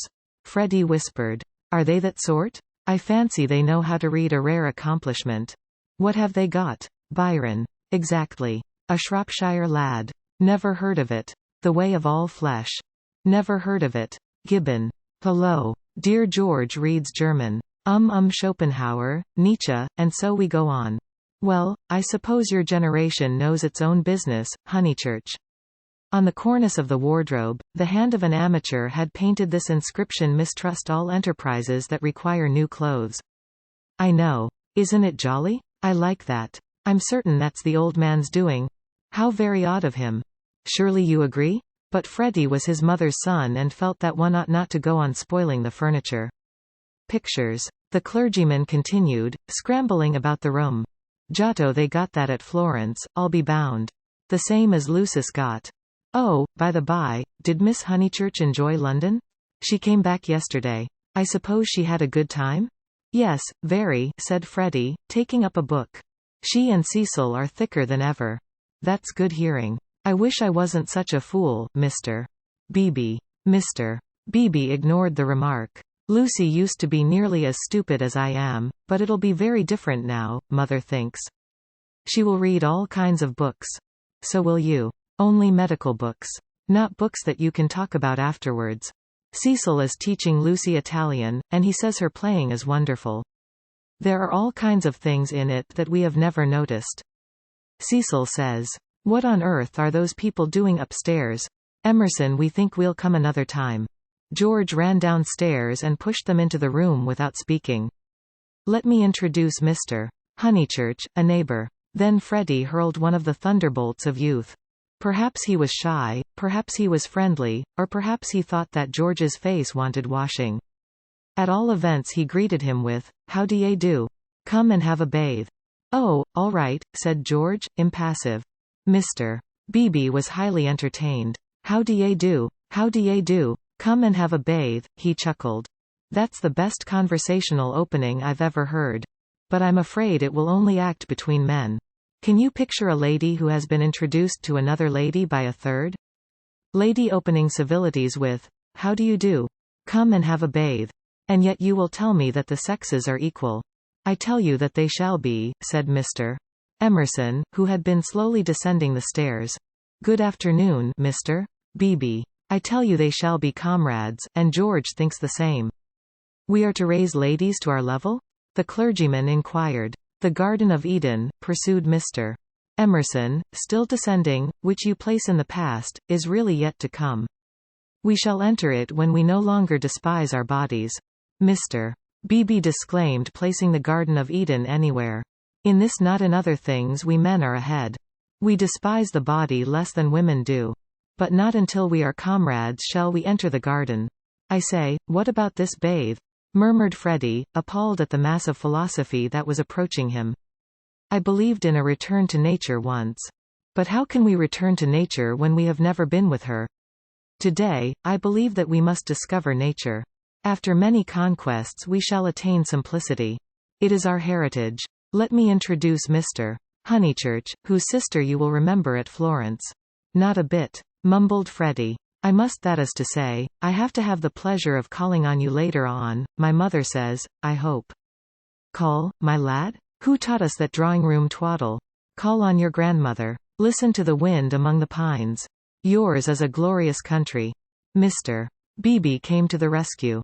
"Mr. Emerson, he will call, I shall call you, or your son will return our calls before 10 days have elapsed. I trust that you have realized about the 10 days interval. It does not count that I helped you with the stare eyes yesterday. It does not count that they are going to bathe this afternoon. Yes, go and bathe, George. Why do you dawdle talking? Bring them back to tea. Bring back some milk, cakes, honey. The change will do you good. George has been working very hard at his office. I can't believe he's well." George bowed his head, dusty and somber, exhaling the peculiar smell of one who has handled furniture. "Do you really want this bathe?" Freddie asked him. "It is only a pond, don't you know. I dare say you are used to something better." "Yes, I have said yes already." Mr. Beebe felt bound to assist his young friend, and led the way out of the house and into the pine woods. How glorious it was! For a little time the voice of old Mr. Emerson pursued them, dispensing good wishes and philosophy. It ceased, and they only heard the fair wind blowing the bracken and the trees. Mr. Beebe, who could be silent, but who could not bear silence, was compelled to chatter, since the expedition looked like a failure, and neither of his companions would utter a word. He spoke of Florence. George attended gravely, assenting or dissenting with slight but determined gestures that were as inexplicable as the motions of the tree-tops above their heads. "I did not. Miss Lavish told me. And what a coincidence that you should meet Mr. Vyse. Did you realize that you would find all the pension Bertolini down here? When I was a young man, I always meant to write a history of coincidence." No enthusiasm. Though, as a matter of fact, coincidences are much rarer than we suppose. For example, it isn't purely coincidentally that you are here now, when one comes to reflect. To his relief, George began to talk. "It is. I have reflected. It is fate. Everything is fate. We are flung together by fate, drawn apart by fate, flung together, drawn apart. The 12 winds blow us, we settle nothing."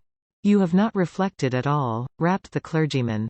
"Let me give you a useful tip. Emerson attribute nothing to fate. Don't say, 'I didn't do this,' for you did it, 10 to 1. Now I'll cross-question you.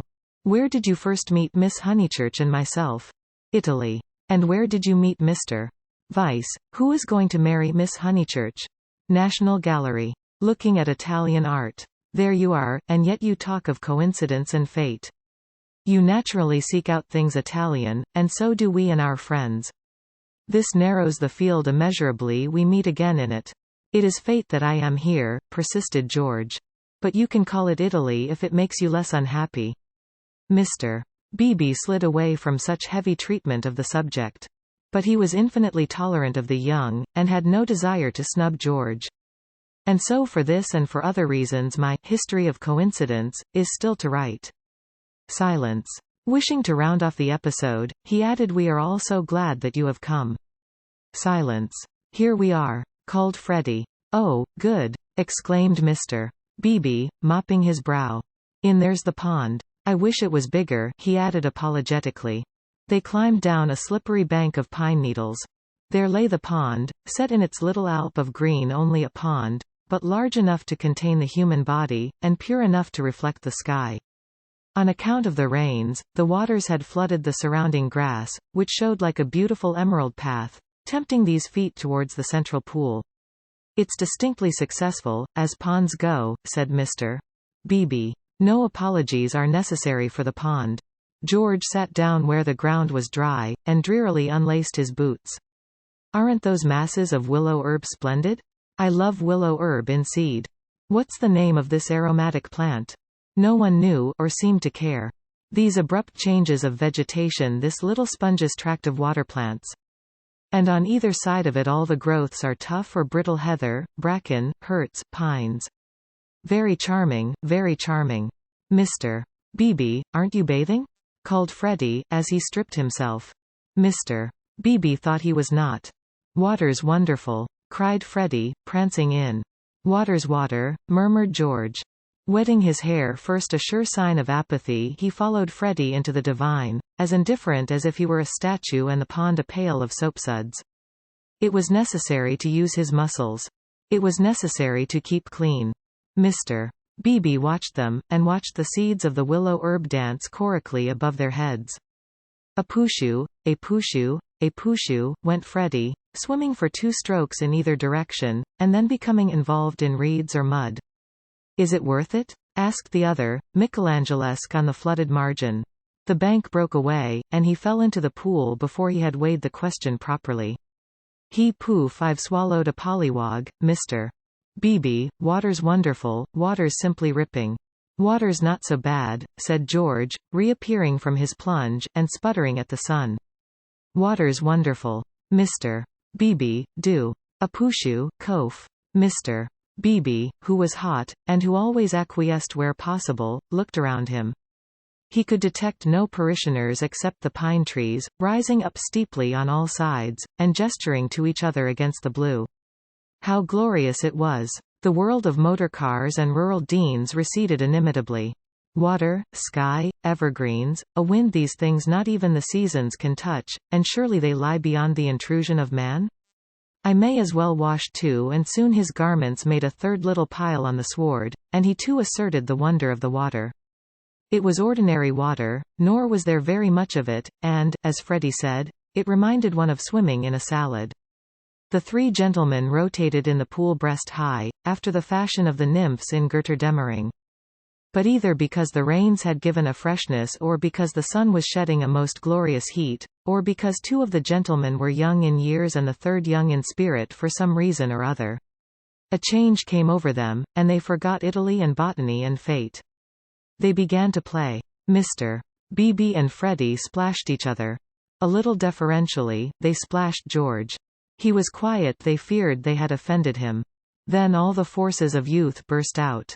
He smiled, flung himself at them, splashed them, ducked them, kicked them, muddied them, and drove them out of the pool. They ran to get dry, they bathed to get cool, they played at being Indians in the willow herbs and in the bracken, they bathed to get clean. And all the time 3 little bundles lay discreetly on the sward, proclaiming, "No. We are what matters. Without us shall no enterprise begin. To us shall all flesh turn in the end. A try, yelled Freddie, snatching up George's bundle and placing it beside an imaginary goalpost. Soccer rules, George retorted, scattering Freddie's bundle with a kick. Goal, pass. Take care my watch, cried Mr. Beebe. Clothes flew in all directions. Take care my hat. No, that's enough, Freddie. Dress now. No, I say. But the 2 young men were delirious. Away they twinkled into the trees, Freddie with a clerical waistcoat under his arm, George with a wide-awake hat on his dripping hair. That'll do, shouted Mr. Beebe, remembering that after all he was in his own parish. Then his voice changed as if every pine tree was a rural dean. Hi, steady on, I see people coming you fellows. Yells, and widening circles over the dappled earth. Hi, ladies. Neither George nor Freddie was truly refined. Still, they did not hear Mr. Beebe's last warning, or they would have avoided Mrs. Honeychurch, Cecil, and Lucy, who were walking down to call on old Mrs.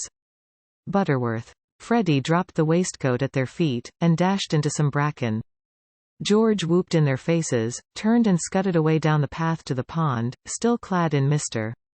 Beebe's hat. Come this way immediately, commanded Cecil, who always felt that he must lead women. Though he knew not whither, and protect them, though he knew not against what. He led them now towards the bracken where Freddie sat concealed. Gracious alive! Cried Mrs. Honeychurch. Whoever were those unfortunate people? Oh, dears, look away. And poor Mr. Beebe, too. Whatever has happened? Oh, poor Mr. Beebe. Was that his waistcoat we left in the path? Cecil, Mr. Beebe's waistcoat. No business of ours, said Cecil, glancing at Lucy, who was all parasol and evidently minded. I fancy Mr. Beebe jumped back into the pond. This way, please, Mrs. Honeychurch, this way. They followed him up the bank, attempting the tense yet nonchalant expression that is suitable for ladies on such occasions. Well, I can't help it, said a voice close ahead, and Freddie reared a freckled face and a pair of snowy shoulders out of the fronds. I can't be trodden on, can I? Good gracious me, dear, so it's you. What miserable management. Why not have a comfortable bath at home, with hot and cold laid on? Look here, mother, a fellow must wash, and a fellow's got to dry, and if another fellow. Dear, no doubt you're right as usual, but you are in no position to argue. Come, Lucy. They turned. Oh, look, don't look. Oh, poor Mr. Beebe. How unfortunate again. For Mr. Beebe was just crawling out of the pond, on whose surface garments of an intimate nature did float while George, the world-weary George, shouted to Freddie that he had hooked a fish. And me, I've swallowed one, answered he of the bracken. I've swallowed a pollywog. It wriggleth in my tummy. I shall die Emerson you beast, you've got on my bags. Hush, dears, said Mrs. Honeychurch, who found it impossible to remain shocked. And do be sure you dry yourselves thoroughly first. All these colds come of not drying thoroughly. Mother, do come away, said Lucy. Oh, for goodness sake, do come. Hello, cried George, so that again the ladies stopped. He regarded himself as dressed. Barefoot, bare-chested, radiant and personable against the shadowy woods, he called. Hello, Miss Honeychurch. Hello. Bow, Lucy better bow. Whoever is it? I shall bow. Miss Honeychurch bowed. That evening and all that night the water ran away. On the morrow the pool had shrunk to its old size and lost its glory. It had been a call to the blood and to the relaxed will, a passing benediction whose influence did not pass, a holiness, a spell, a momentary chalice for youth. Chapter 13. How Miss Bartlett's boiler was so tiresome. How often had Lucy rehearsed this beau, this interview? But she had always rehearsed them indoors, and with certain accessories, which surely we have a right to assume. Who could foretell that she and George would meet in the rout of a civilization, amidst an army of coats and collars and boots that lay wounded over the sunlit earth? She had imagined a young Mr. Emerson, who might be shy or morbid or indifferent or furtively impudent. She was prepared for all of these. But she had never imagined one who would be happy and greet her with the shout of the morning star. Indoors herself, partaking of tea with old Mrs. Butterworth, she reflected that it is impossible to foretell the future with any degree of accuracy, that it is impossible to rehearse life. A fault in the scenery, a face in the audience, an eruption of the audience onto the stage. And all our carefully planned gestures mean nothing, or mean too much. I will bow, she had thought. I will not shake hands with him. That will be just the proper thing. She had bowed, but to whom? To gods, to heroes, to the nonsense of schoolgirls. She had bowed across the rubbish that cumbers the world. Lucy, said her mother, when they got home, is anything the matter with Cecil? The question was ominous up till now. Mrs. Honeychurch had behaved with charity and restraint. No, I don't think so, Mother. Cecil's all right. Perhaps he's tired. Lucy compromised. Perhaps Cecil was a little tired. Because otherwise she pulled out her bonnet pins with gathering displeasure. Because otherwise I cannot account for him. I do think Mrs. Butterworth is rather tiresome, if you mean that. Cecil has told you to think so. You were devoted to her as a little girl, and nothing will describe her goodness to you through the typhoid fever. No, it is just the same thing everywhere. Let me just put your bonnet away, may I? Surely he could answer her civilly for 1/2 hour? Cecil has a very high standard for people, faltered Lucy, seeing trouble ahead. It's part of his ideals. It is really that makes him sometimes seem. Oh, rubbish. If high ideals make a young man rude, the sooner he gets rid of them the better, said Mrs. Honeychurch, handing her the bonnet. Now, Mother, I've seen you cross with Mrs. Butterworth yourself. Not in that way. At times I could wring her neck. But not in that way. No. It is the same with Cecil all over. By the by, I never told you. I had a letter from Charlotte while I was away in London. This attempt to divert the conversation was too puerile, and Mrs. Honeychurch resented it. Since Cecil came back from London, nothing appears to please him. Whenever I speak he winces. I see him. Lucy, it is useless to contradict me. No doubt I am neither artistic nor literary nor intellectual nor musical. But I cannot help the drawing-room furniture. Your father bought it and we must put up with it, will Cecil kindly remember. I see what you mean, and certainly Cecil oughtn't to. But he does not mean to be uncivil. He once explained it is the things that upset him. He is easily upset by ugly things. He is not uncivil to people. Is it a thing or a person when Freddie sings? You can't expect a really musical person to enjoy comic songs as we do. Then why didn't he leave the room? Why sit wriggling and sneering and spoiling everyone's pleasure? We mustn't be unjust to people, faltered Lucy. Something had enfeebled her, and the case for Cecil, which she had mastered so perfectly in London, would not come forth in an effective form. The two civilizations had clashed. Cecil hinted that they might, and she was dazzled and bewildered, as though the radiance that lies behind all civilization had blinded her eyes. Good taste and bad taste were only catchwords, garments of diverse cut, and music itself dissolved to a whisper through pine trees. Where the song is not distinguishable from the comic song. She remained in much embarrassment, while Mrs. Honeychurch changed her frock for dinner, and every now and then she said a word, and made things no better. There was no concealing the fact. Cecil had meant to be supercilious, and he had succeeded. And Lucy, she knew not why, wished that the trouble could have come at any other time. All right, Mother. Don't say, all right, and stop. Go. I say, those are topping people. My dear baby, how tiresome you've been. You have no business to take them bathing in the sacred lake, it's much too public. It was all right for you but most awkward for everyone else. Do be more careful. You forget the place is growing half suburban. I say, is anything on tomorrow week? Not that I know of. Then I want to ask the Emersons up to Sunday tennis. What's wrong with the court? They won't mind a bump or two, and I've ordered new balls. I meant it's better not. I really mean it. He seized her by the elbows and humorously danced her up and down the passage.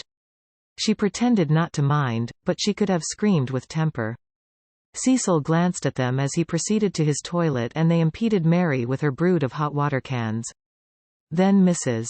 Honeychurch opened her door and said, Lucy, what a noise you're making. I have something to say to you. Did you say you had had a letter from Charlotte? And Freddie ran away.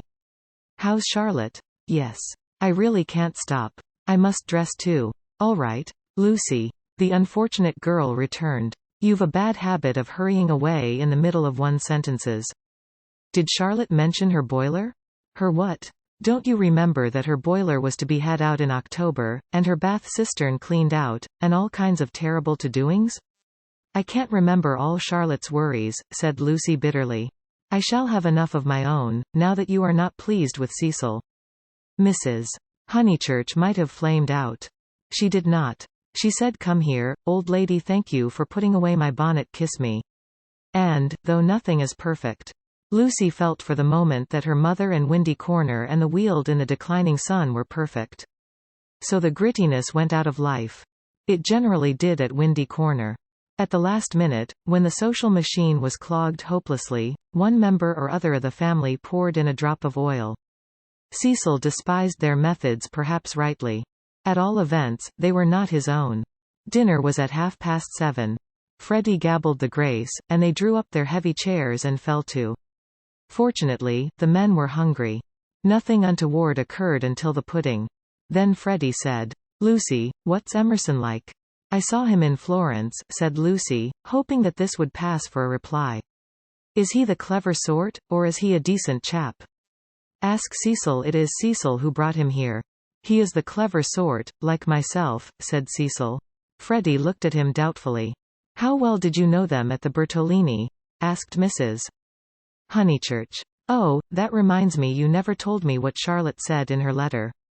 One thing and another, said Lucy, wondering whether she would get through the meal without a lie. Among other things, that an awful friend of hers had been bicycling through Summer Street, wondered if she'd come up and see us, and mercifully didn't. Lucy, I do call the way you talk unkind. She was a novelist, said Lucy craftily. The remark was a happy one, for nothing roused Mrs. Honeychurch so much as literature in the hands of females. She would abandon every topic to inveigh against those women who instead of minding their houses and their children seek notoriety by print. Her attitude was, if books must be written, let them be written by men, and she developed it at great length, while Cecil yawned and Freddie played at this year, next year, now. Never, with his plumstones, and Lucy artfully fed the flames of her mother's wrath. But soon the conflagration died down, and the ghosts began to gather in the darkness. There were too many ghosts about. The original ghost, that touch of lips on her cheek, had surely been laid long ago. It could be nothing to her that a man had kissed her on a mountain once. But it had begotten a spectral family. Mr. Harris, Miss Bartlett's letter, Mr. I tore the thing up. Beebe's memories of violets and one or other of these was bound to haunt her before Cecil's very eyes. It was Miss Bartlett who returned now, and with appalling vividness. Didn't she say how she was? How does she sound? Cheerful? Oh, yes, I suppose so. No, not very cheerful, I suppose. Then, depend upon it, it is the boiler. I know myself how water preys upon one's mind. I would rather anything else, even a misfortune with the meat. Cecil laid his hand over his eyes. So would I, asserted Freddie, backing his mother up, backing up the spirit of her remark rather than the substance. And I have been thinking, she added rather nervously. Surely we could squeeze Charlotte in here next week, and give her a nice holiday while the plumbers at Tunbridge Wells finish. I have not seen poor Charlotte for so long. It was more than her nerves could stand. And she could not protest violently after her mother's goodness to her upstairs. Mother, no, she pleaded. It's impossible. We can't have Charlotte on the top of the other things we're squeezed to death as it is. Freddie's got a friend coming Tuesday, there's Cecil, and you've promised to take in Minnie BB because of the diphtheria scare. It simply can't be done. Nonsense. It can. If Minnie sleeps in the bath. Not otherwise. Minnie can sleep with you. I won't have her. Then, if you're so selfish, Mr. Floyd must share a room with Freddie. Miss Bartlett, Miss Bartlett, Miss Bartlett, moaned Cecil, again laying his hand over his eyes. Alas. The truth is, dear, you don't like Charlotte. No, I don't. And no more does Cecil. She gets on our nerves. You haven't seen her lately, and don't realize how tiresome she can be, though so good. So please, Mother, don't worry us this last summer but spoil us by not asking her to come. Here, here, said Cecil. Mrs. Honeychurch, with more gravity than usual, and with more feeling than she usually permitted herself, replied, this isn't very kind of you too. You have each other and all these woods to walk in, so full of beautiful things, and poor Charlotte has only the water turned off and plumbers. You are young, dears, and however clever young people are, and however many books they read, they will never guess what it feels like to grow old. Cecil crumbled his bread. I must say Cousin Charlotte was very kind to me that year I called on my bike, put in Freddie. She thanked me for coming till I felt like such a fool, and fussed round no end to get an egg boiled for my tea just right. I know, dear. She is kind to everyone, and yet Lucy makes this difficulty when we try to give her some little return. But Lucy hardened her heart. It was no good being kind to Miss Bartlett. She had tried herself too often and too recently. One might lay up treasure in heaven by the attempt, but one enriched neither Miss Bartlett nor anyone else upon earth. She was reduced to saying, I can't help it, Mother. I don't like Charlotte. I admit it's horrid of me. From your own account, you told her as much. The ghosts were returning, they filled Italy, they were even usurping the places she had known as a child. The sacred lake would never be the same again, and, on Sunday week, something would even happen to Windy Corner. How would she fight against ghosts? For a moment the visible world faded away, and memories and emotions alone seemed real. I suppose Miss Bartlett must come, since she boils eggs so well, said Cecil, who was in rather a happier frame of mind, thanks to the admirable cooking. I didn't mean the egg was well boiled, corrected Freddie, because in point of fact she forgot to take it off, and as a matter of fact I don't care for eggs. I only meant how jolly kind she seemed. Cecil frowned again. Oh, these Honeychurches. Eggs, boilers, hydrangeas, maids of such were their lives compact. May me and Lucy get down from our chairs? He asked, with scarcely veiled insolence. We don't want no dessert.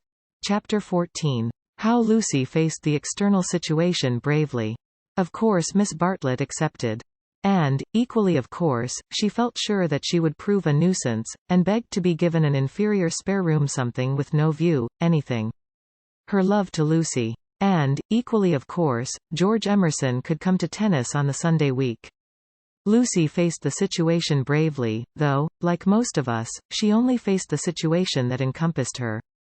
She never gazed inwards. If at times strange images rose from the depths, she put them down to nerves. When Cecil brought the Emersons to Summer Street, it had upset her nerves. Charlotte would burnish up past foolishness, and this might upset her nerves. She was nervous at night. When she talked to George, they met again almost immediately at the rectory. His voice moved her deeply, and she wished to remain near him. How dreadful if she really wished to remain near him. Of course, the wish was due to nerves, which love to play such perverse tricks upon us. Once she had suffered from things that came out of nothing and meant she didn't know what. Now Cecil had explained psychology to her one wet afternoon, and all the troubles of youth in an unknown world could be dismissed.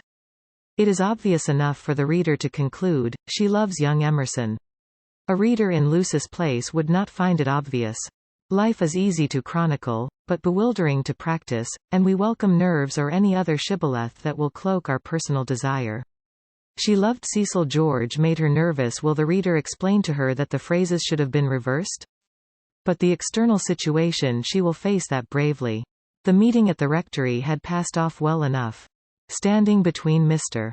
Beebe and Cecil, she had made a few temperate allusions to Italy, and George had replied. She was anxious to show that she was not shy, and was glad that he did not seem shy either. "A nice fellow," said Mr. Beebe afterwards. "He will work off his crudities in time. I rather mistrust young men who slip into life gracefully." Lucy said, "He seems in better spirits. He laughs more." "Yes," replied the clergyman. "He is waking up." That was all. But, as the week wore on, more of her defences fell, and she entertained an image that had physical beauty. In spite of the clearest directions, Miss Bartlett contrived to bungle her arrival. She was due at the southeastern station at Dorking, whither Mrs. Honeychurch drove to meet her. She arrived at the London and Brighton station, and had to hire a cab up. No one was at home except Freddie and his friend, who had to stop their tennis and to entertain her for a solid hour. Cecil and Lucy turned up at 4 o'clock, and these, with little Minnie Beebe, made a somewhat lugubrious sextet upon the upper lawn for tea. "I shall never forgive myself," said Miss Bartlett, who kept on rising from her seat, and had to be begged by the United Company to remain. "I have upset everything. Bursting in on young people. But I insist on paying for my cab up. Grant that, at any rate. Our visitors never do such dreadful things," said Lucy, while her brother, in whose memory the boiled egg had already grown unsubstantial, exclaimed in irritable tones, "Just what I've been trying to convince Cousin Charlotte of, Lucy, for the last half-hour." "I do not feel myself an ordinary visitor," said Miss Bartlett, and looked at her frayed glove. "All right, if you'd really rather. 5 shillings, and I gave a bob to the driver." Miss Bartlett looked in her purse. Only sovereigns and pennies. Could anyone give her change? Freddie had half a quid and his friend had 4 half-crowns. Miss Bartlett accepted their moneys and then said, "But who am I to give the sovereign to?" "Let's leave it all till Mother comes back," suggested Lucy. "No, dear, your mother may take quite a long drive now that she is not hampered with me. We all have our little foibles, and mine is the prompt settling of accounts." Here Freddie's friend, Mr. Floyd, made the one remark of his that need be quoted. He offered to toss Freddie for Miss Bartlett's quid. A solution seemed in sight, and even Cecil, who had been ostentatiously drinking his tea at the View, felt the eternal attraction of chance, and turned round. But this did not do, either. "Please, please, I know I am a sad spoil sport, but it would make me wretched. I should practically be robbing the one who lost." "Freddie owes me 15 shillings, interposed Cecil. "So it will work out right if you give the pound to me." 15 shillings, said Miss Bartlett dubiously. "How is that, Mr. Vice?" "Because, don't you see, Freddie paid your cab. Give me the pound, and we shall avoid this deplorable gambling." Miss Bartlett, who was poor at figures, became bewildered and rendered up the sovereign, amidst the suppressed gurgles of the other youths. For a moment Cecil was happy. He was playing at nonsense among his peers. Then he glanced at Lucy, in whose face petty anxieties had marred the smiles. In January he would rescue his Leonardo from this stupefying twaddle. "But I don't see that," exclaimed Minnie Beebe, who had narrowly watched the iniquitous transaction. "I don't see why Mr. Vice is to have the quid." "Because of the 15 shillings and the 5, they said solemnly. 15 shillings and 5 shillings make £1, you see. But I don't see. They tried to stifle her with cake. No, thank you. I'm done. I don't see why Freddie, don't poke me. Miss Honeychurch, your brother's hurting me. Ow. What about Mr. Floyd's 10 shillings? Ow. No, I don't see, and I never shall see why Miss What's-her-name shouldn't pay that bob for the driver." "I had forgotten the driver," said Miss Bartlett, reddening. "Thank you, dear, for reminding me. A shilling, was it? Can anyone give me change for half a crown?" "I'll get it," said the young hostess, rising with decision. "Cecil, give me that sovereign." "No, give me up that sovereign. I'll get Euphemia to change it, and we'll start the whole thing again from the beginning." "Lucy, Lucy, what a nuisance I am," protested Miss Bartlett, and followed her across the lawn. Lucy tripped ahead, simulating hilarity. When they were out of earshot, Miss Bartlett stopped her wails and said quite briskly, "Have you told him about him yet?" "No, I haven't," replied Lucy, and then could have bitten her tongue for understanding so quickly what her cousin meant. "Let me see a sovereign's worth of silver." She escaped into the kitchen. Miss Bartlett's sudden transitions were too uncanny. It sometimes seemed as if she planned every word she spoke or caused to be spoken. As if all this worry about cabs and change had been a ruse to surprise the soul. "No, I haven't told Cecil or anyone," she remarked, when she returned. "I promised you I shouldn't. Here is your money, all shillings, except 2 half-crowns.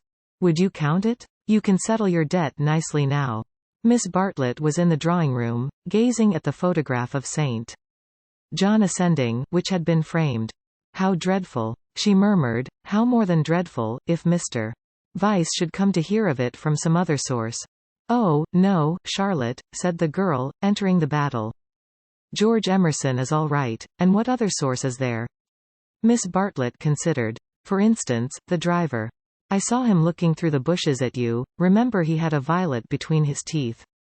Lucy shuddered a little. "We shall get the silly affair on our nerves if we aren't careful. How could a Florentine cab driver ever get hold of Cecil? We must think of every possibility." "Oh, it's all right. Or perhaps old Mr. Emerson knows. In fact, he is certain to know. I don't care if he does. I was grateful to you for your letter, but even if the news does get round, I think I can trust Cecil to laugh at it." To contradict it? No, to laugh at it. But she knew in her heart that she could not trust him, for he desired her untouched. "Very well, dear, you know best. Perhaps gentlemen are different to what they were when I was young. Ladies are certainly different. Now, Charlotte." She struck at her playfully. "You kind, anxious thing. What would you have me do? First you say, 'Don't tell,' and then you say, 'Tell.' Which is it to be? Quick." Miss Bartlett sighed. "I am no match for you in conversation, dearest. I blush when I think how I interfered at Florence, and you so well able to look after yourself, and so much cleverer in all ways than I am. You will never forgive me. Shall we go out, then? They will smash all the china if we don't." For the air rang with the shrieks of Minnie, who was being scalped with a teaspoon. "Dear, one moment, we may not have this chance for a chat again. Have you seen the young one yet?" "Yes, I have." "What happened?" "We met at the rectory." "What line is he taking up?" "No line. He talked about Italy, like any other person. It is really all right. What advantage would he get from being a cad, to put it bluntly? I do wish I could make you see it my way. He really won't be any nuisance, Charlotte. Once a cad, always a cad. That is my poor opinion." Lucy paused. "Cecil said one day, and I thought it so profound, that there are 2 kinds of cads, the conscious and the subconscious." She paused again, to be sure of doing justice to Cecil's profundity. Through the window she saw Cecil himself, turning over the pages of a novel. It was a new one from Smith's library. Her mother must have returned from the station. "Once a cad, always a cad," droned Miss Bartlett. "What I mean by subconscious is that Emerson lost his head. I fell into all those violets, and he was silly and surprised. I don't think we ought to blame him very much. It makes such a difference when you see a person with beautiful things behind him unexpectedly. It really does. It makes an enormous difference, and he lost his head. He doesn't admire me, or any of that nonsense, one straw. Freddie rather likes him, and has asked him up here on Sunday, so you can judge for yourself. He has improved. He doesn't always look as if he's going to burst into tears. He is a clerk in the general manager's office at one of the big railways, not a porter. And runs down to his father for weekends. Papa was to do with journalism, but is rheumatic and has retired. There. Now for the garden." She took hold of her guest by the arm. "Suppose we don't talk about this silly Italian business any more. We want you to have a nice restful visit at Windy Corner, with no writing." Chapter 15. The Disaster Within. The Sunday after Miss Bartlett's arrival was a glorious day, like most of the days of that year. In the Weald, autumn approached, breaking up the green monotony of summer. Touching the parks with the grey bloom of mist, the beech trees with russet, the oak trees with gold. Up on the heights, battalions of black pines witnessed the change, themselves unchangeable. Either country was spanned by a cloudless sky, and in either arose the tinkle of church bells. The garden of Windy Corners was deserted except for a redbook, which lay sunning itself upon the gravel path. From the house came incoherent sounds, as of females preparing for worship. "The men say they won't go well. I don't blame them," Minnie says. "Need she go?" "Tell her, no. Nonsense, Anne. Mary. Hook me behind. Dearest Lucia, may I trespass upon you for a pin?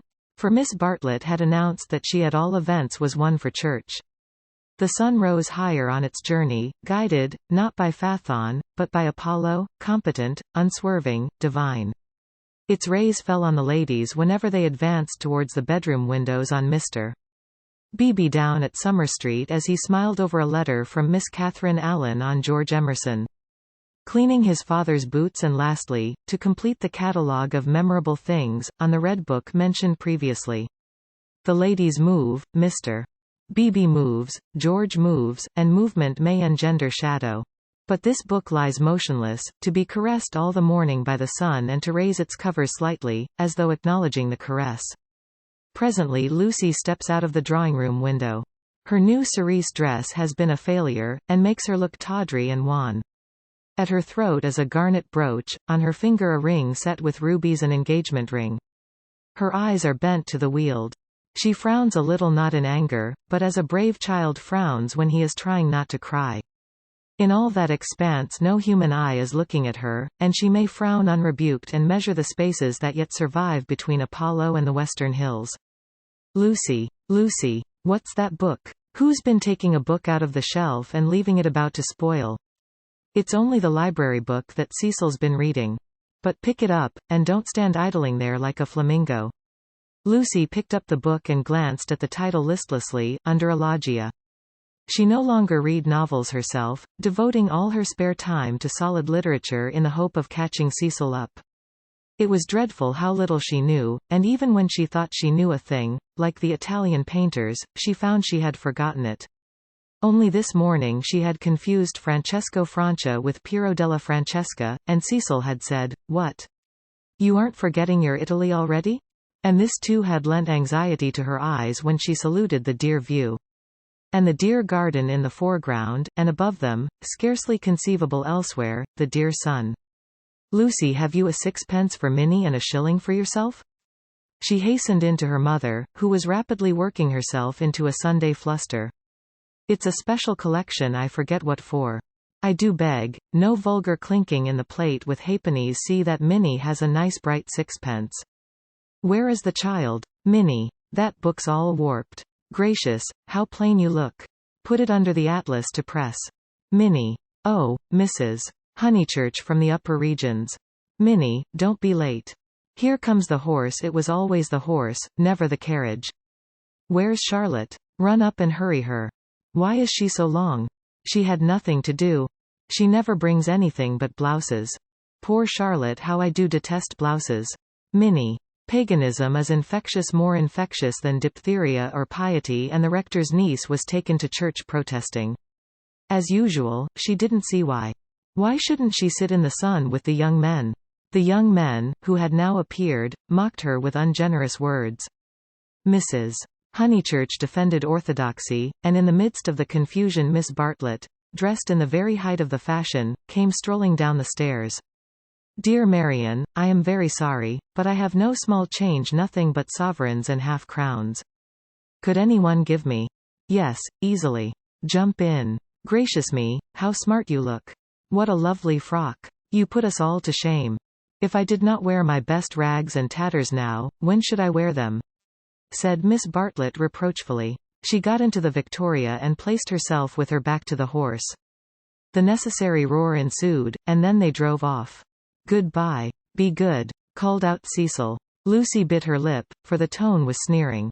On the subject of church and so on they had had rather an unsatisfactory conversation. He had said that people ought to overhaul themselves, and she did not want to overhaul herself. She did not know it was done. Honest orthodoxy Cecil respected, but he always assumed that honesty is the result of a spiritual crisis. He could not imagine it as a natural birthright, that might grow heavenward like flowers. All that he said on this subject pained her, though he exuded tolerance from every pore. Somehow the Emersons were different. She saw the Emersons after church. There was a line of carriages down the road, and the Honeychurch vehicle happened to be opposite Sissy Villa. To save time, they walked over the green to it, and found father and son smoking in the garden. "Introduce me," said her mother. "Unless the young man considers that he knows me already. He probably did, but Lucy ignored the sacred lake and introduced them formally. Old Mr. Emerson claimed her with much warmth, and said how glad he was that she was going to be married. She said yes, she was glad too, and then, as Miss Bartlett and Minnie were lingering behind with Mr. Beebe, she turned the conversation to a less disturbing topic, and asked him how he liked his new house. Very much, he replied, but there was a note of offense in his voice she had never known him offended before. He added, we find, though, that the Miss Allens were coming, and that we have turned them out. Women mind such a thing. I am very much upset about it. I believe that there was some misunderstanding, said Mrs. Honeychurch uneasily. Our landlord was told that we should be a different type of person, said George, who seemed disposed to carry the matter further. He thought we should be artistic. He is disappointed. And I wonder whether we ought to write to the Miss Allens and offer to give it up. What do you think? He appealed to Lucy. Oh, stop now, you have come, said Lucy lightly. She must avoid censuring Cecil. For it was on Cecil that the little episode turned, though his name was never mentioned. So George says. He says that the Miss Allens must go to the wall. Yet it does seem so unkind. There is only a certain amount of kindness in the world, said George, watching the sunlight flash on the panels of the passing carriages. Yes, exclaimed Mrs. Honeychurch. That's exactly what I say. Why all this twiddling and twaddling over two Miss Allens? There is a certain amount of kindness, just as there is a certain amount of light, he continued in measured tones. We cast a shadow on something wherever we stand, and it is no good moving from place to place to save things because the shadow always follows. Choose a place where you won't do harm, yes, choose a place where you won't do very much harm, and stand in it for all you are worth, facing the sunshine. Oh, Mr. Emerson, I see you're clever. Eh? I see you're going to be clever. I hope you didn't go behaving like that to poor Freddie. George's eyes laughed, and Lucy suspected that he and her mother would get on rather well. No, I didn't, he said. He behaved that way to me. It is his philosophy. Only he starts life with it, and I have tried the note of interrogation first. What do you mean? No, never mind what you mean. Don't explain. He looks forward to seeing you this afternoon. Do you play tennis? Do you mind tennis on Sunday? George mind tennis on Sunday. George, after his education, distinguish between Sunday. Very well, George doesn't mind tennis on Sunday. No more do I. That's settled. Mr. Emerson, if you could come with your son we should be so pleased. He thanked her, but the walk sounded rather far. He could only potter about in these days. She turned to George, and then he wants to give up his house to the Miss Allens. I know, said George, and put his arm round his father's neck. The kindness that Mr. Beebe and Lucy had always known to exist in him came out suddenly, like sunlight. Touching a vast landscape, a touch of the morning sun? She remembered that in all his perversities he had never spoken against affection. Miss Bartlett approached. You know our cousin, Miss Bartlett, said Mrs. Honeychurch pleasantly. You met her with my daughter in Florence. Yes, indeed, said the old man, and made as if he would come out of the garden to meet the lady. Miss Bartlett promptly got into the Victoria. Thus entrenched, she emitted a formal bow. It was the pension Bertolini again, the dining table with the decanters of water and wine. It was the old battle of the room with the view. George did not respond to the bow. Like any boy, he blushed and was ashamed. He knew that the chaperon remembered. He said, I'll come up to tennis if I can manage it, and went into the house. Perhaps anything that he did would have pleased Lucy, but his awkwardness went straight to her heart. Men were not gods after all. But as human and as clumsy as girls, even men might suffer from unexplained desires, and need help. To one of her upbringing, and of her destination, the weakness of men was a truth unfamiliar. But she had surmised it at Florence, when George threw her photographs into the River Arno. George, don't go, cried his father, who thought it a great treat for people if his son would talk to them. George has been in such good spirits today, and I am sure he will end by coming up this afternoon. Lucy caught her cousin's eye. Something in its mute appeal made her reckless. Yes, she said, raising her voice, I do hope he will. Then she went to the carriage and murmured, the old man hasn't been told. I knew it was all right. Mrs. Honeychurch followed her, and they drove away. Satisfactory that Mr. Emerson had not been told of the Florence escapade, yet Lucy's spirits should not have leapt up as if she had sighted the ramparts of heaven. Satisfactory, yet surely she greeted it with disproportionate joy. All the way home the horse's hoofs sang a tune to her. He has not told, he has not told. Her brain expanded the melody. He has not told his Father to whom he tells all things. It was not an exploit. He did not laugh at me when I had gone. She raised her hand to her cheek. He does not love me. No. How terrible if he did. But he has not told. He will not tell. She longed to shout the words, "It is all right. It's a secret between us two forever. Cecil will never hear." She was even glad that Miss Bartlett had made her promise. Secrecy, that last dark evening at Florence, when they had knelt packing in his room. The secret, big or little, was guarded. Only 3 English people knew of it in the world. Thus she interpreted her joy. She greeted Cecil with unusual radiance, because she felt so safe. As he helped her out of the carriage, she said, "The Emersons have been so nice. George Emerson has improved enormously." "How are my protégés?" asked Cecil, who took no real interest in them, and had long since forgotten his resolution to bring them to Windy Corner for educational purposes. "Protégés," she exclaimed with some warmth. For the only relationship which Cecil conceived was feudal, that of protector and protected. He had no glimpse of the comradeship after which the girl's soul yearned. "You shall see for yourself how your protégés are. George Emerson is coming up this afternoon. He is a most interesting man to talk to. Only don't," she nearly said, "don't protect him." But the bell was ringing for lunch, and, as often happened, Cecil had paid no great attention to her remarks. Charm, not argument, was to be her forte. Lunch was a cheerful meal. Generally Lucy was depressed at meals. Someone had to be soothed, either Cecil or Miss Bartlett, or a being not visible to the mortal. A being who whispered to her soul, "It will not last, this cheerfulness. In January you must go to London to entertain the grandchildren of celebrated men." But today she felt she had received a guarantee. Her mother would always sit there, her brother here. The sun, though it had moved a little since the morning, would never be hidden behind the western hills. After luncheon they asked her to play.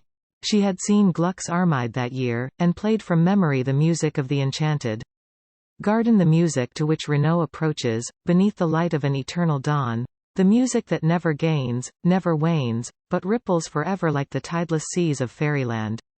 Such music is not for the piano, and her audience began to get restive, and Cecil, sharing the discontent, called out, "Now play us the other garden, the one in Parsifal." She closed the instrument. "Not very dutiful," said her mother's voice. Fearing that she had offended Cecil, she turned quickly round. There George was. He had crept in without interrupting her. "Oh, I had no idea," she exclaimed, getting very red, and then, without a word of greeting, she reopened the piano. Cecil should have the Parsifal, and anything else that he liked. "Our performer has changed her mind," said Miss Bartlett, perhaps implying, she will play the music to Mr. Emerson. Lucy did not know what to do, nor even what she wanted to do. She played a few bars of the Flower Maiden song very badly, and then she stopped.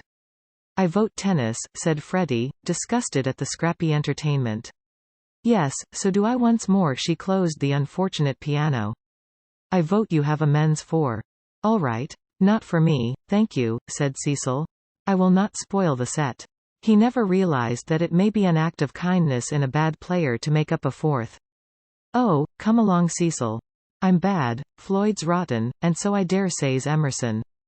George corrected him. "I am not bad." One looked down one's nose at this. "Then certainly I won't play," said Cecil, while Miss Bartlett, under the impression that she was snubbing George, added, "I agree with you, Mr. Vice. You had much better not play. Much better not." Minnie, rushing in where Cecil feared to tread, announced that she would play. "I shall miss every ball anyway, so what does it matter?" But Sunday intervened and stamped heavily upon the kindly suggestion. "Then it will have to be Lucy," said Mrs. Honeychurch. "You must fall back on Lucy. There is no other way out of it. Lucy, go and change your frock." Lucy's Sabbath was generally of this amphibious nature. She kept it without hypocrisy in the morning, and broke it without reluctance in the afternoon. As she changed her frock, she wondered whether Cecil was sneering at her. Really, she must overhaul herself and settle everything up before she married him. Mr. Floyd was her partner. She liked music, but how much better tennis seemed. How much better to run about in comfortable clothes than to sit at the piano and feel girt under the arms. Once more music appeared to her the employment of a child. George served, and surprised her by his anxiety to win. She remembered how he had sighed among the tombs at Santa Croce because things wouldn't fit how after the death of that obscure Italian. He had leant over the parapet by the Arno and said to her, "I shall want to live, I tell you." He wanted to live now, to win at tennis, to stand for all he was worth in the sun which had begun to decline and was shining in her eyes, and he did win. Ah, how beautiful the Weald looked. The hills stood out above its radiance, as Fiesole stands above the Tuscan plain, and the South Downs, if one chose, were the mountains of Carrara. She might be forgetting her Italy, but she was noticing more things in her England.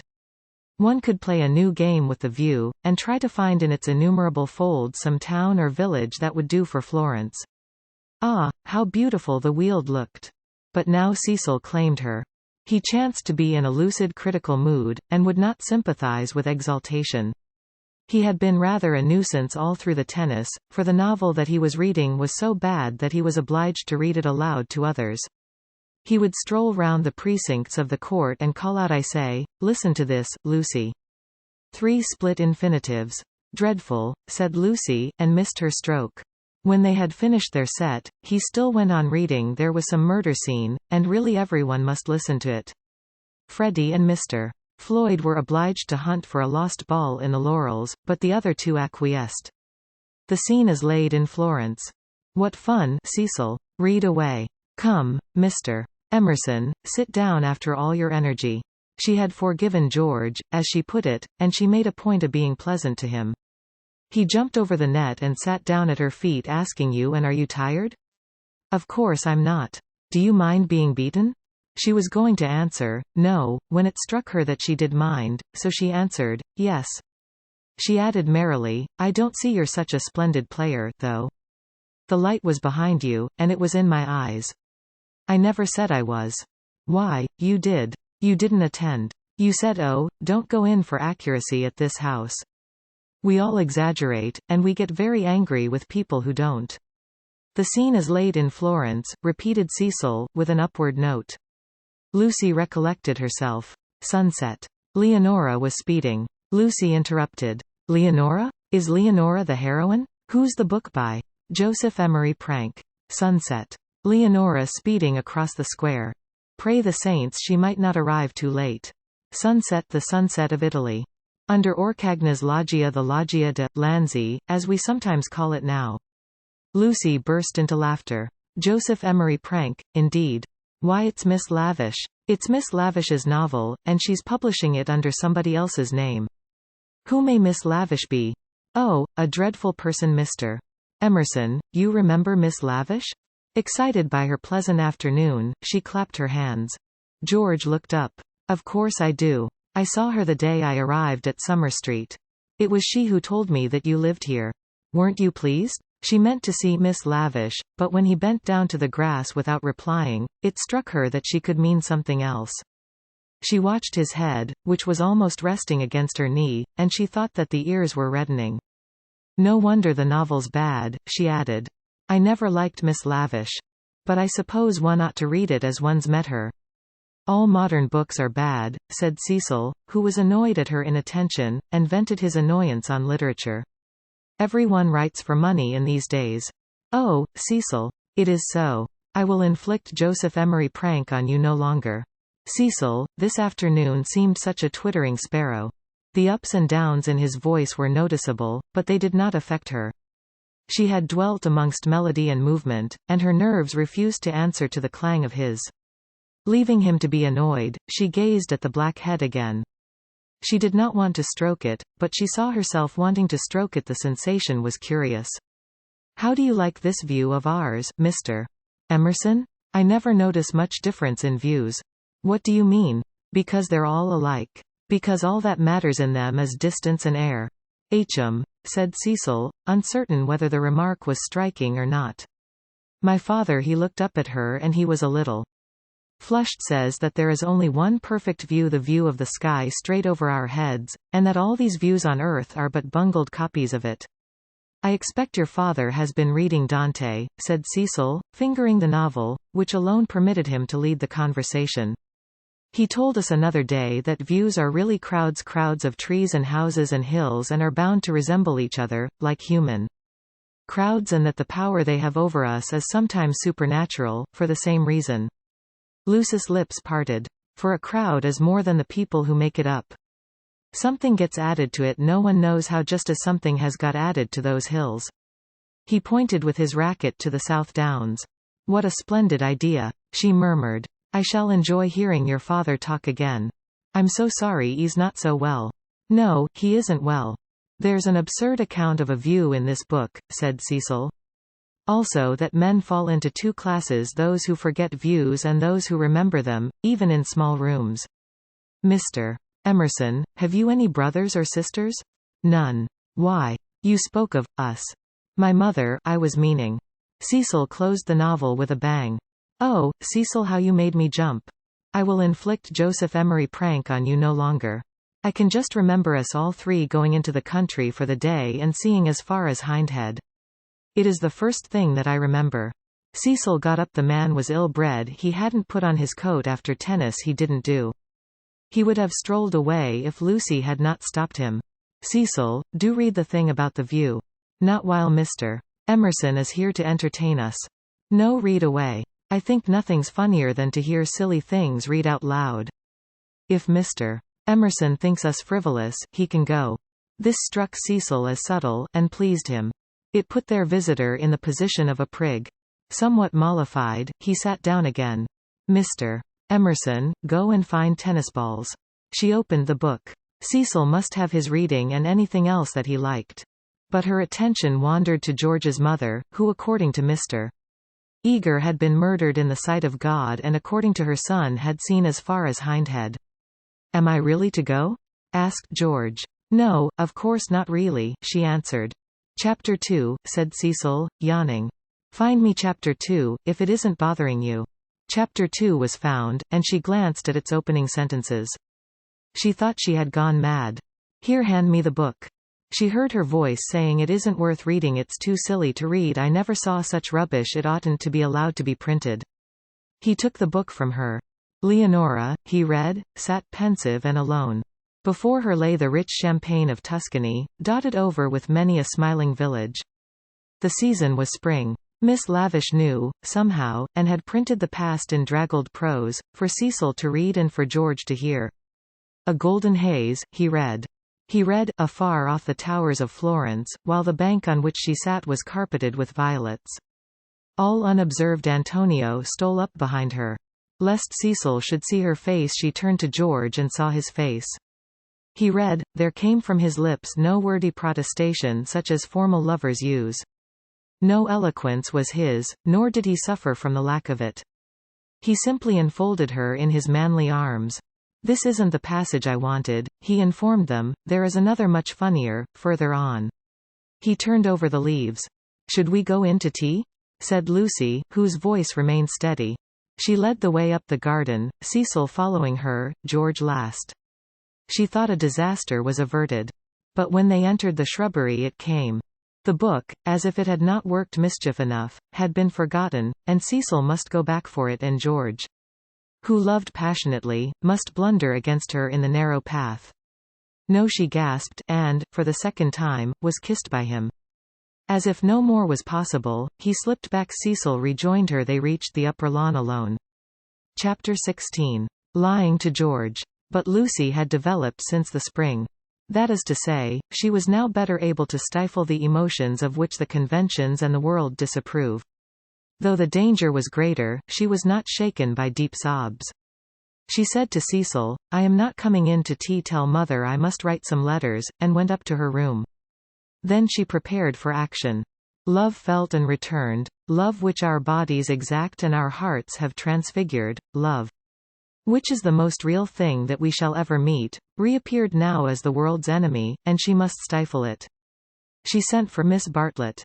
The contest lay not between love and duty. Perhaps there never is such a contest.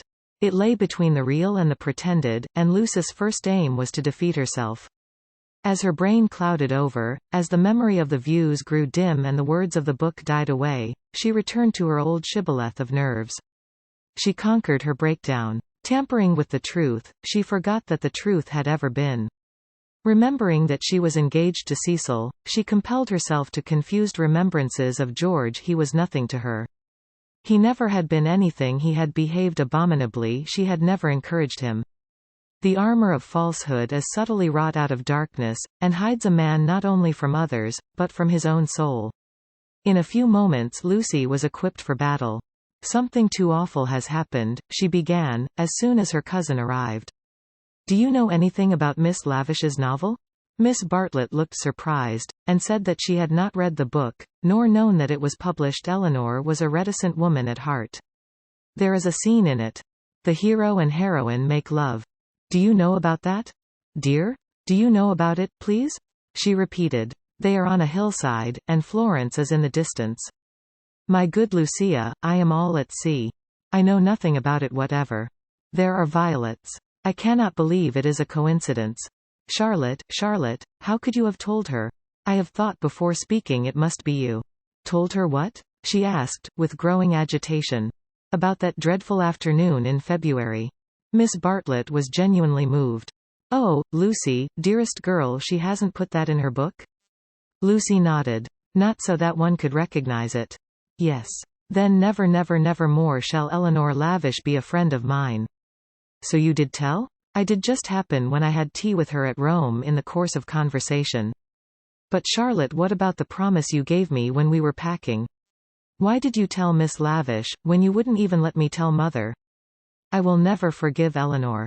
She has betrayed my confidence. Why did you tell her, though? This is a most serious thing. Why does anyone tell anything? The question is eternal, and it was not surprising that Miss Bartlett should only sigh faintly in response.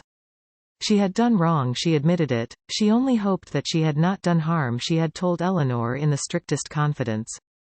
Lucy stamped with irritation. Cecil happened to read out the passage aloud to me and to Mr. Emerson. It upset Mr. Emerson and he insulted me again. Behind Cecil's back. Ah! Is it possible that men are such brutes? Behind Cecil's back as we were walking up the garden. Miss Bartlett burst into self-accusations and regrets. What is to be done now? Can you tell me? Oh, Lucy, I shall never forgive myself, never to my dying day. Fancy if your prospects. I know, said Lucy, wincing at the word. I see now why you wanted me to tell Cecil, and what you meant by some other source. You knew that you had told Miss Lavish, and that she was not reliable. It was Miss Bartlett's turn to wince. However, said the girl, despising her cousin's shiftiness, what's done's done. You have put me in a most awkward position. How am I to get out of it? Miss Bartlett could not think. The days of her energy were over. She was a visitor, not a chaperone, and a discredited visitor at that. She stood with clasped hands while the girl worked herself into the necessary rage. That man must have such a setting down that he won't forget. And who's to give it him? I can't tell Mother now owing to you. Nor Cecil, Charlotte, owing to you. I am caught up every way. I think I shall go mad. I have no one to help me. That's why I've sent for you. What's wanted is a man with a whip. Miss Bartlett agreed. One wanted a man with a whip. Yes, but it's no good agreeing. What's to be done? We women go maundering on. What does a girl do when she comes across a cad? I always said he was a cad, dear. Give me credit for that, at all events. From the very first moment when he said his father was having a bath. Oh, bother the credit and who's been right or wrong. We've both made a muddle of it. George Emerson is still down the garden there, and is he to be left unpunished, or isn't he? I want to know. Miss Bartlett was absolutely helpless. Her own exposure had unnerved her, and thoughts were colliding painfully in her brain. She moved feebly to the window, and tried to detect the cad's white flannels among the laurels. You were ready enough at the Bertolini when you rushed me off to Rome. Can't you speak again to him now? Willingly would I move heaven and earth. I want something more definite, said Lucy contemptuously. Will you speak to him? It is the least you can do, surely, considering it all happened because you broke your word. Never again shall Eleanor Lavish be a friend of mine. Really, Charlotte was outdoing herself. Yes or no, please, yes or no. It is the kind of thing that only a gentleman can settle. George Emerson was coming up the garden with a tennis ball in his hand. Very well, said Lucy, with an angry gesture. No one will help me. I will speak to him myself. And immediately she realized that this was what her cousin had intended all along. Hello, Emerson, called Freddie from below. Found the lost ball? Good man. Want any tea? And there was an eruption from the house onto the terrace. Oh, Lucy, but that is brave of you. I admire you. They had gathered round George, who beckoned, she felt, over the rubbish, the sloppy thoughts, the furtive yearnings that were beginning to cumber her soul. Her anger faded at the sight of him. Ah, the Emersons were fine people in their way. She had to subdue a rush in her blood before saying, Freddie has taken him into the dining room. The others are going down the garden. Come. Let us get this over quickly. Come. I want you in the room, of course. Lucy, do you mind doing it? How can you ask such a ridiculous question? Poor Lucy, she stretched out her hand. I seem to bring nothing but misfortune wherever I go. Lucy nodded. She remembered their last evening at Florence, the packing, the candle, the shadow of Miss Bartlett's toque on the door. She was not to be trapped by pathos a second time. Eluding her cousin's caress, she led the way downstairs. Try the jam, Freddie was saying. The jam's jolly good. George, looking big and disheveled, was pacing up and down the dining room.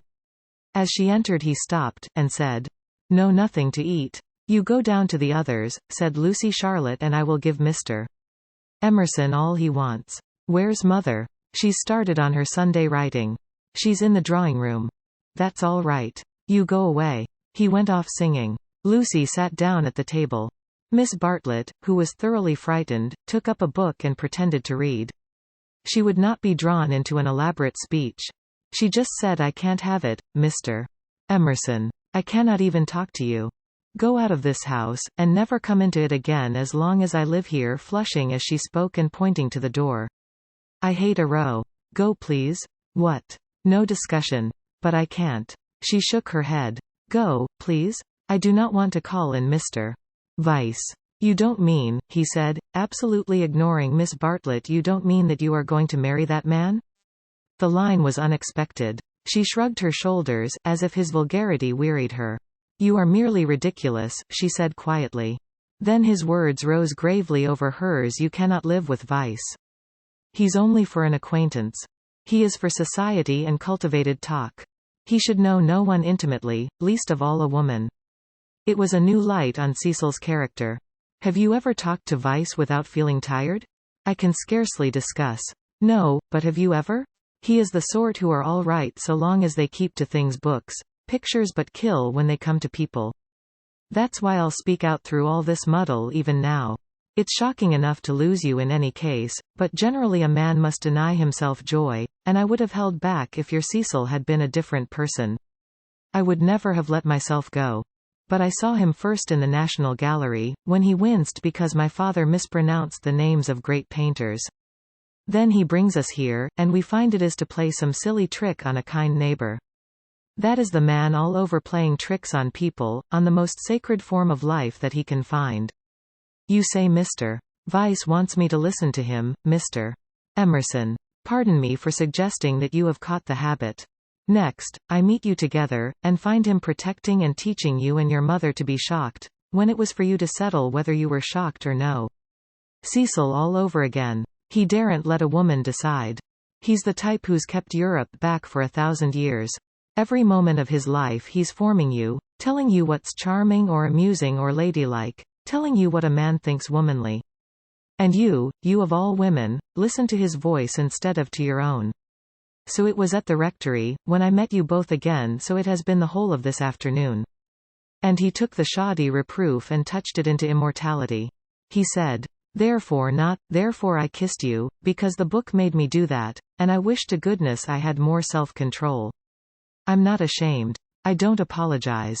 But it has frightened you, and you may not have noticed that I love you.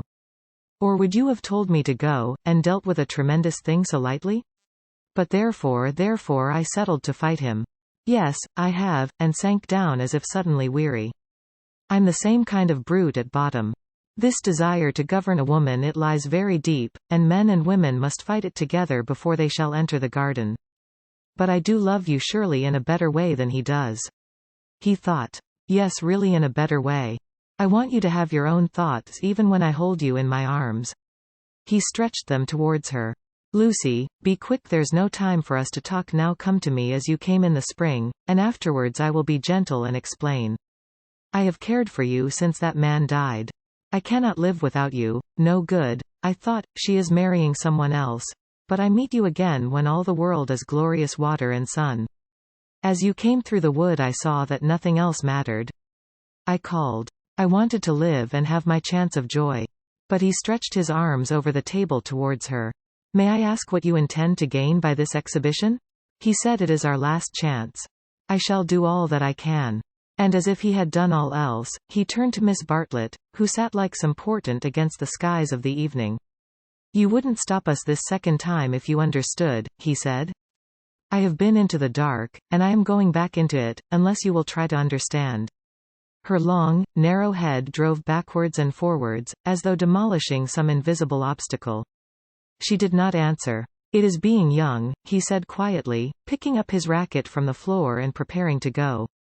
It is being certain that Lucy cares for me really. It is that love and youth matter intellectually. In silence the two women watched him.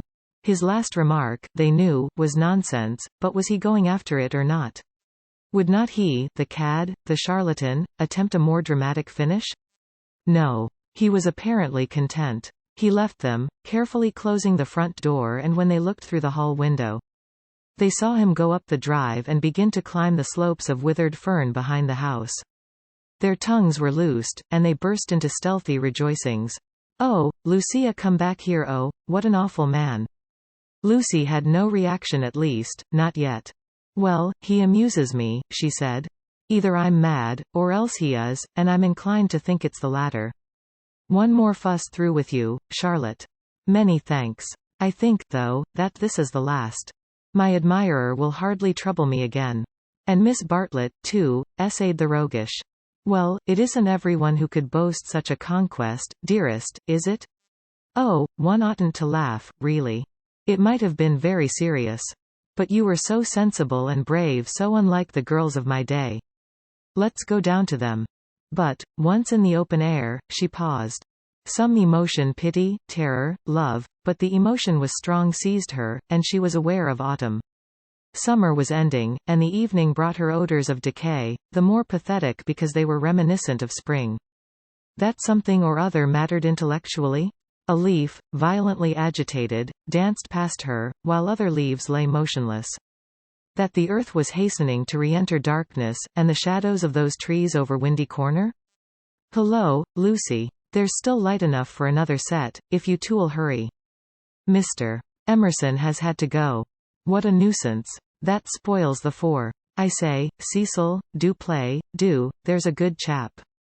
It's Floyd's last day. Do play tennis with us, just this once.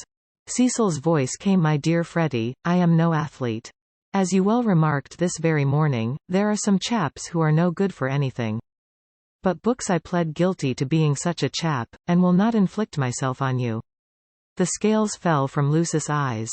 How had she stood Cecil for a moment? He was absolutely intolerable, and the same evening she broke off her engagement. Chapter 17. Lying to Cecil. He was bewildered. He had nothing to say. He was not even angry, but stood, with a glass of whiskey between his hands, trying to think what had led her to such a conclusion. She had chosen the moment before bed, when, in accordance with their bourgeois habit, she always dispensed drinks to the men. Freddie and Mr. Floyd were sure to retire with their glasses, while Cecil invariably lingered, sipping at his while she locked up the sideboard. I am very sorry about it, she said. I have carefully thought things over. We are too different. I must ask you to release me, and try to forget that there ever was such a foolish girl. It was a suitable speech, but she was more angry than sorry, and her voice showed it. Different how? I haven't had a really good education, for one thing, she continued, still on her knees by the sideboard. My Italian trip came too late, and I am forgetting all that I learnt there. I shall never be able to talk to your friends, or behave as a wife of yours should. I don't understand you. You aren't like yourself. You're tired, Lucy. Tired, she retorted, kindling at once. That is exactly like you. You always think women don't mean what they say. Well, you sound tired, as if something has worried you. What if I do? It doesn't prevent me from realizing the truth. I can't marry you, and you will thank me for saying so someday. You had that bad headache yesterday, all right, for she had exclaimed indignantly. I see it's much more than headaches. But give me a moment's time. He closed his eyes. You must excuse me if I say stupid things, but my brain has gone to pieces. Part of it lives 3 minutes back, when I was sure that you loved me, and the other part one find it difficult. I am likely to say the wrong thing. It struck her that he was not behaving so badly, and her irritation increased. She again desired a struggle, not a discussion. To bring on the crisis, she said. There are days when one sees clearly, and this is one of them. Things must come to a breaking point sometime, and it happens to be today. If you want to know, quite a little thing decided me to speak to you when you wouldn't play tennis with Freddie. I never do play tennis, said Cecil, painfully bewildered. I never could play. I don't understand a word you say. You can play well enough to make up a 4. I thought it abominably selfish of you. No, I can't. Well, never mind the tennis. Why couldn't you have warned me if you felt anything wrong? You talked of our wedding at lunch at least, you let me talk. I knew you wouldn't understand, said Lucy quite crossly. I might have known there would have been these dreadful explanations. Of course, it isn't the tennis that was only the last straw to all I have been feeling for weeks. Surely it was better not to speak until I felt certain. She developed this position. Often before I have wondered if I was fitted for your wife, for instance, in London. And are you fitted to be my husband? I don't think so. You don't like Freddie, nor my mother. There was always a lot against our engagement, Cecil, but all our relations seemed pleased, and we met so often, and it was no good mentioning it until all things came to a point.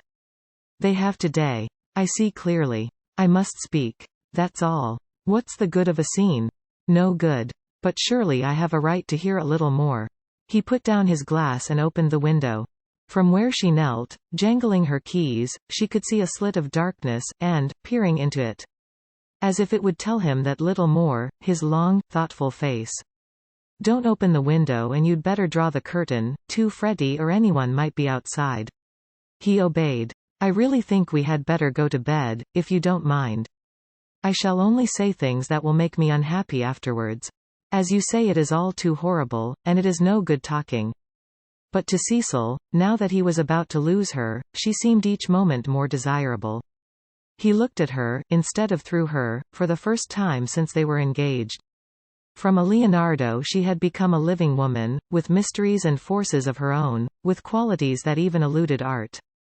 His brain recovered from the shock, and, in a burst of genuine devotion, he cried, "But I love you, and I did think you loved me." "I did not," she said. "I thought I did at first. I am sorry, and ought to have refused you this last time, too."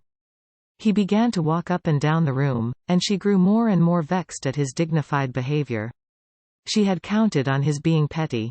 It would have made things easier for her. By a cruel irony she was drawing out all that was finest in his disposition. You don't love me, evidently. I dare say you are right not to. But it would hurt a little less if I knew why. Because a phrase came to her, and she accepted it. You're the sort who can't know anyone intimately. A horrified look came into his eyes. I don't mean exactly that. But you will question me, though I beg you not to, and I must say something. It is that, more or less. When we were only acquaintances, you let me be myself, but now you're always protecting me. Her voice swelled. I won't be protected. I will choose for myself what is ladylike and right. To shield me is an insult. Can't I be trusted to face the truth, but I must get it secondhand through you? A woman's place. You despise my mother, I know you do, because she's conventional and bothers over puddings. But, oh goodness. She rose to her feet. Conventional, Cecil, you're that, for you may understand beautiful things. But you don't know how to use them, and you wrap yourself up in art and books and music, and would try to wrap up me. I won't be stifled, not by the most glorious music, for people are more glorious, and you hide them from me. There was a pause. Then Cecil said with great emotion, "That's why I break off my engagement. You were all right as long as you kept to things, but when you came to people she stopped." "It is true. True on the whole," she corrected, full of some vague shame. "True, every word. It is a revelation. It is I. Anyhow, those are my reasons for not being your wife." He repeated, the sort that can know no one intimately. "It is true. I fell to pieces the very first day we were engaged. I behaved like a cad to Bibi and to your brother. You are even greater than I thought." She withdrew a step. "I'm not going to worry you. You are far too good to me. I shall never forget your insight and, dear, I only blame you for this. You might have warned me in the early stages, before you felt you wouldn't marry me, and so have given me a chance to improve. I have never known you till this evening. I have just used you as a peg for my silly notions of what a woman should be. But this evening you are a different person, new thoughts, even a new voice. I mean that a new person seems speaking through you," said he. Then she lost her balance. She cried, "If you think I am in love with someone else, you are very much mistaken. Of course I don't think that. You are not that kind, Lucy." "Oh, yes, you do think it. It's your old idea. The idea that has kept Europe back. I mean the idea that women are always thinking of men. If a girl breaks off her engagement, everyone says, 'Oh, she had someone else in her mind. She hopes to get someone else.'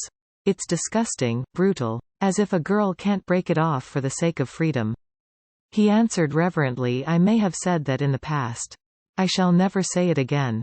You have taught me better." She began to redden, and pretended to examine the windows again.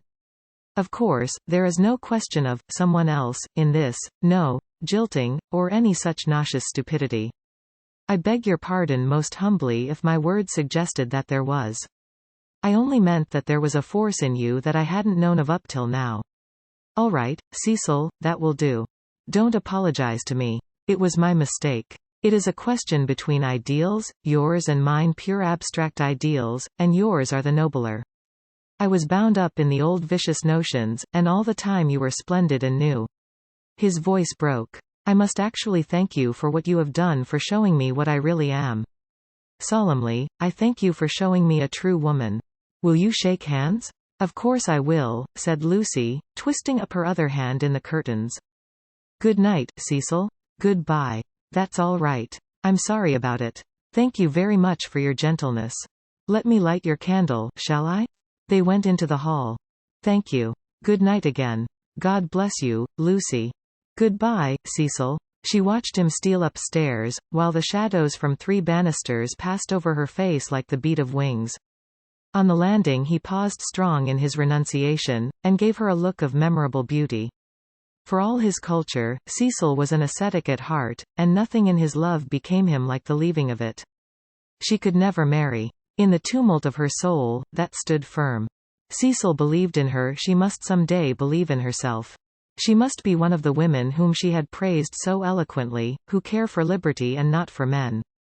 She must forget that George loved her, that George had been thinking through her and gained her this honorable release, that George had gone away into what was it? The darkness. She put out the lamp. It did not do to think, nor, for the matter of that, to feel. She gave up trying to understand herself, and joined the vast armies of the benighted, who follow neither the heart nor the brain, and march to their destiny by catchwords. The armies are full of pleasant and pious folk. But they have yielded to the only enemy that matters, the enemy within. They have sinned against passion and truth, and vain will be their strife after virtue. As the years pass, they are censured. Their pleasantry and their piety show cracks, their wit becomes cynicism, their unselfishness hypocrisy. They feel and produce discomfort wherever they go.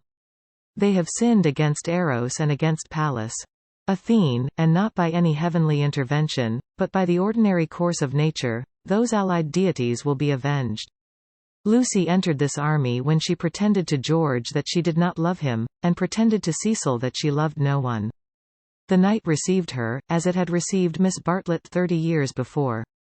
Chapter 18. Lying to Mr. Beebe, Mrs. Honeychurch, Freddie, and the servants. Windy Corner lay, not on the summit of the ridge, but a few hundred feet down the southern slope, at the springing of one of the great buttresses that supported the hill. On either side of it was a shallow ravine, filled with ferns and pine trees, and down the ravine on the left ran the highway into the Weald. Whenever Mr. Beebe crossed the ridge and caught sight of these noble dispositions of the earth, and, poised in the middle of them, Windy Corner, he laughed. The situation was so glorious, the house so commonplace, not to say impertinent. The late Mr. Honeychurch had affected the cube, because it gave him the most accommodation for his money, and the only addition made by his widow had been a small turret, shaped like a rhinoceros horn, where she could sit in wet weather and watch the carts going up and down the road. So impertinent, and yet the house did, for it was the home of people who loved their surroundings honestly. Other houses in the neighborhood had been built by expensive architects, over others their inmates had fidgeted sedulously, yet all these suggested the accidental, the temporary. While Windy Corner seemed as inevitable as an ugliness of nature's own creation. One might laugh at the house, but one never shuddered. Mr. Lucy would enjoy this letter, and the smile with which Mr. Beebe greeted Windy Corner was partly for her. She would see the fun of it, and some of its beauty, for she must see some beauty. Though she was hopeless about pictures, and though she dressed so unevenly, that cerise frock yesterday at church. She must see some beauty in life, or she could not play the piano as she did. He had a theory that musicians are incredibly complex, and know far less than other artists what they want and what they are, that they puzzle themselves, as well as their friends, that their psychology is a modern development, and has not yet been understood. This theory, had he known it, had possibly just been illustrated by facts. Ignorant of the events of yesterday, he was only riding over to get some tea, to see his niece, and to observe whether Miss Honeychurch saw anything beautiful in the desire of two old ladies to visit Athens. Beebe was bicycling over this Monday afternoon with a piece of gossip. He had heard from the Miss Allens. They shook hands with the clergyman, but did not speak. These admirable ladies, since they could not go to Sissy Villa, had changed their plans. They were going to Greece instead. "So you're off for a minute, Mr. Vyse?" he asked. Cecil said, "Yes," while Freddie edged away. "I was coming to show you this delightful letter from those friends of Miss Honeychurch."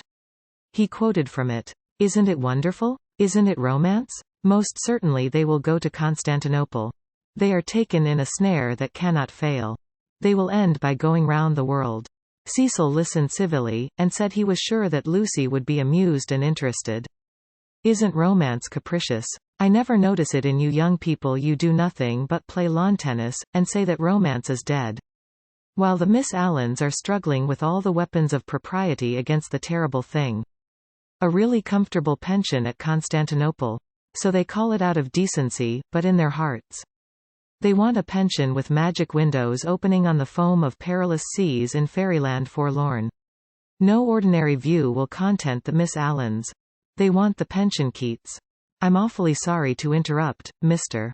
Beebe," said Freddie, "but have you any matches?" "I have," said Cecil, and it did not escape Mr. Beebe's notice that he spoke to the boy more kindly. "You have never met these Miss Allens, have you, Mr.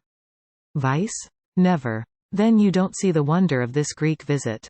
I haven't been to Greece myself, and don't mean to go, and I can't imagine any of my friends going. It is altogether too big for our little lot.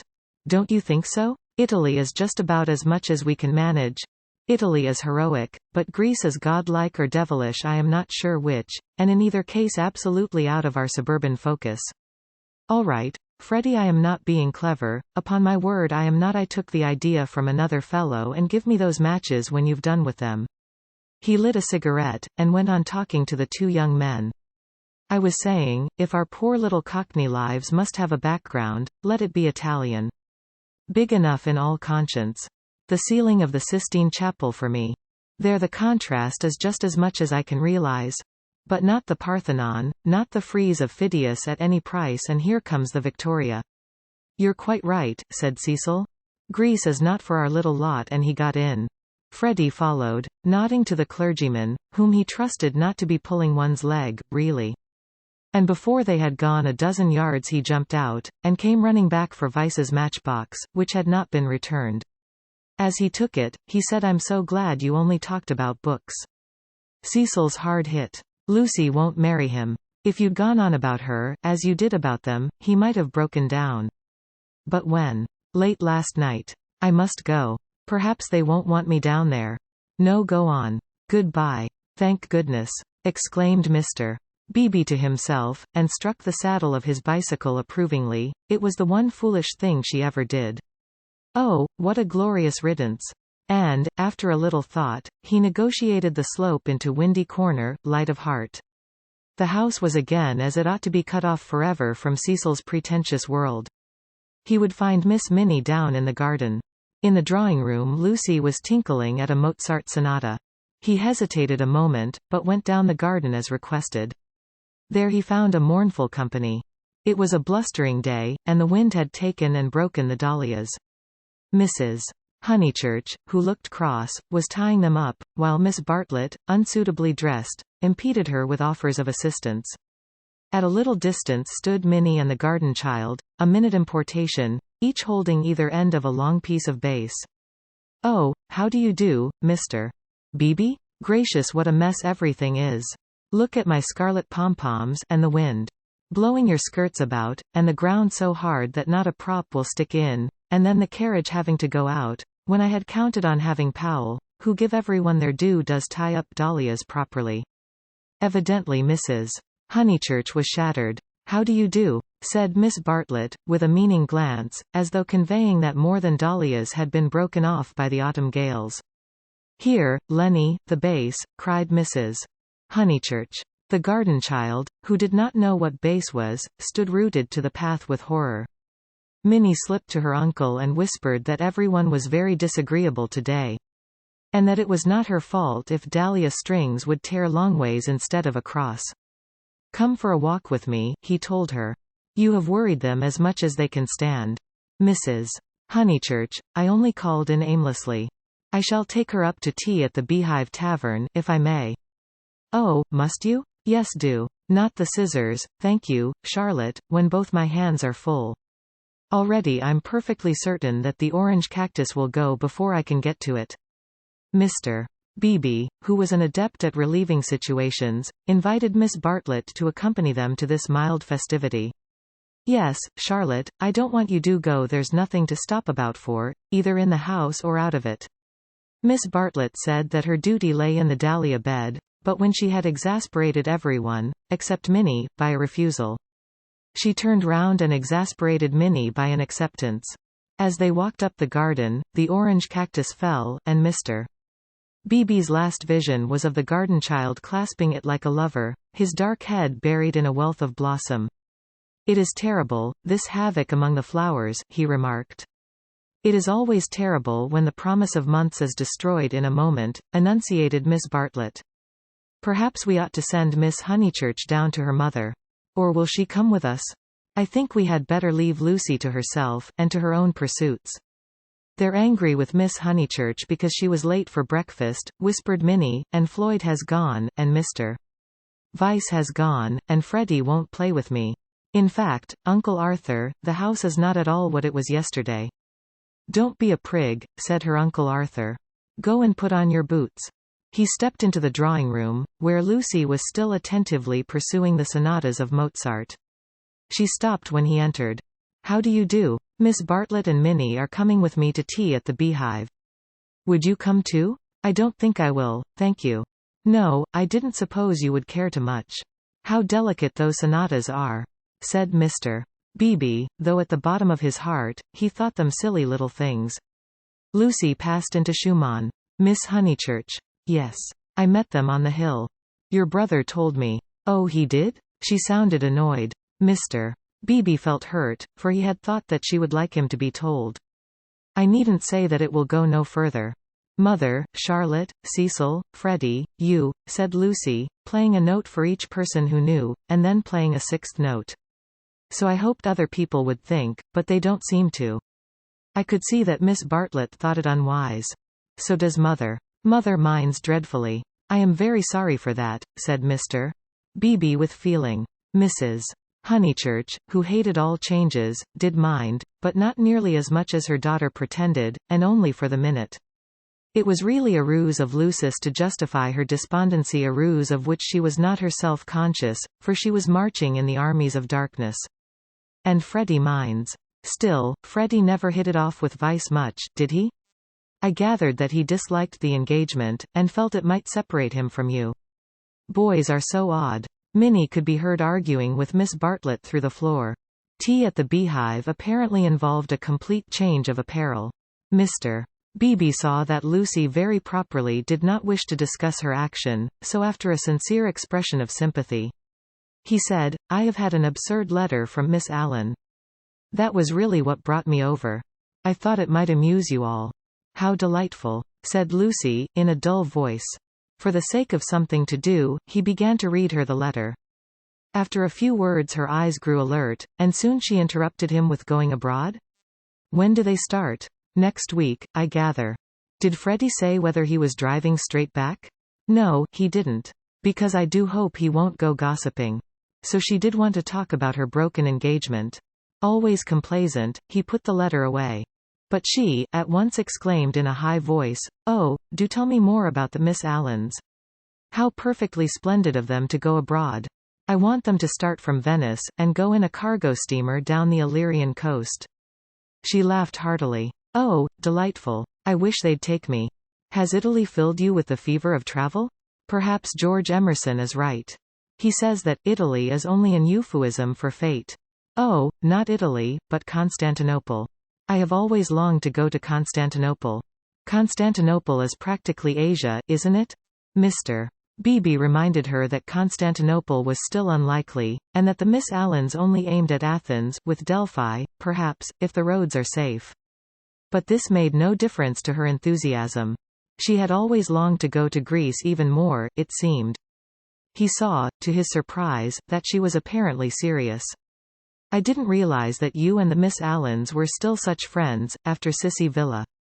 "Oh, that's nothing, I assure you. Sissy Villa's nothing to me. I would give anything to go with them."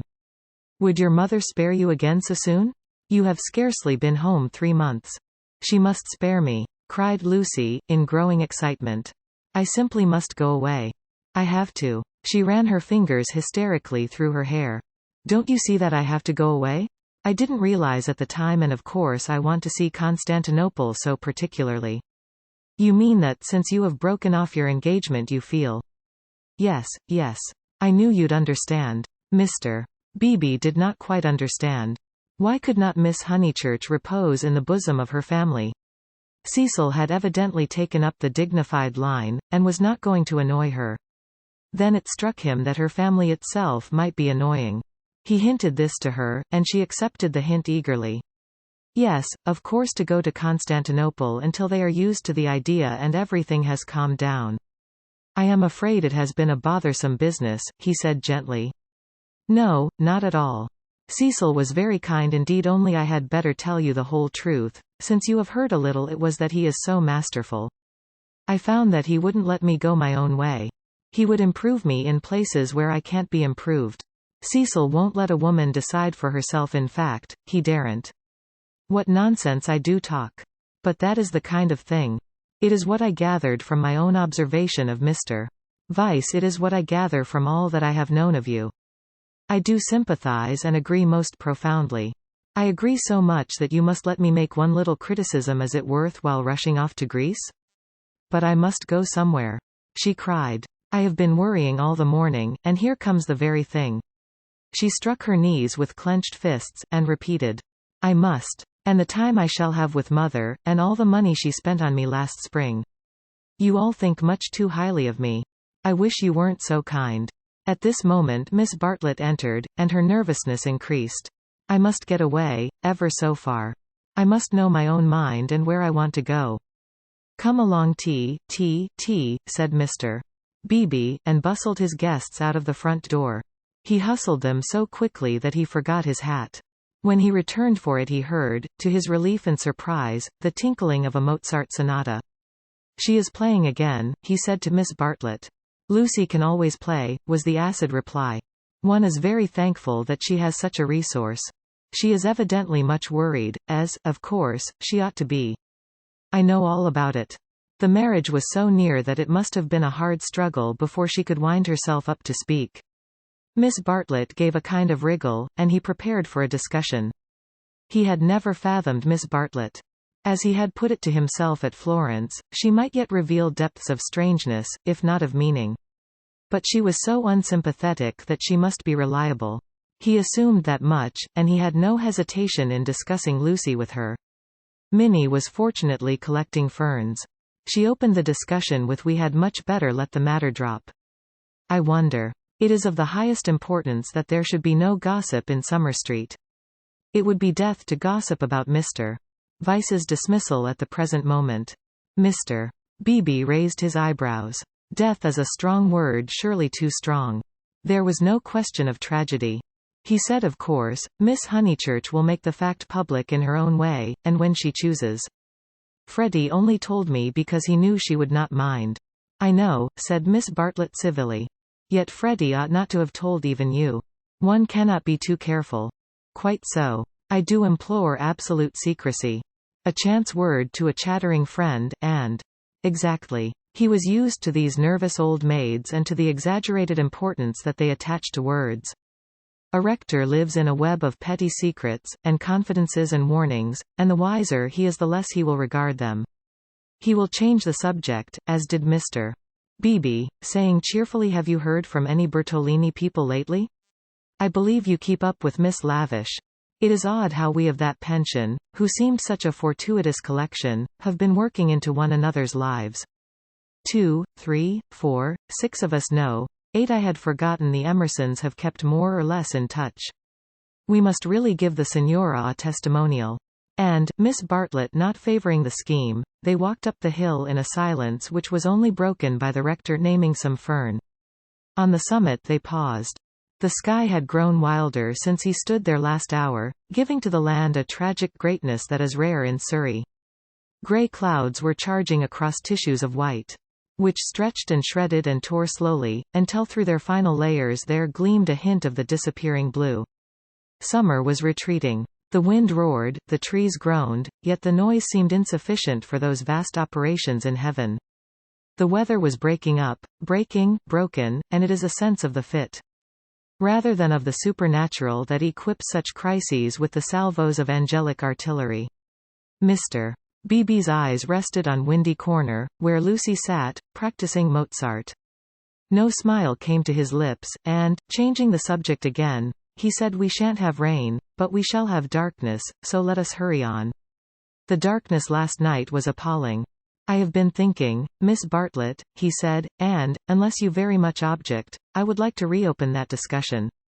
She bowed. "Nothing about the past. I know little and care less about that. I am absolutely certain that it is to your cousin's credit. She has acted loftily and rightly, and it is like her gentle modesty to say that we think too highly of her. But the future. Seriously, what do you think of this Greek plan?" He pulled out the letter again.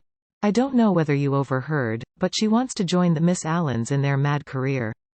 It's all I can't explain, it's wrong."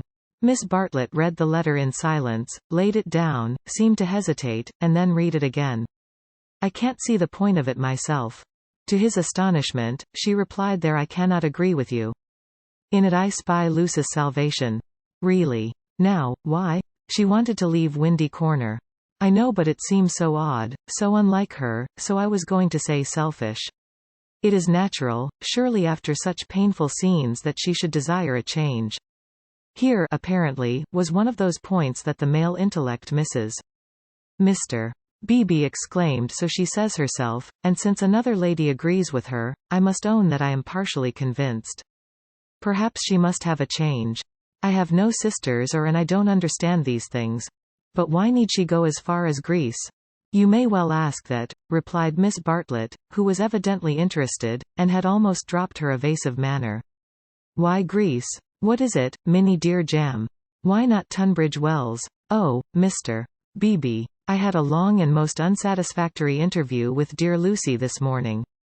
I cannot help her. I will say no more. Perhaps I have already said too much. I am not to talk. I wanted her to spend 6 months with me at Tunbridge Wells, and she refused. Mr. Beebe poked at a crumb with his knife. But my feelings are of no importance. I know too well that I get on Lucy's nerves. Our tour was a failure. She wanted to leave Florence, and when we got to Rome she did not want to be in Rome, and all the time I felt that I was spending her mother's money. Let us keep to the future, though, interrupted Mr. Beebe. I want your advice. Very well, said Charlotte, with a choky abruptness that was new to him, though familiar to Lucy. I for one will help her to go to Greece. Will you? Mr. Beebe considered. It is absolutely necessary, she continued, lowering her veil and whispering through it with a passion, an intensity, that surprised him. I know. The darkness was coming on, and he felt that this odd woman really did know. She must not stop here a moment, and we must keep quiet till she goes. I trust that the servants know nothing. Afterwards, but I may have said too much already. Only, Lucy and I are helpless against Mrs. Honeychurch alone. If you help we may succeed. Otherwise. Otherwise? Otherwise, she repeated as if the word held finality.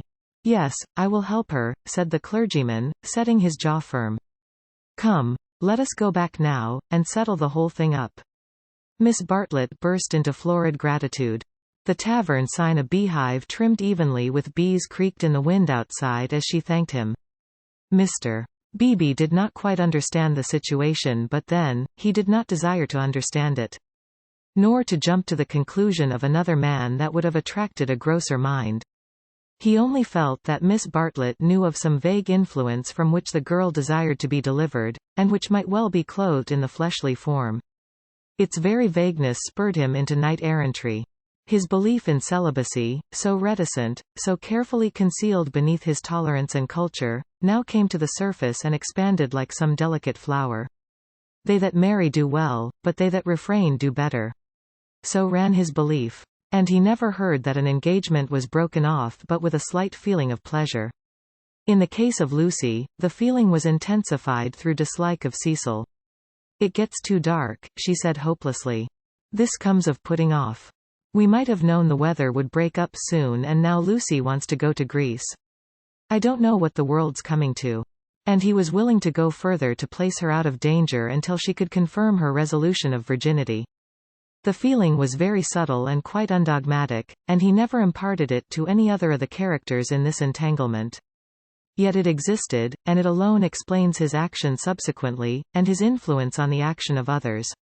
The compact that he made with Miss Bartlett in the tavern, was to help not only Lucy, but religion also. Mrs. Honeychurch, he said, go to Greece she must.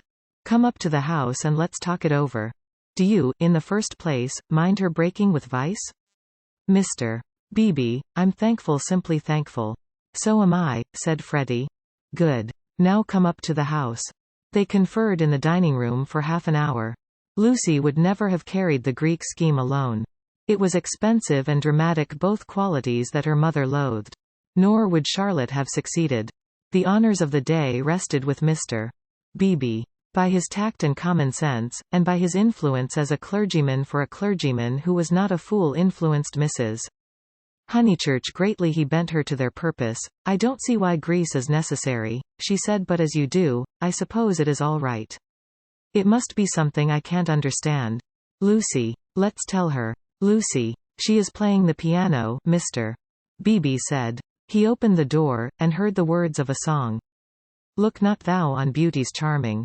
I didn't know that Miss Honeychurch sang, too. Sit thou still when kings are arming. Taste not when the wine cup glistens. It's a song that Cecil gave her. How odd girls are. What's that? Called Lucy, stopping short. All right, dear, said Mrs. Honeychurch kindly. She went into the drawing room, and Mr. Beebe heard her kiss Lucy and say, I am sorry I was so cross about Greece, but it came on the top of the dahlias. Rather a hard voice said, thank you, mother, that doesn't matter a bit. And you are right, too, Greece will be all right, you can go if the Miss Allens will have you. Oh, splendid. Oh, thank you. Mr. Beebe followed. Lucy still sat at the piano with her hands over the keys. She was glad, but he had expected greater gladness. Her mother bent over her. Freddie, to whom she had been singing, reclined on the floor with his head against her, and an unlit pipe between his lips. Oddly enough, the group was beautiful. Mr. Beebe, who loved the art of the past, was reminded of a favorite theme, the Santa Conversazione, in which people who care for one another are painted chatting together about noble things, a theme neither sensual nor sensational, and therefore ignored by the art of today. Why should Lucy want either to marry or to travel when she had such friends at home? Speak not when the people listens. She continued. Here's Mr. Beebe. Mr. Beebe knows my rude ways.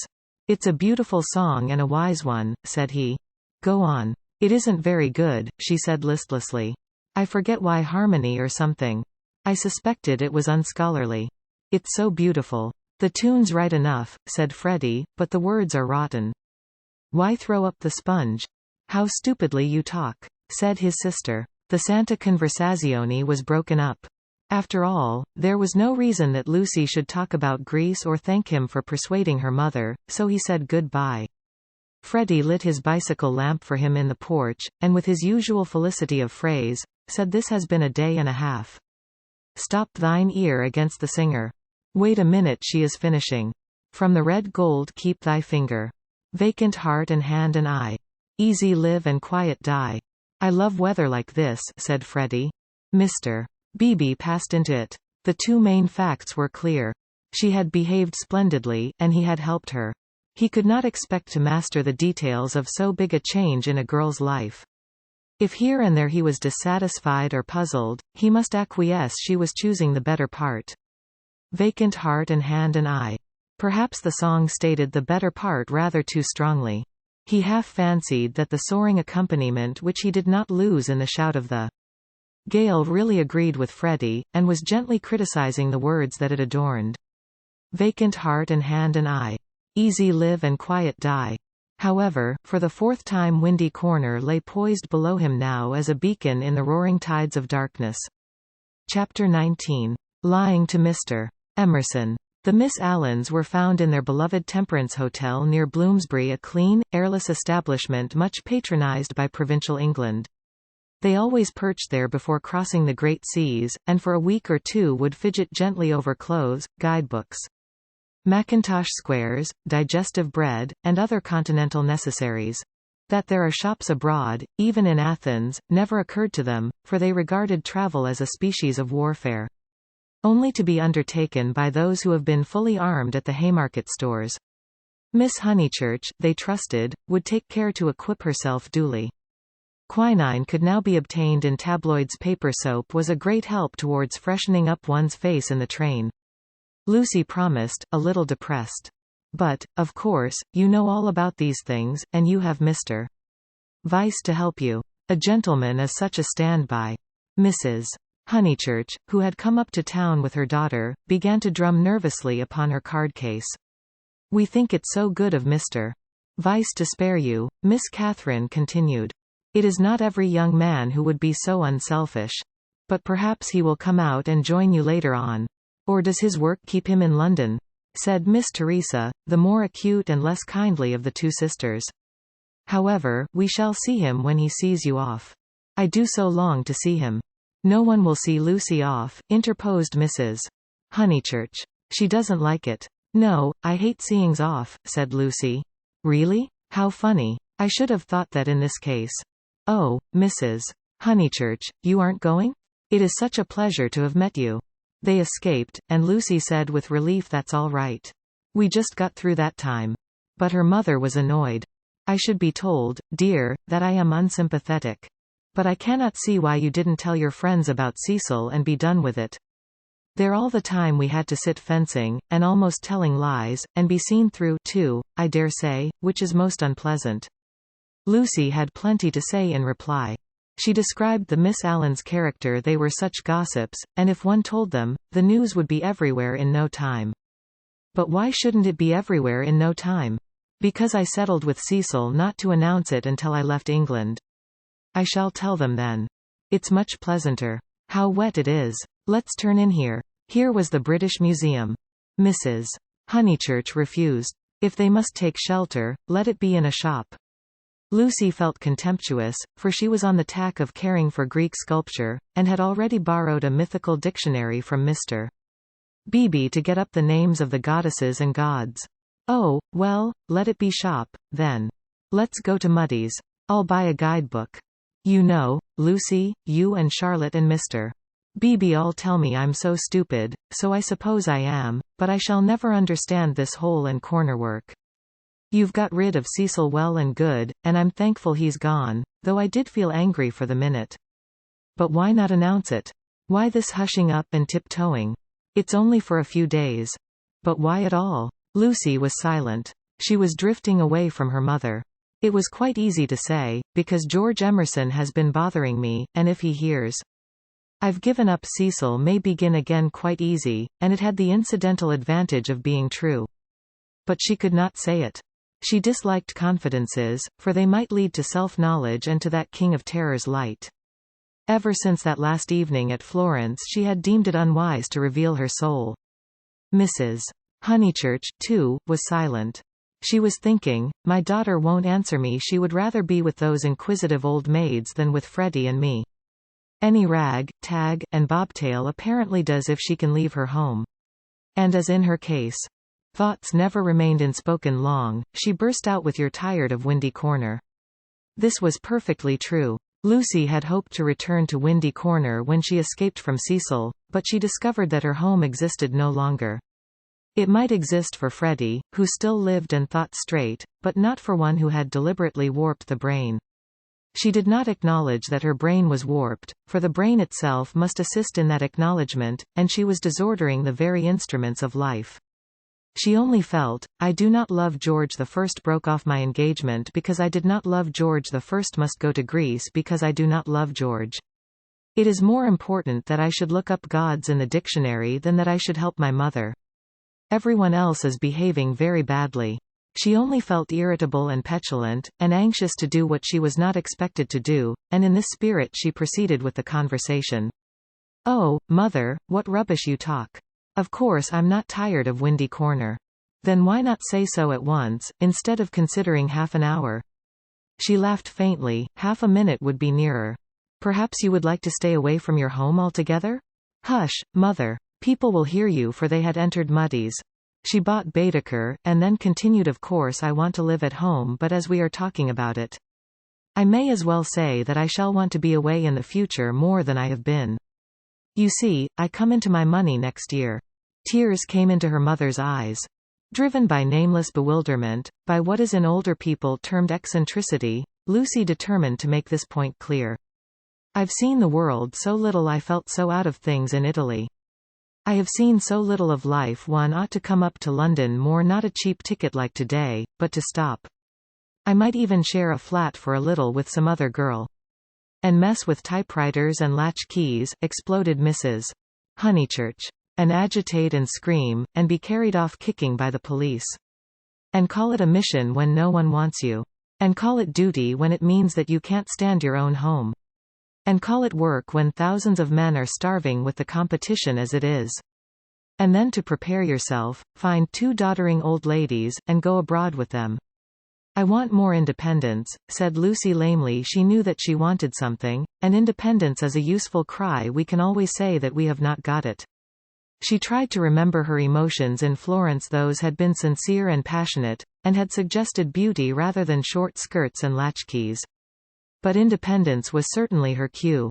Very well. Take your independence and be gone.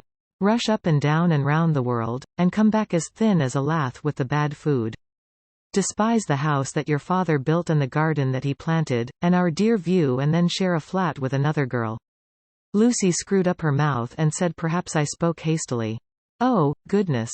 Her mother flashed. How you do remind me of Charlotte Bartlett.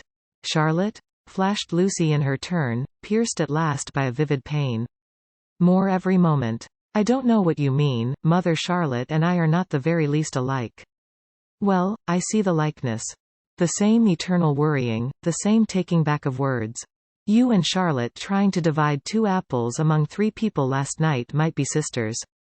What rubbish. And if you dislike Charlotte so, it's rather a pity you asked her to stop. I warned you about her, I begged you, implored you not to, but of course it was not listened to. There you go. I beg your pardon? Charlotte again, my dear, that's all her very words. Lucy clenched her teeth. My point is that you oughtn't to have asked Charlotte to stop. I wish you would keep to the point. And the conversation died off into a wrangle. She and her mother shopped in silence, spoke little in the train, little again in the carriage, which met them at Dorking station. It had poured all day, and as they ascended through the deep Surrey lanes, showers of water fell from the overhanging beech trees and rattled on the hood. Lucy complained that the hood was stuffy. Leaning forward, she looked out into the steaming dusk, and watched the carriage lamp pass like a searchlight over mud and leaves, and reveal nothing beautiful. The crush when Charlotte gets in will be abominable, she remarked. For they were to pick up Miss Bartlett at Summer Street, where she had been dropped as the carriage went down, to pay a call on Mr. Beebe's old mother. We shall have to sit 3 aside, because the trees drop, and yet it isn't raining. Oh, for a little air. Then she listened to the horse's hoofs. He has not told, he has not told. That melody was blurred by the soft road. Can't we have the hood down? She demanded, and her mother, with sudden tenderness, said, very well, old lady, stop the horse. And the horse was stopped. And Lucy and Powell wrestled with the hood, and squirted water down Mrs. Is that house to let again, Powell? She called. Honeychurch's neck. But now that the hood was down, she did see something that she would have missed. There were no lights in the windows of Sissy Villa, and round the garden gate she fancied she saw a padlock. Yes, miss, he replied. Have they gone? It is too far out of town for the young gentleman, and his father's rheumatism has come on. So he can't stop on alone, so they are trying to let furnished, was the answer. They have gone, then? Yes, miss, they have gone. Lucy sank back. The carriage stopped at the rectory. She got out to call for Miss Bartlett. So the Emersons had gone, and all this bother about Greece had been unnecessary. Waste. That word seemed to sum up the whole of life. Wasted plans, wasted money, wasted love, and she had wounded her mother. Was it possible that she had muddled things away? Quite possible. Other people had. When the maid opened the door, she was unable to speak, and stared stupidly into the hall. Miss Bartlett at once came forward, and after a long preamble asked a great favor: might she go to church? Mr. Beebe and his mother had already gone, but she had refused to start until she obtained her hostess's full sanction. For it would mean keeping the horse waiting a good 10 minutes more. Certainly, said the hostess wearily. I forgot it was Friday. Let's all go. Powell can go round to the stables. Lucy dearest. No church for me, thank you. A sigh, and they departed. The church was invisible, but up in the darkness to the left there was a hint of color. This was a stained window, through which some feeble light was shining, and when the door opened Lucy heard Mr. Beebe's voice running through the litany to a minute congregation. Even their church, built upon the slope of the hill so artfully. With its beautiful raised transept and its spire of silvery shingle, even their church had lost its charm, and the thing one never talked about, religion, was fading like all the other things. She followed the maid into the rectory. Would she object to sitting in Mr. Beebe's study? There was only that one fire. She would not object. Someone was there already, for Lucy heard the words, a lady to wait, sir. Old Mr. Emerson was sitting by the fire, with his foot upon a gout stool. Oh, Miss Honeychurch, that you should come. He quavered, and Lucy saw an alteration in him since last Sunday. Not a word would come to her lips. George she had faced, and could have faced again, but she had forgotten how to treat his father. Miss Honeychurch, dear, we are so sorry. George is so sorry. He thought he had a right to try. I cannot blame my boy, and yet I wish he had told me first. He ought not to have tried. I knew nothing about it at all. If only she could remember how to behave. He held up his hand. But you must not scold him.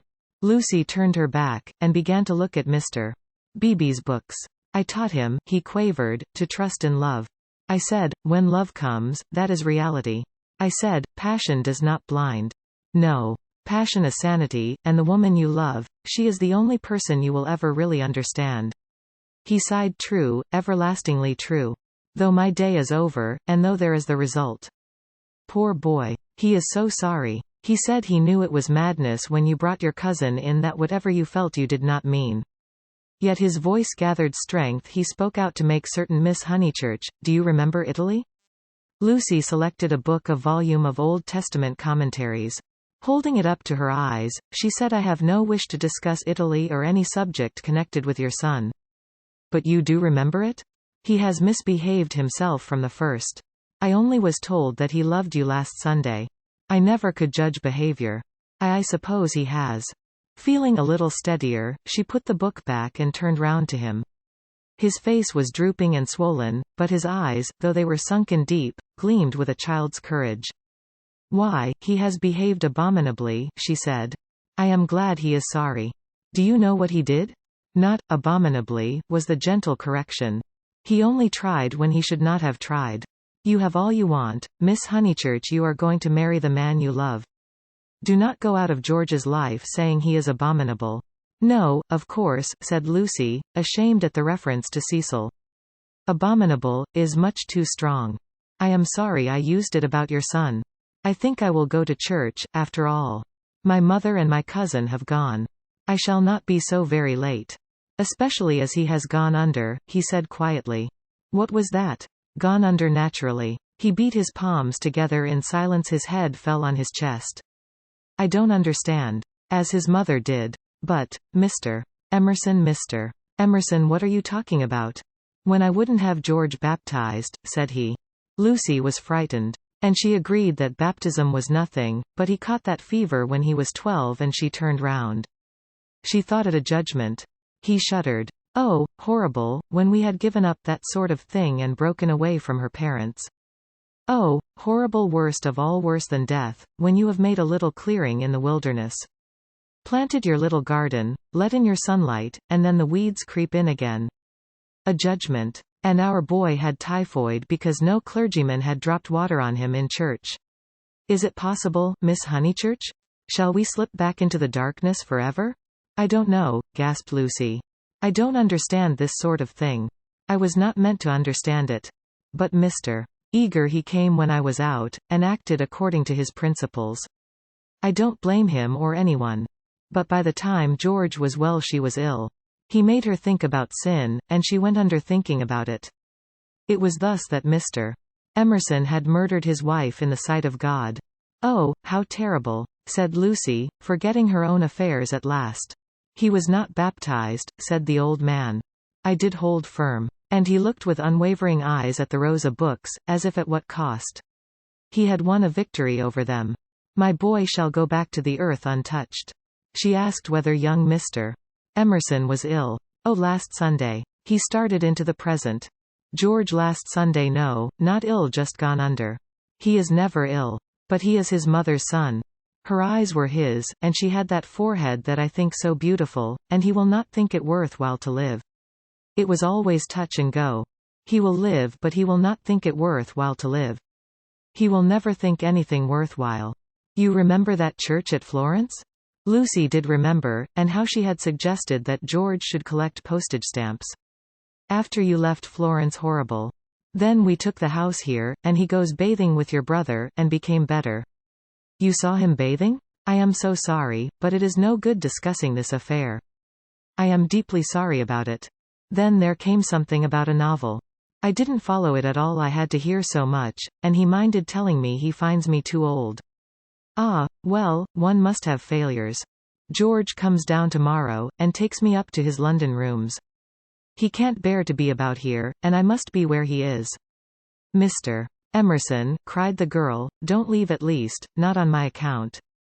I am going to Greece. Don't leave your comfortable house. It was the first time her voice had been kind, and he smiled. How good everyone is. And look at Mr. Beebe housing me. Came over this morning and heard I was going. Here I am so comfortable with a fire. Yes, but you won't go back to London. It's absurd. I must be with George. The first must make him care to live, and down here he can't. He says the thought of seeing you and of hearing about you. I am not justifying him, I am only saying what has happened. Oh, Mr. Emerson, she took hold of his hand. You mustn't. I've been bother enough to the world by now. I can't have you moving out of your house when you like it, and perhaps losing money through it all on my account. You must stop. I am just going to Greece. All the way to Greece? Her manner altered. To Greece? So you must stop. You won't talk about this business, I know. I can trust you both. Certainly you can. We either have you in our lives, or leave you to the life that you have chosen. I shouldn't want. I suppose Mr. Vyse is very angry with George? No, it was wrong of George to try. We have pushed our beliefs too far. I fancy that we deserve sorrow. She looked at the books again, black, brown, and that acrid theological blue. They surrounded the visitors on every side, they were piled on the tables, they pressed against the very ceiling. To Lucy, who could not see that Mr. Emerson was profoundly religious, and differed from Mr. Beebe chiefly by his acknowledgement of passion, it seemed dreadful that the old man should crawl into such a sanctum when he was unhappy, and be dependent on the bounty of a clergyman. More certain than ever that she was tired, he offered her his chair. No, please sit still. I think I will sit in the carriage. Miss Honeychurch, you do sound tired. Not a bit, said Lucy, with trembling lips.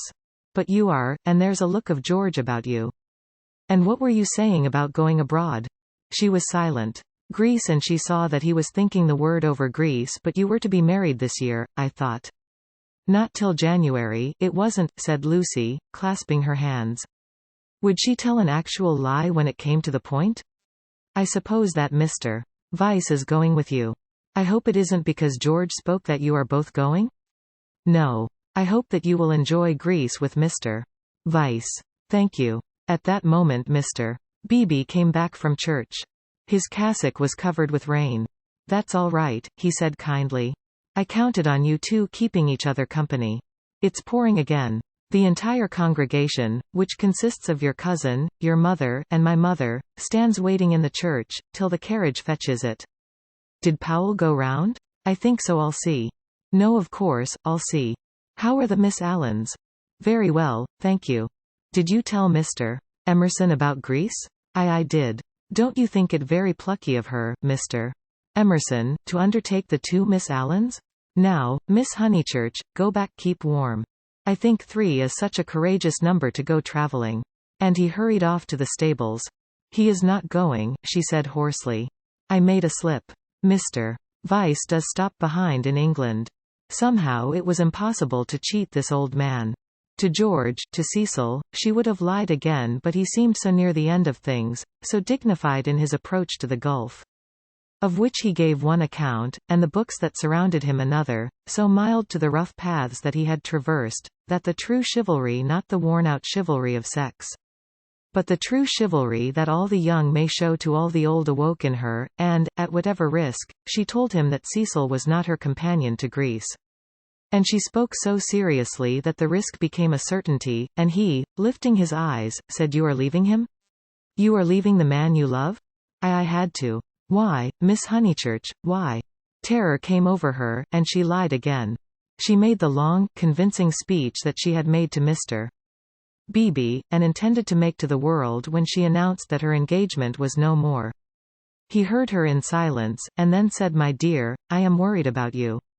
It seems to me dreamily she was not alarmed that you are in a muddle. She shook her head. Take an old man's word, there's nothing worse than a muddle in all the world. It is easy to face death and fate, and the things that sound so dreadful. It is on my muddles that I look back with horror on the things that I might have avoided. We can help one another but little. I used to think I could teach young people the whole of life, but I know better now, and all my teaching of George has come down to this: beware of muddle. Do you remember in that church, when you pretended to be annoyed with me and weren't? Do you remember before, when you refused the room with the view? Those were muddles, little, but ominous, and I am fearing that you are in one now. She was silent. Don't trust me, Miss Honeychurch. Though life is very glorious, it is difficult. She was still silent. Life, wrote a friend of mine, is a public performance on the violin, in which you must learn the instrument as you go along. I think he puts it well. Man has to pick up the use of his functions as he goes along, especially the function of love. Then he burst out excitedly, That's it, that's what I mean. How dare you? Gasped Lucy, with the roaring of waters in her ears. Oh, how like a man.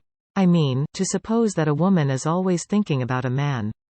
You love George. And after his long preamble, the 3 words burst against Lucy like waves from the open sea. But you are. She summoned physical disgust. You're shocked, but I mean to shock you. It's the only hope at times. I can reach you no other way. You must marry, or your life will be wasted. You have gone too far to retreat. I have no time for the tenderness, and the comradeship, and the poetry, and the things that really matter, and for which you marry. I know that, with George, you will find them, and that you love him. Then be his wife. He is already part of you. Though you fly to Greece, and never see him again, or forget his very name, George will work in your thoughts till you die. It isn't possible to love and to part. I only wish poets would say this, to love is of the body, not the body, but of the body. Ah, the misery that would be saved if we confessed that. Ah, for a little directness to liberate the soul. Your soul, dear Lucy. I hate the word now, because of all the cant with which superstition has wrapped it round. But we have souls. I cannot say how they came nor whither they go, but we have them, and I see you ruining yours. I cannot bear it. It is again the darkness creeping in, it is hell. Then he checked himself. What nonsense I have talked, how abstract and remote. And I have made you cry.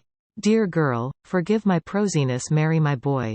When I think what life is, and how seldom love is answered by love, marry him. It is one of the moments for which the world was made. You will wish that it was. You can transmute love, ignore it, muddle it, but you can never pull it out of you. I know by experience that the poets are right, love is eternal. Then, Lucy. You've frightened me, she moaned. Cecil, Mr. Beebe, the tickets bought everything. She fell sobbing into the chair. I'm caught in the tangle. I must suffer and grow old away from him. I cannot break the whole of life for his sake. They trusted me. A carriage drew up at the front door. Give George my love once only. Tell him, muddle. Then she arranged her veil, while the tears poured over her cheeks inside. Lucy. No, they are in the hall. Oh, please not, Mr. Emerson, they trust me. But why should they, when you have deceived them? Mr. Beebe opened the door, saying, here's my mother. You're not worthy of their trust. What's that? Said Mr. Beebe sharply. I was saying, why should you trust her when she deceived you? 1 minute, mother. He came in and shut the door. I don't follow you, Mr. Emerson. To whom do you refer? Trust whom? I mean, she has pretended to you that she did not love George. They have loved one another all along. Mr. Beebe looked at the sobbing girl. He was very quiet, and his white face, with its ruddy whiskers, seemed suddenly inhuman. A long black column, he stood and awaited her reply. I shall never marry him, quavered Lucy. A look of contempt came over him, and he said, why not? Mr. Beebe, I have misled you, I have misled myself. Oh, rubbish, Miss Honeychurch. It is not rubbish, said the old man hotly. It's the part of people that you don't understand. Mr. Beebe laid his hand on the old man's shoulder pleasantly. Lucy, Lucy, called voices from the carriage. Mr. Beebe, could you help me? He looked amazed at the request, and said in a low, stern voice, I am more grieved than I can possibly express. It is lamentable, lamentable, incredible. What's wrong with the boy? Fired up the other again. Nothing, Mr. Emerson, except that he no longer interests me. Marry George, Miss Honeychurch. He will do admirably. He walked out and left them. They heard him guiding his mother upstairs. Lucy. The voices called. Now it is all dark. Now beauty and passion seem never to have existed. I know. But remember the mountains over Florence and the view. Ah, dear, if I were George, and gave you one kiss, it would make you brave. You have to go cold into a battle that needs warmth, out into the muddle that you have made yourself and your mother. And all your friends will despise you, oh, my darling, and rightly, if it is ever right to despise. George still dark, all the tussle and the misery without a word from him. Am I justified? Into his own eyes tears came. Yes, for we fight for more than love or pleasure, there is truth. Truth counts, truth does count. You kiss me, said the girl. You kiss me. I will try. He gave her a sense of deities reconciled, a feeling that, in gaining the man she loved, she would gain something for the whole world. Throughout the squalor of her homeward drive she spoke at once, his salutation remained. He had robbed the body of its taint, the world's taunts of their sting, he had shown her the holiness of direct desire.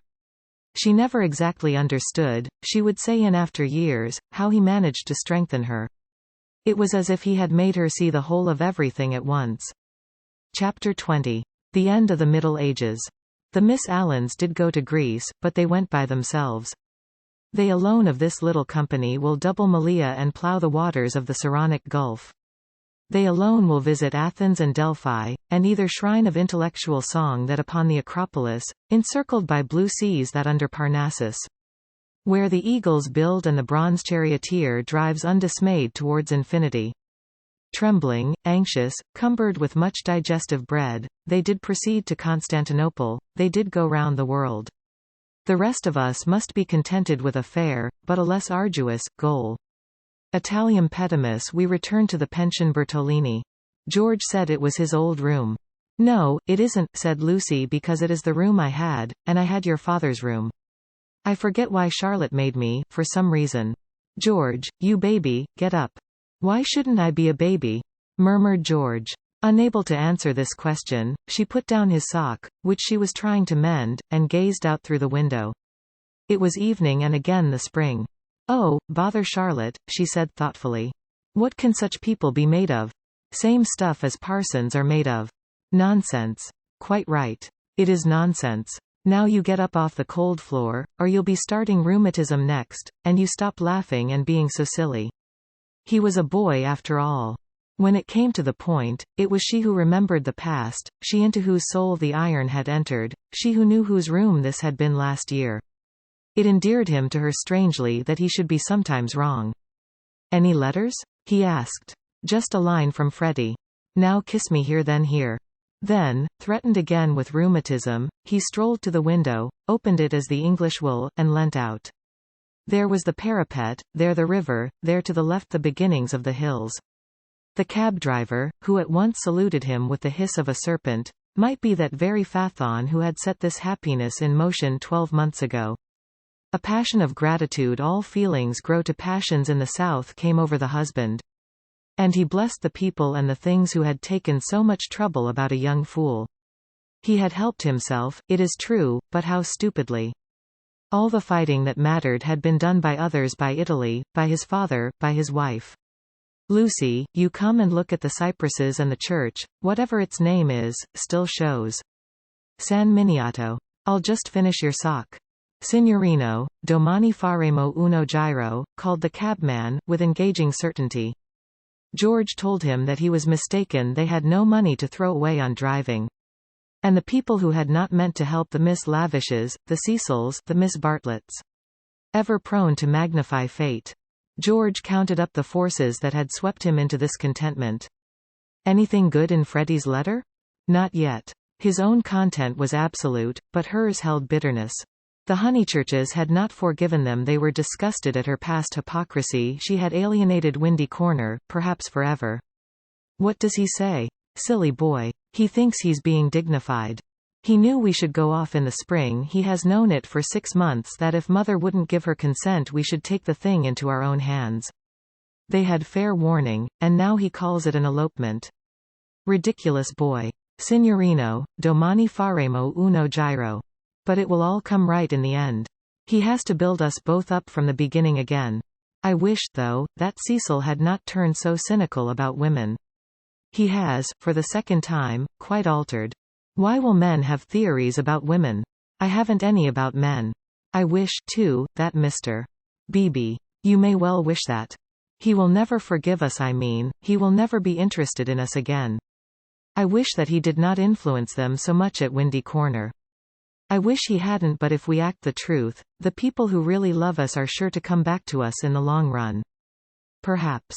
Then he said more gently, well, I acted the truth, the only thing I did do, and you came back to me. So possibly you know. He turned back into the room. Nonsense with that sock. He carried her to the window, so that she, too, saw all the view. They sank upon their knees, invisible from the road, they hoped, and began to whisper one another's names. Ah! It was worth while, it was the great joy that they had expected, and countless little joys of which they had never dreamt. They were silent. Signorino, domani faremo. Oh, bother that man. But Lucy remembered the vendor of photographs and said, no, don't be rude to him. Then with a catching of her breath, she murmured Mr. Eager and Charlotte, dreadful frozen Charlotte. How cruel she would be to a man like that. Look at the lights going over the bridge. But this room reminds me of Charlotte. How horrible to grow old in Charlotte's way. To think that evening at the rectory that she shouldn't have heard your father was in the house.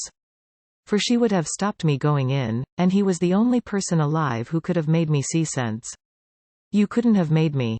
When I am very happy she kissed him. I remember on how little it all hangs.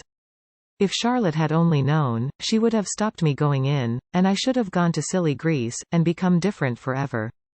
But she did know, said George. She did see my father, surely. He said so. Oh, no, she didn't see him. She was upstairs with old Mrs. Beebe, don't you remember, and then went straight to the church. She said so. George was obstinate again. My father, said he, saw her, and I prefer his word. He was dozing by the study fire, and he opened his eyes, and there was Miss Bartlett. A few minutes before you came in. She was turning to go as he woke up. He didn't speak to her.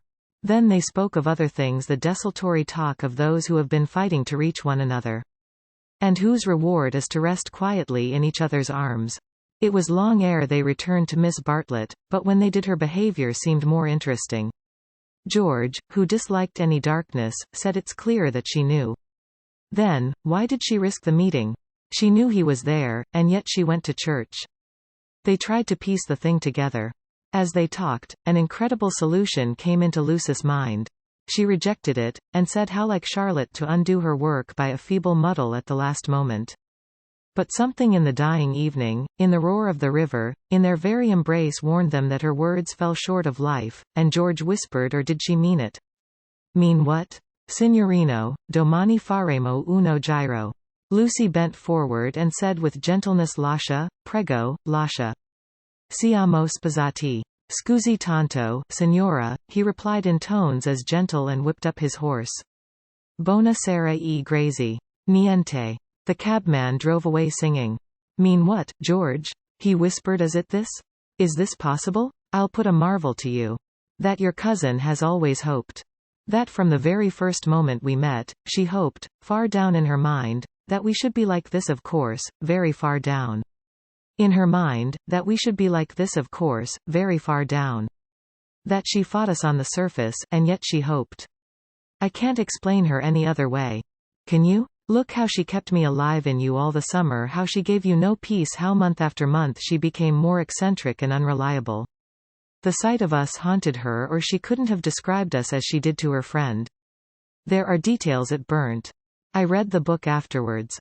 She is not frozen, Lucy, she is not withered up all through.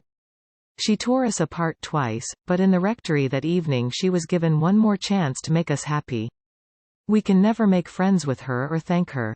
But I do believe that, far down in her heart, far below all speech and behavior, she is glad. It is impossible, murmured Lucy, and then, remembering the experiences of her own heart, she said, no, it is just possible. Youth enwrapped them, the song of Phaethon announced passion requited, love attained. But they were conscious of a love more mysterious than this. The song died away, they heard the river, bearing down the snows of winter into the Mediterranean.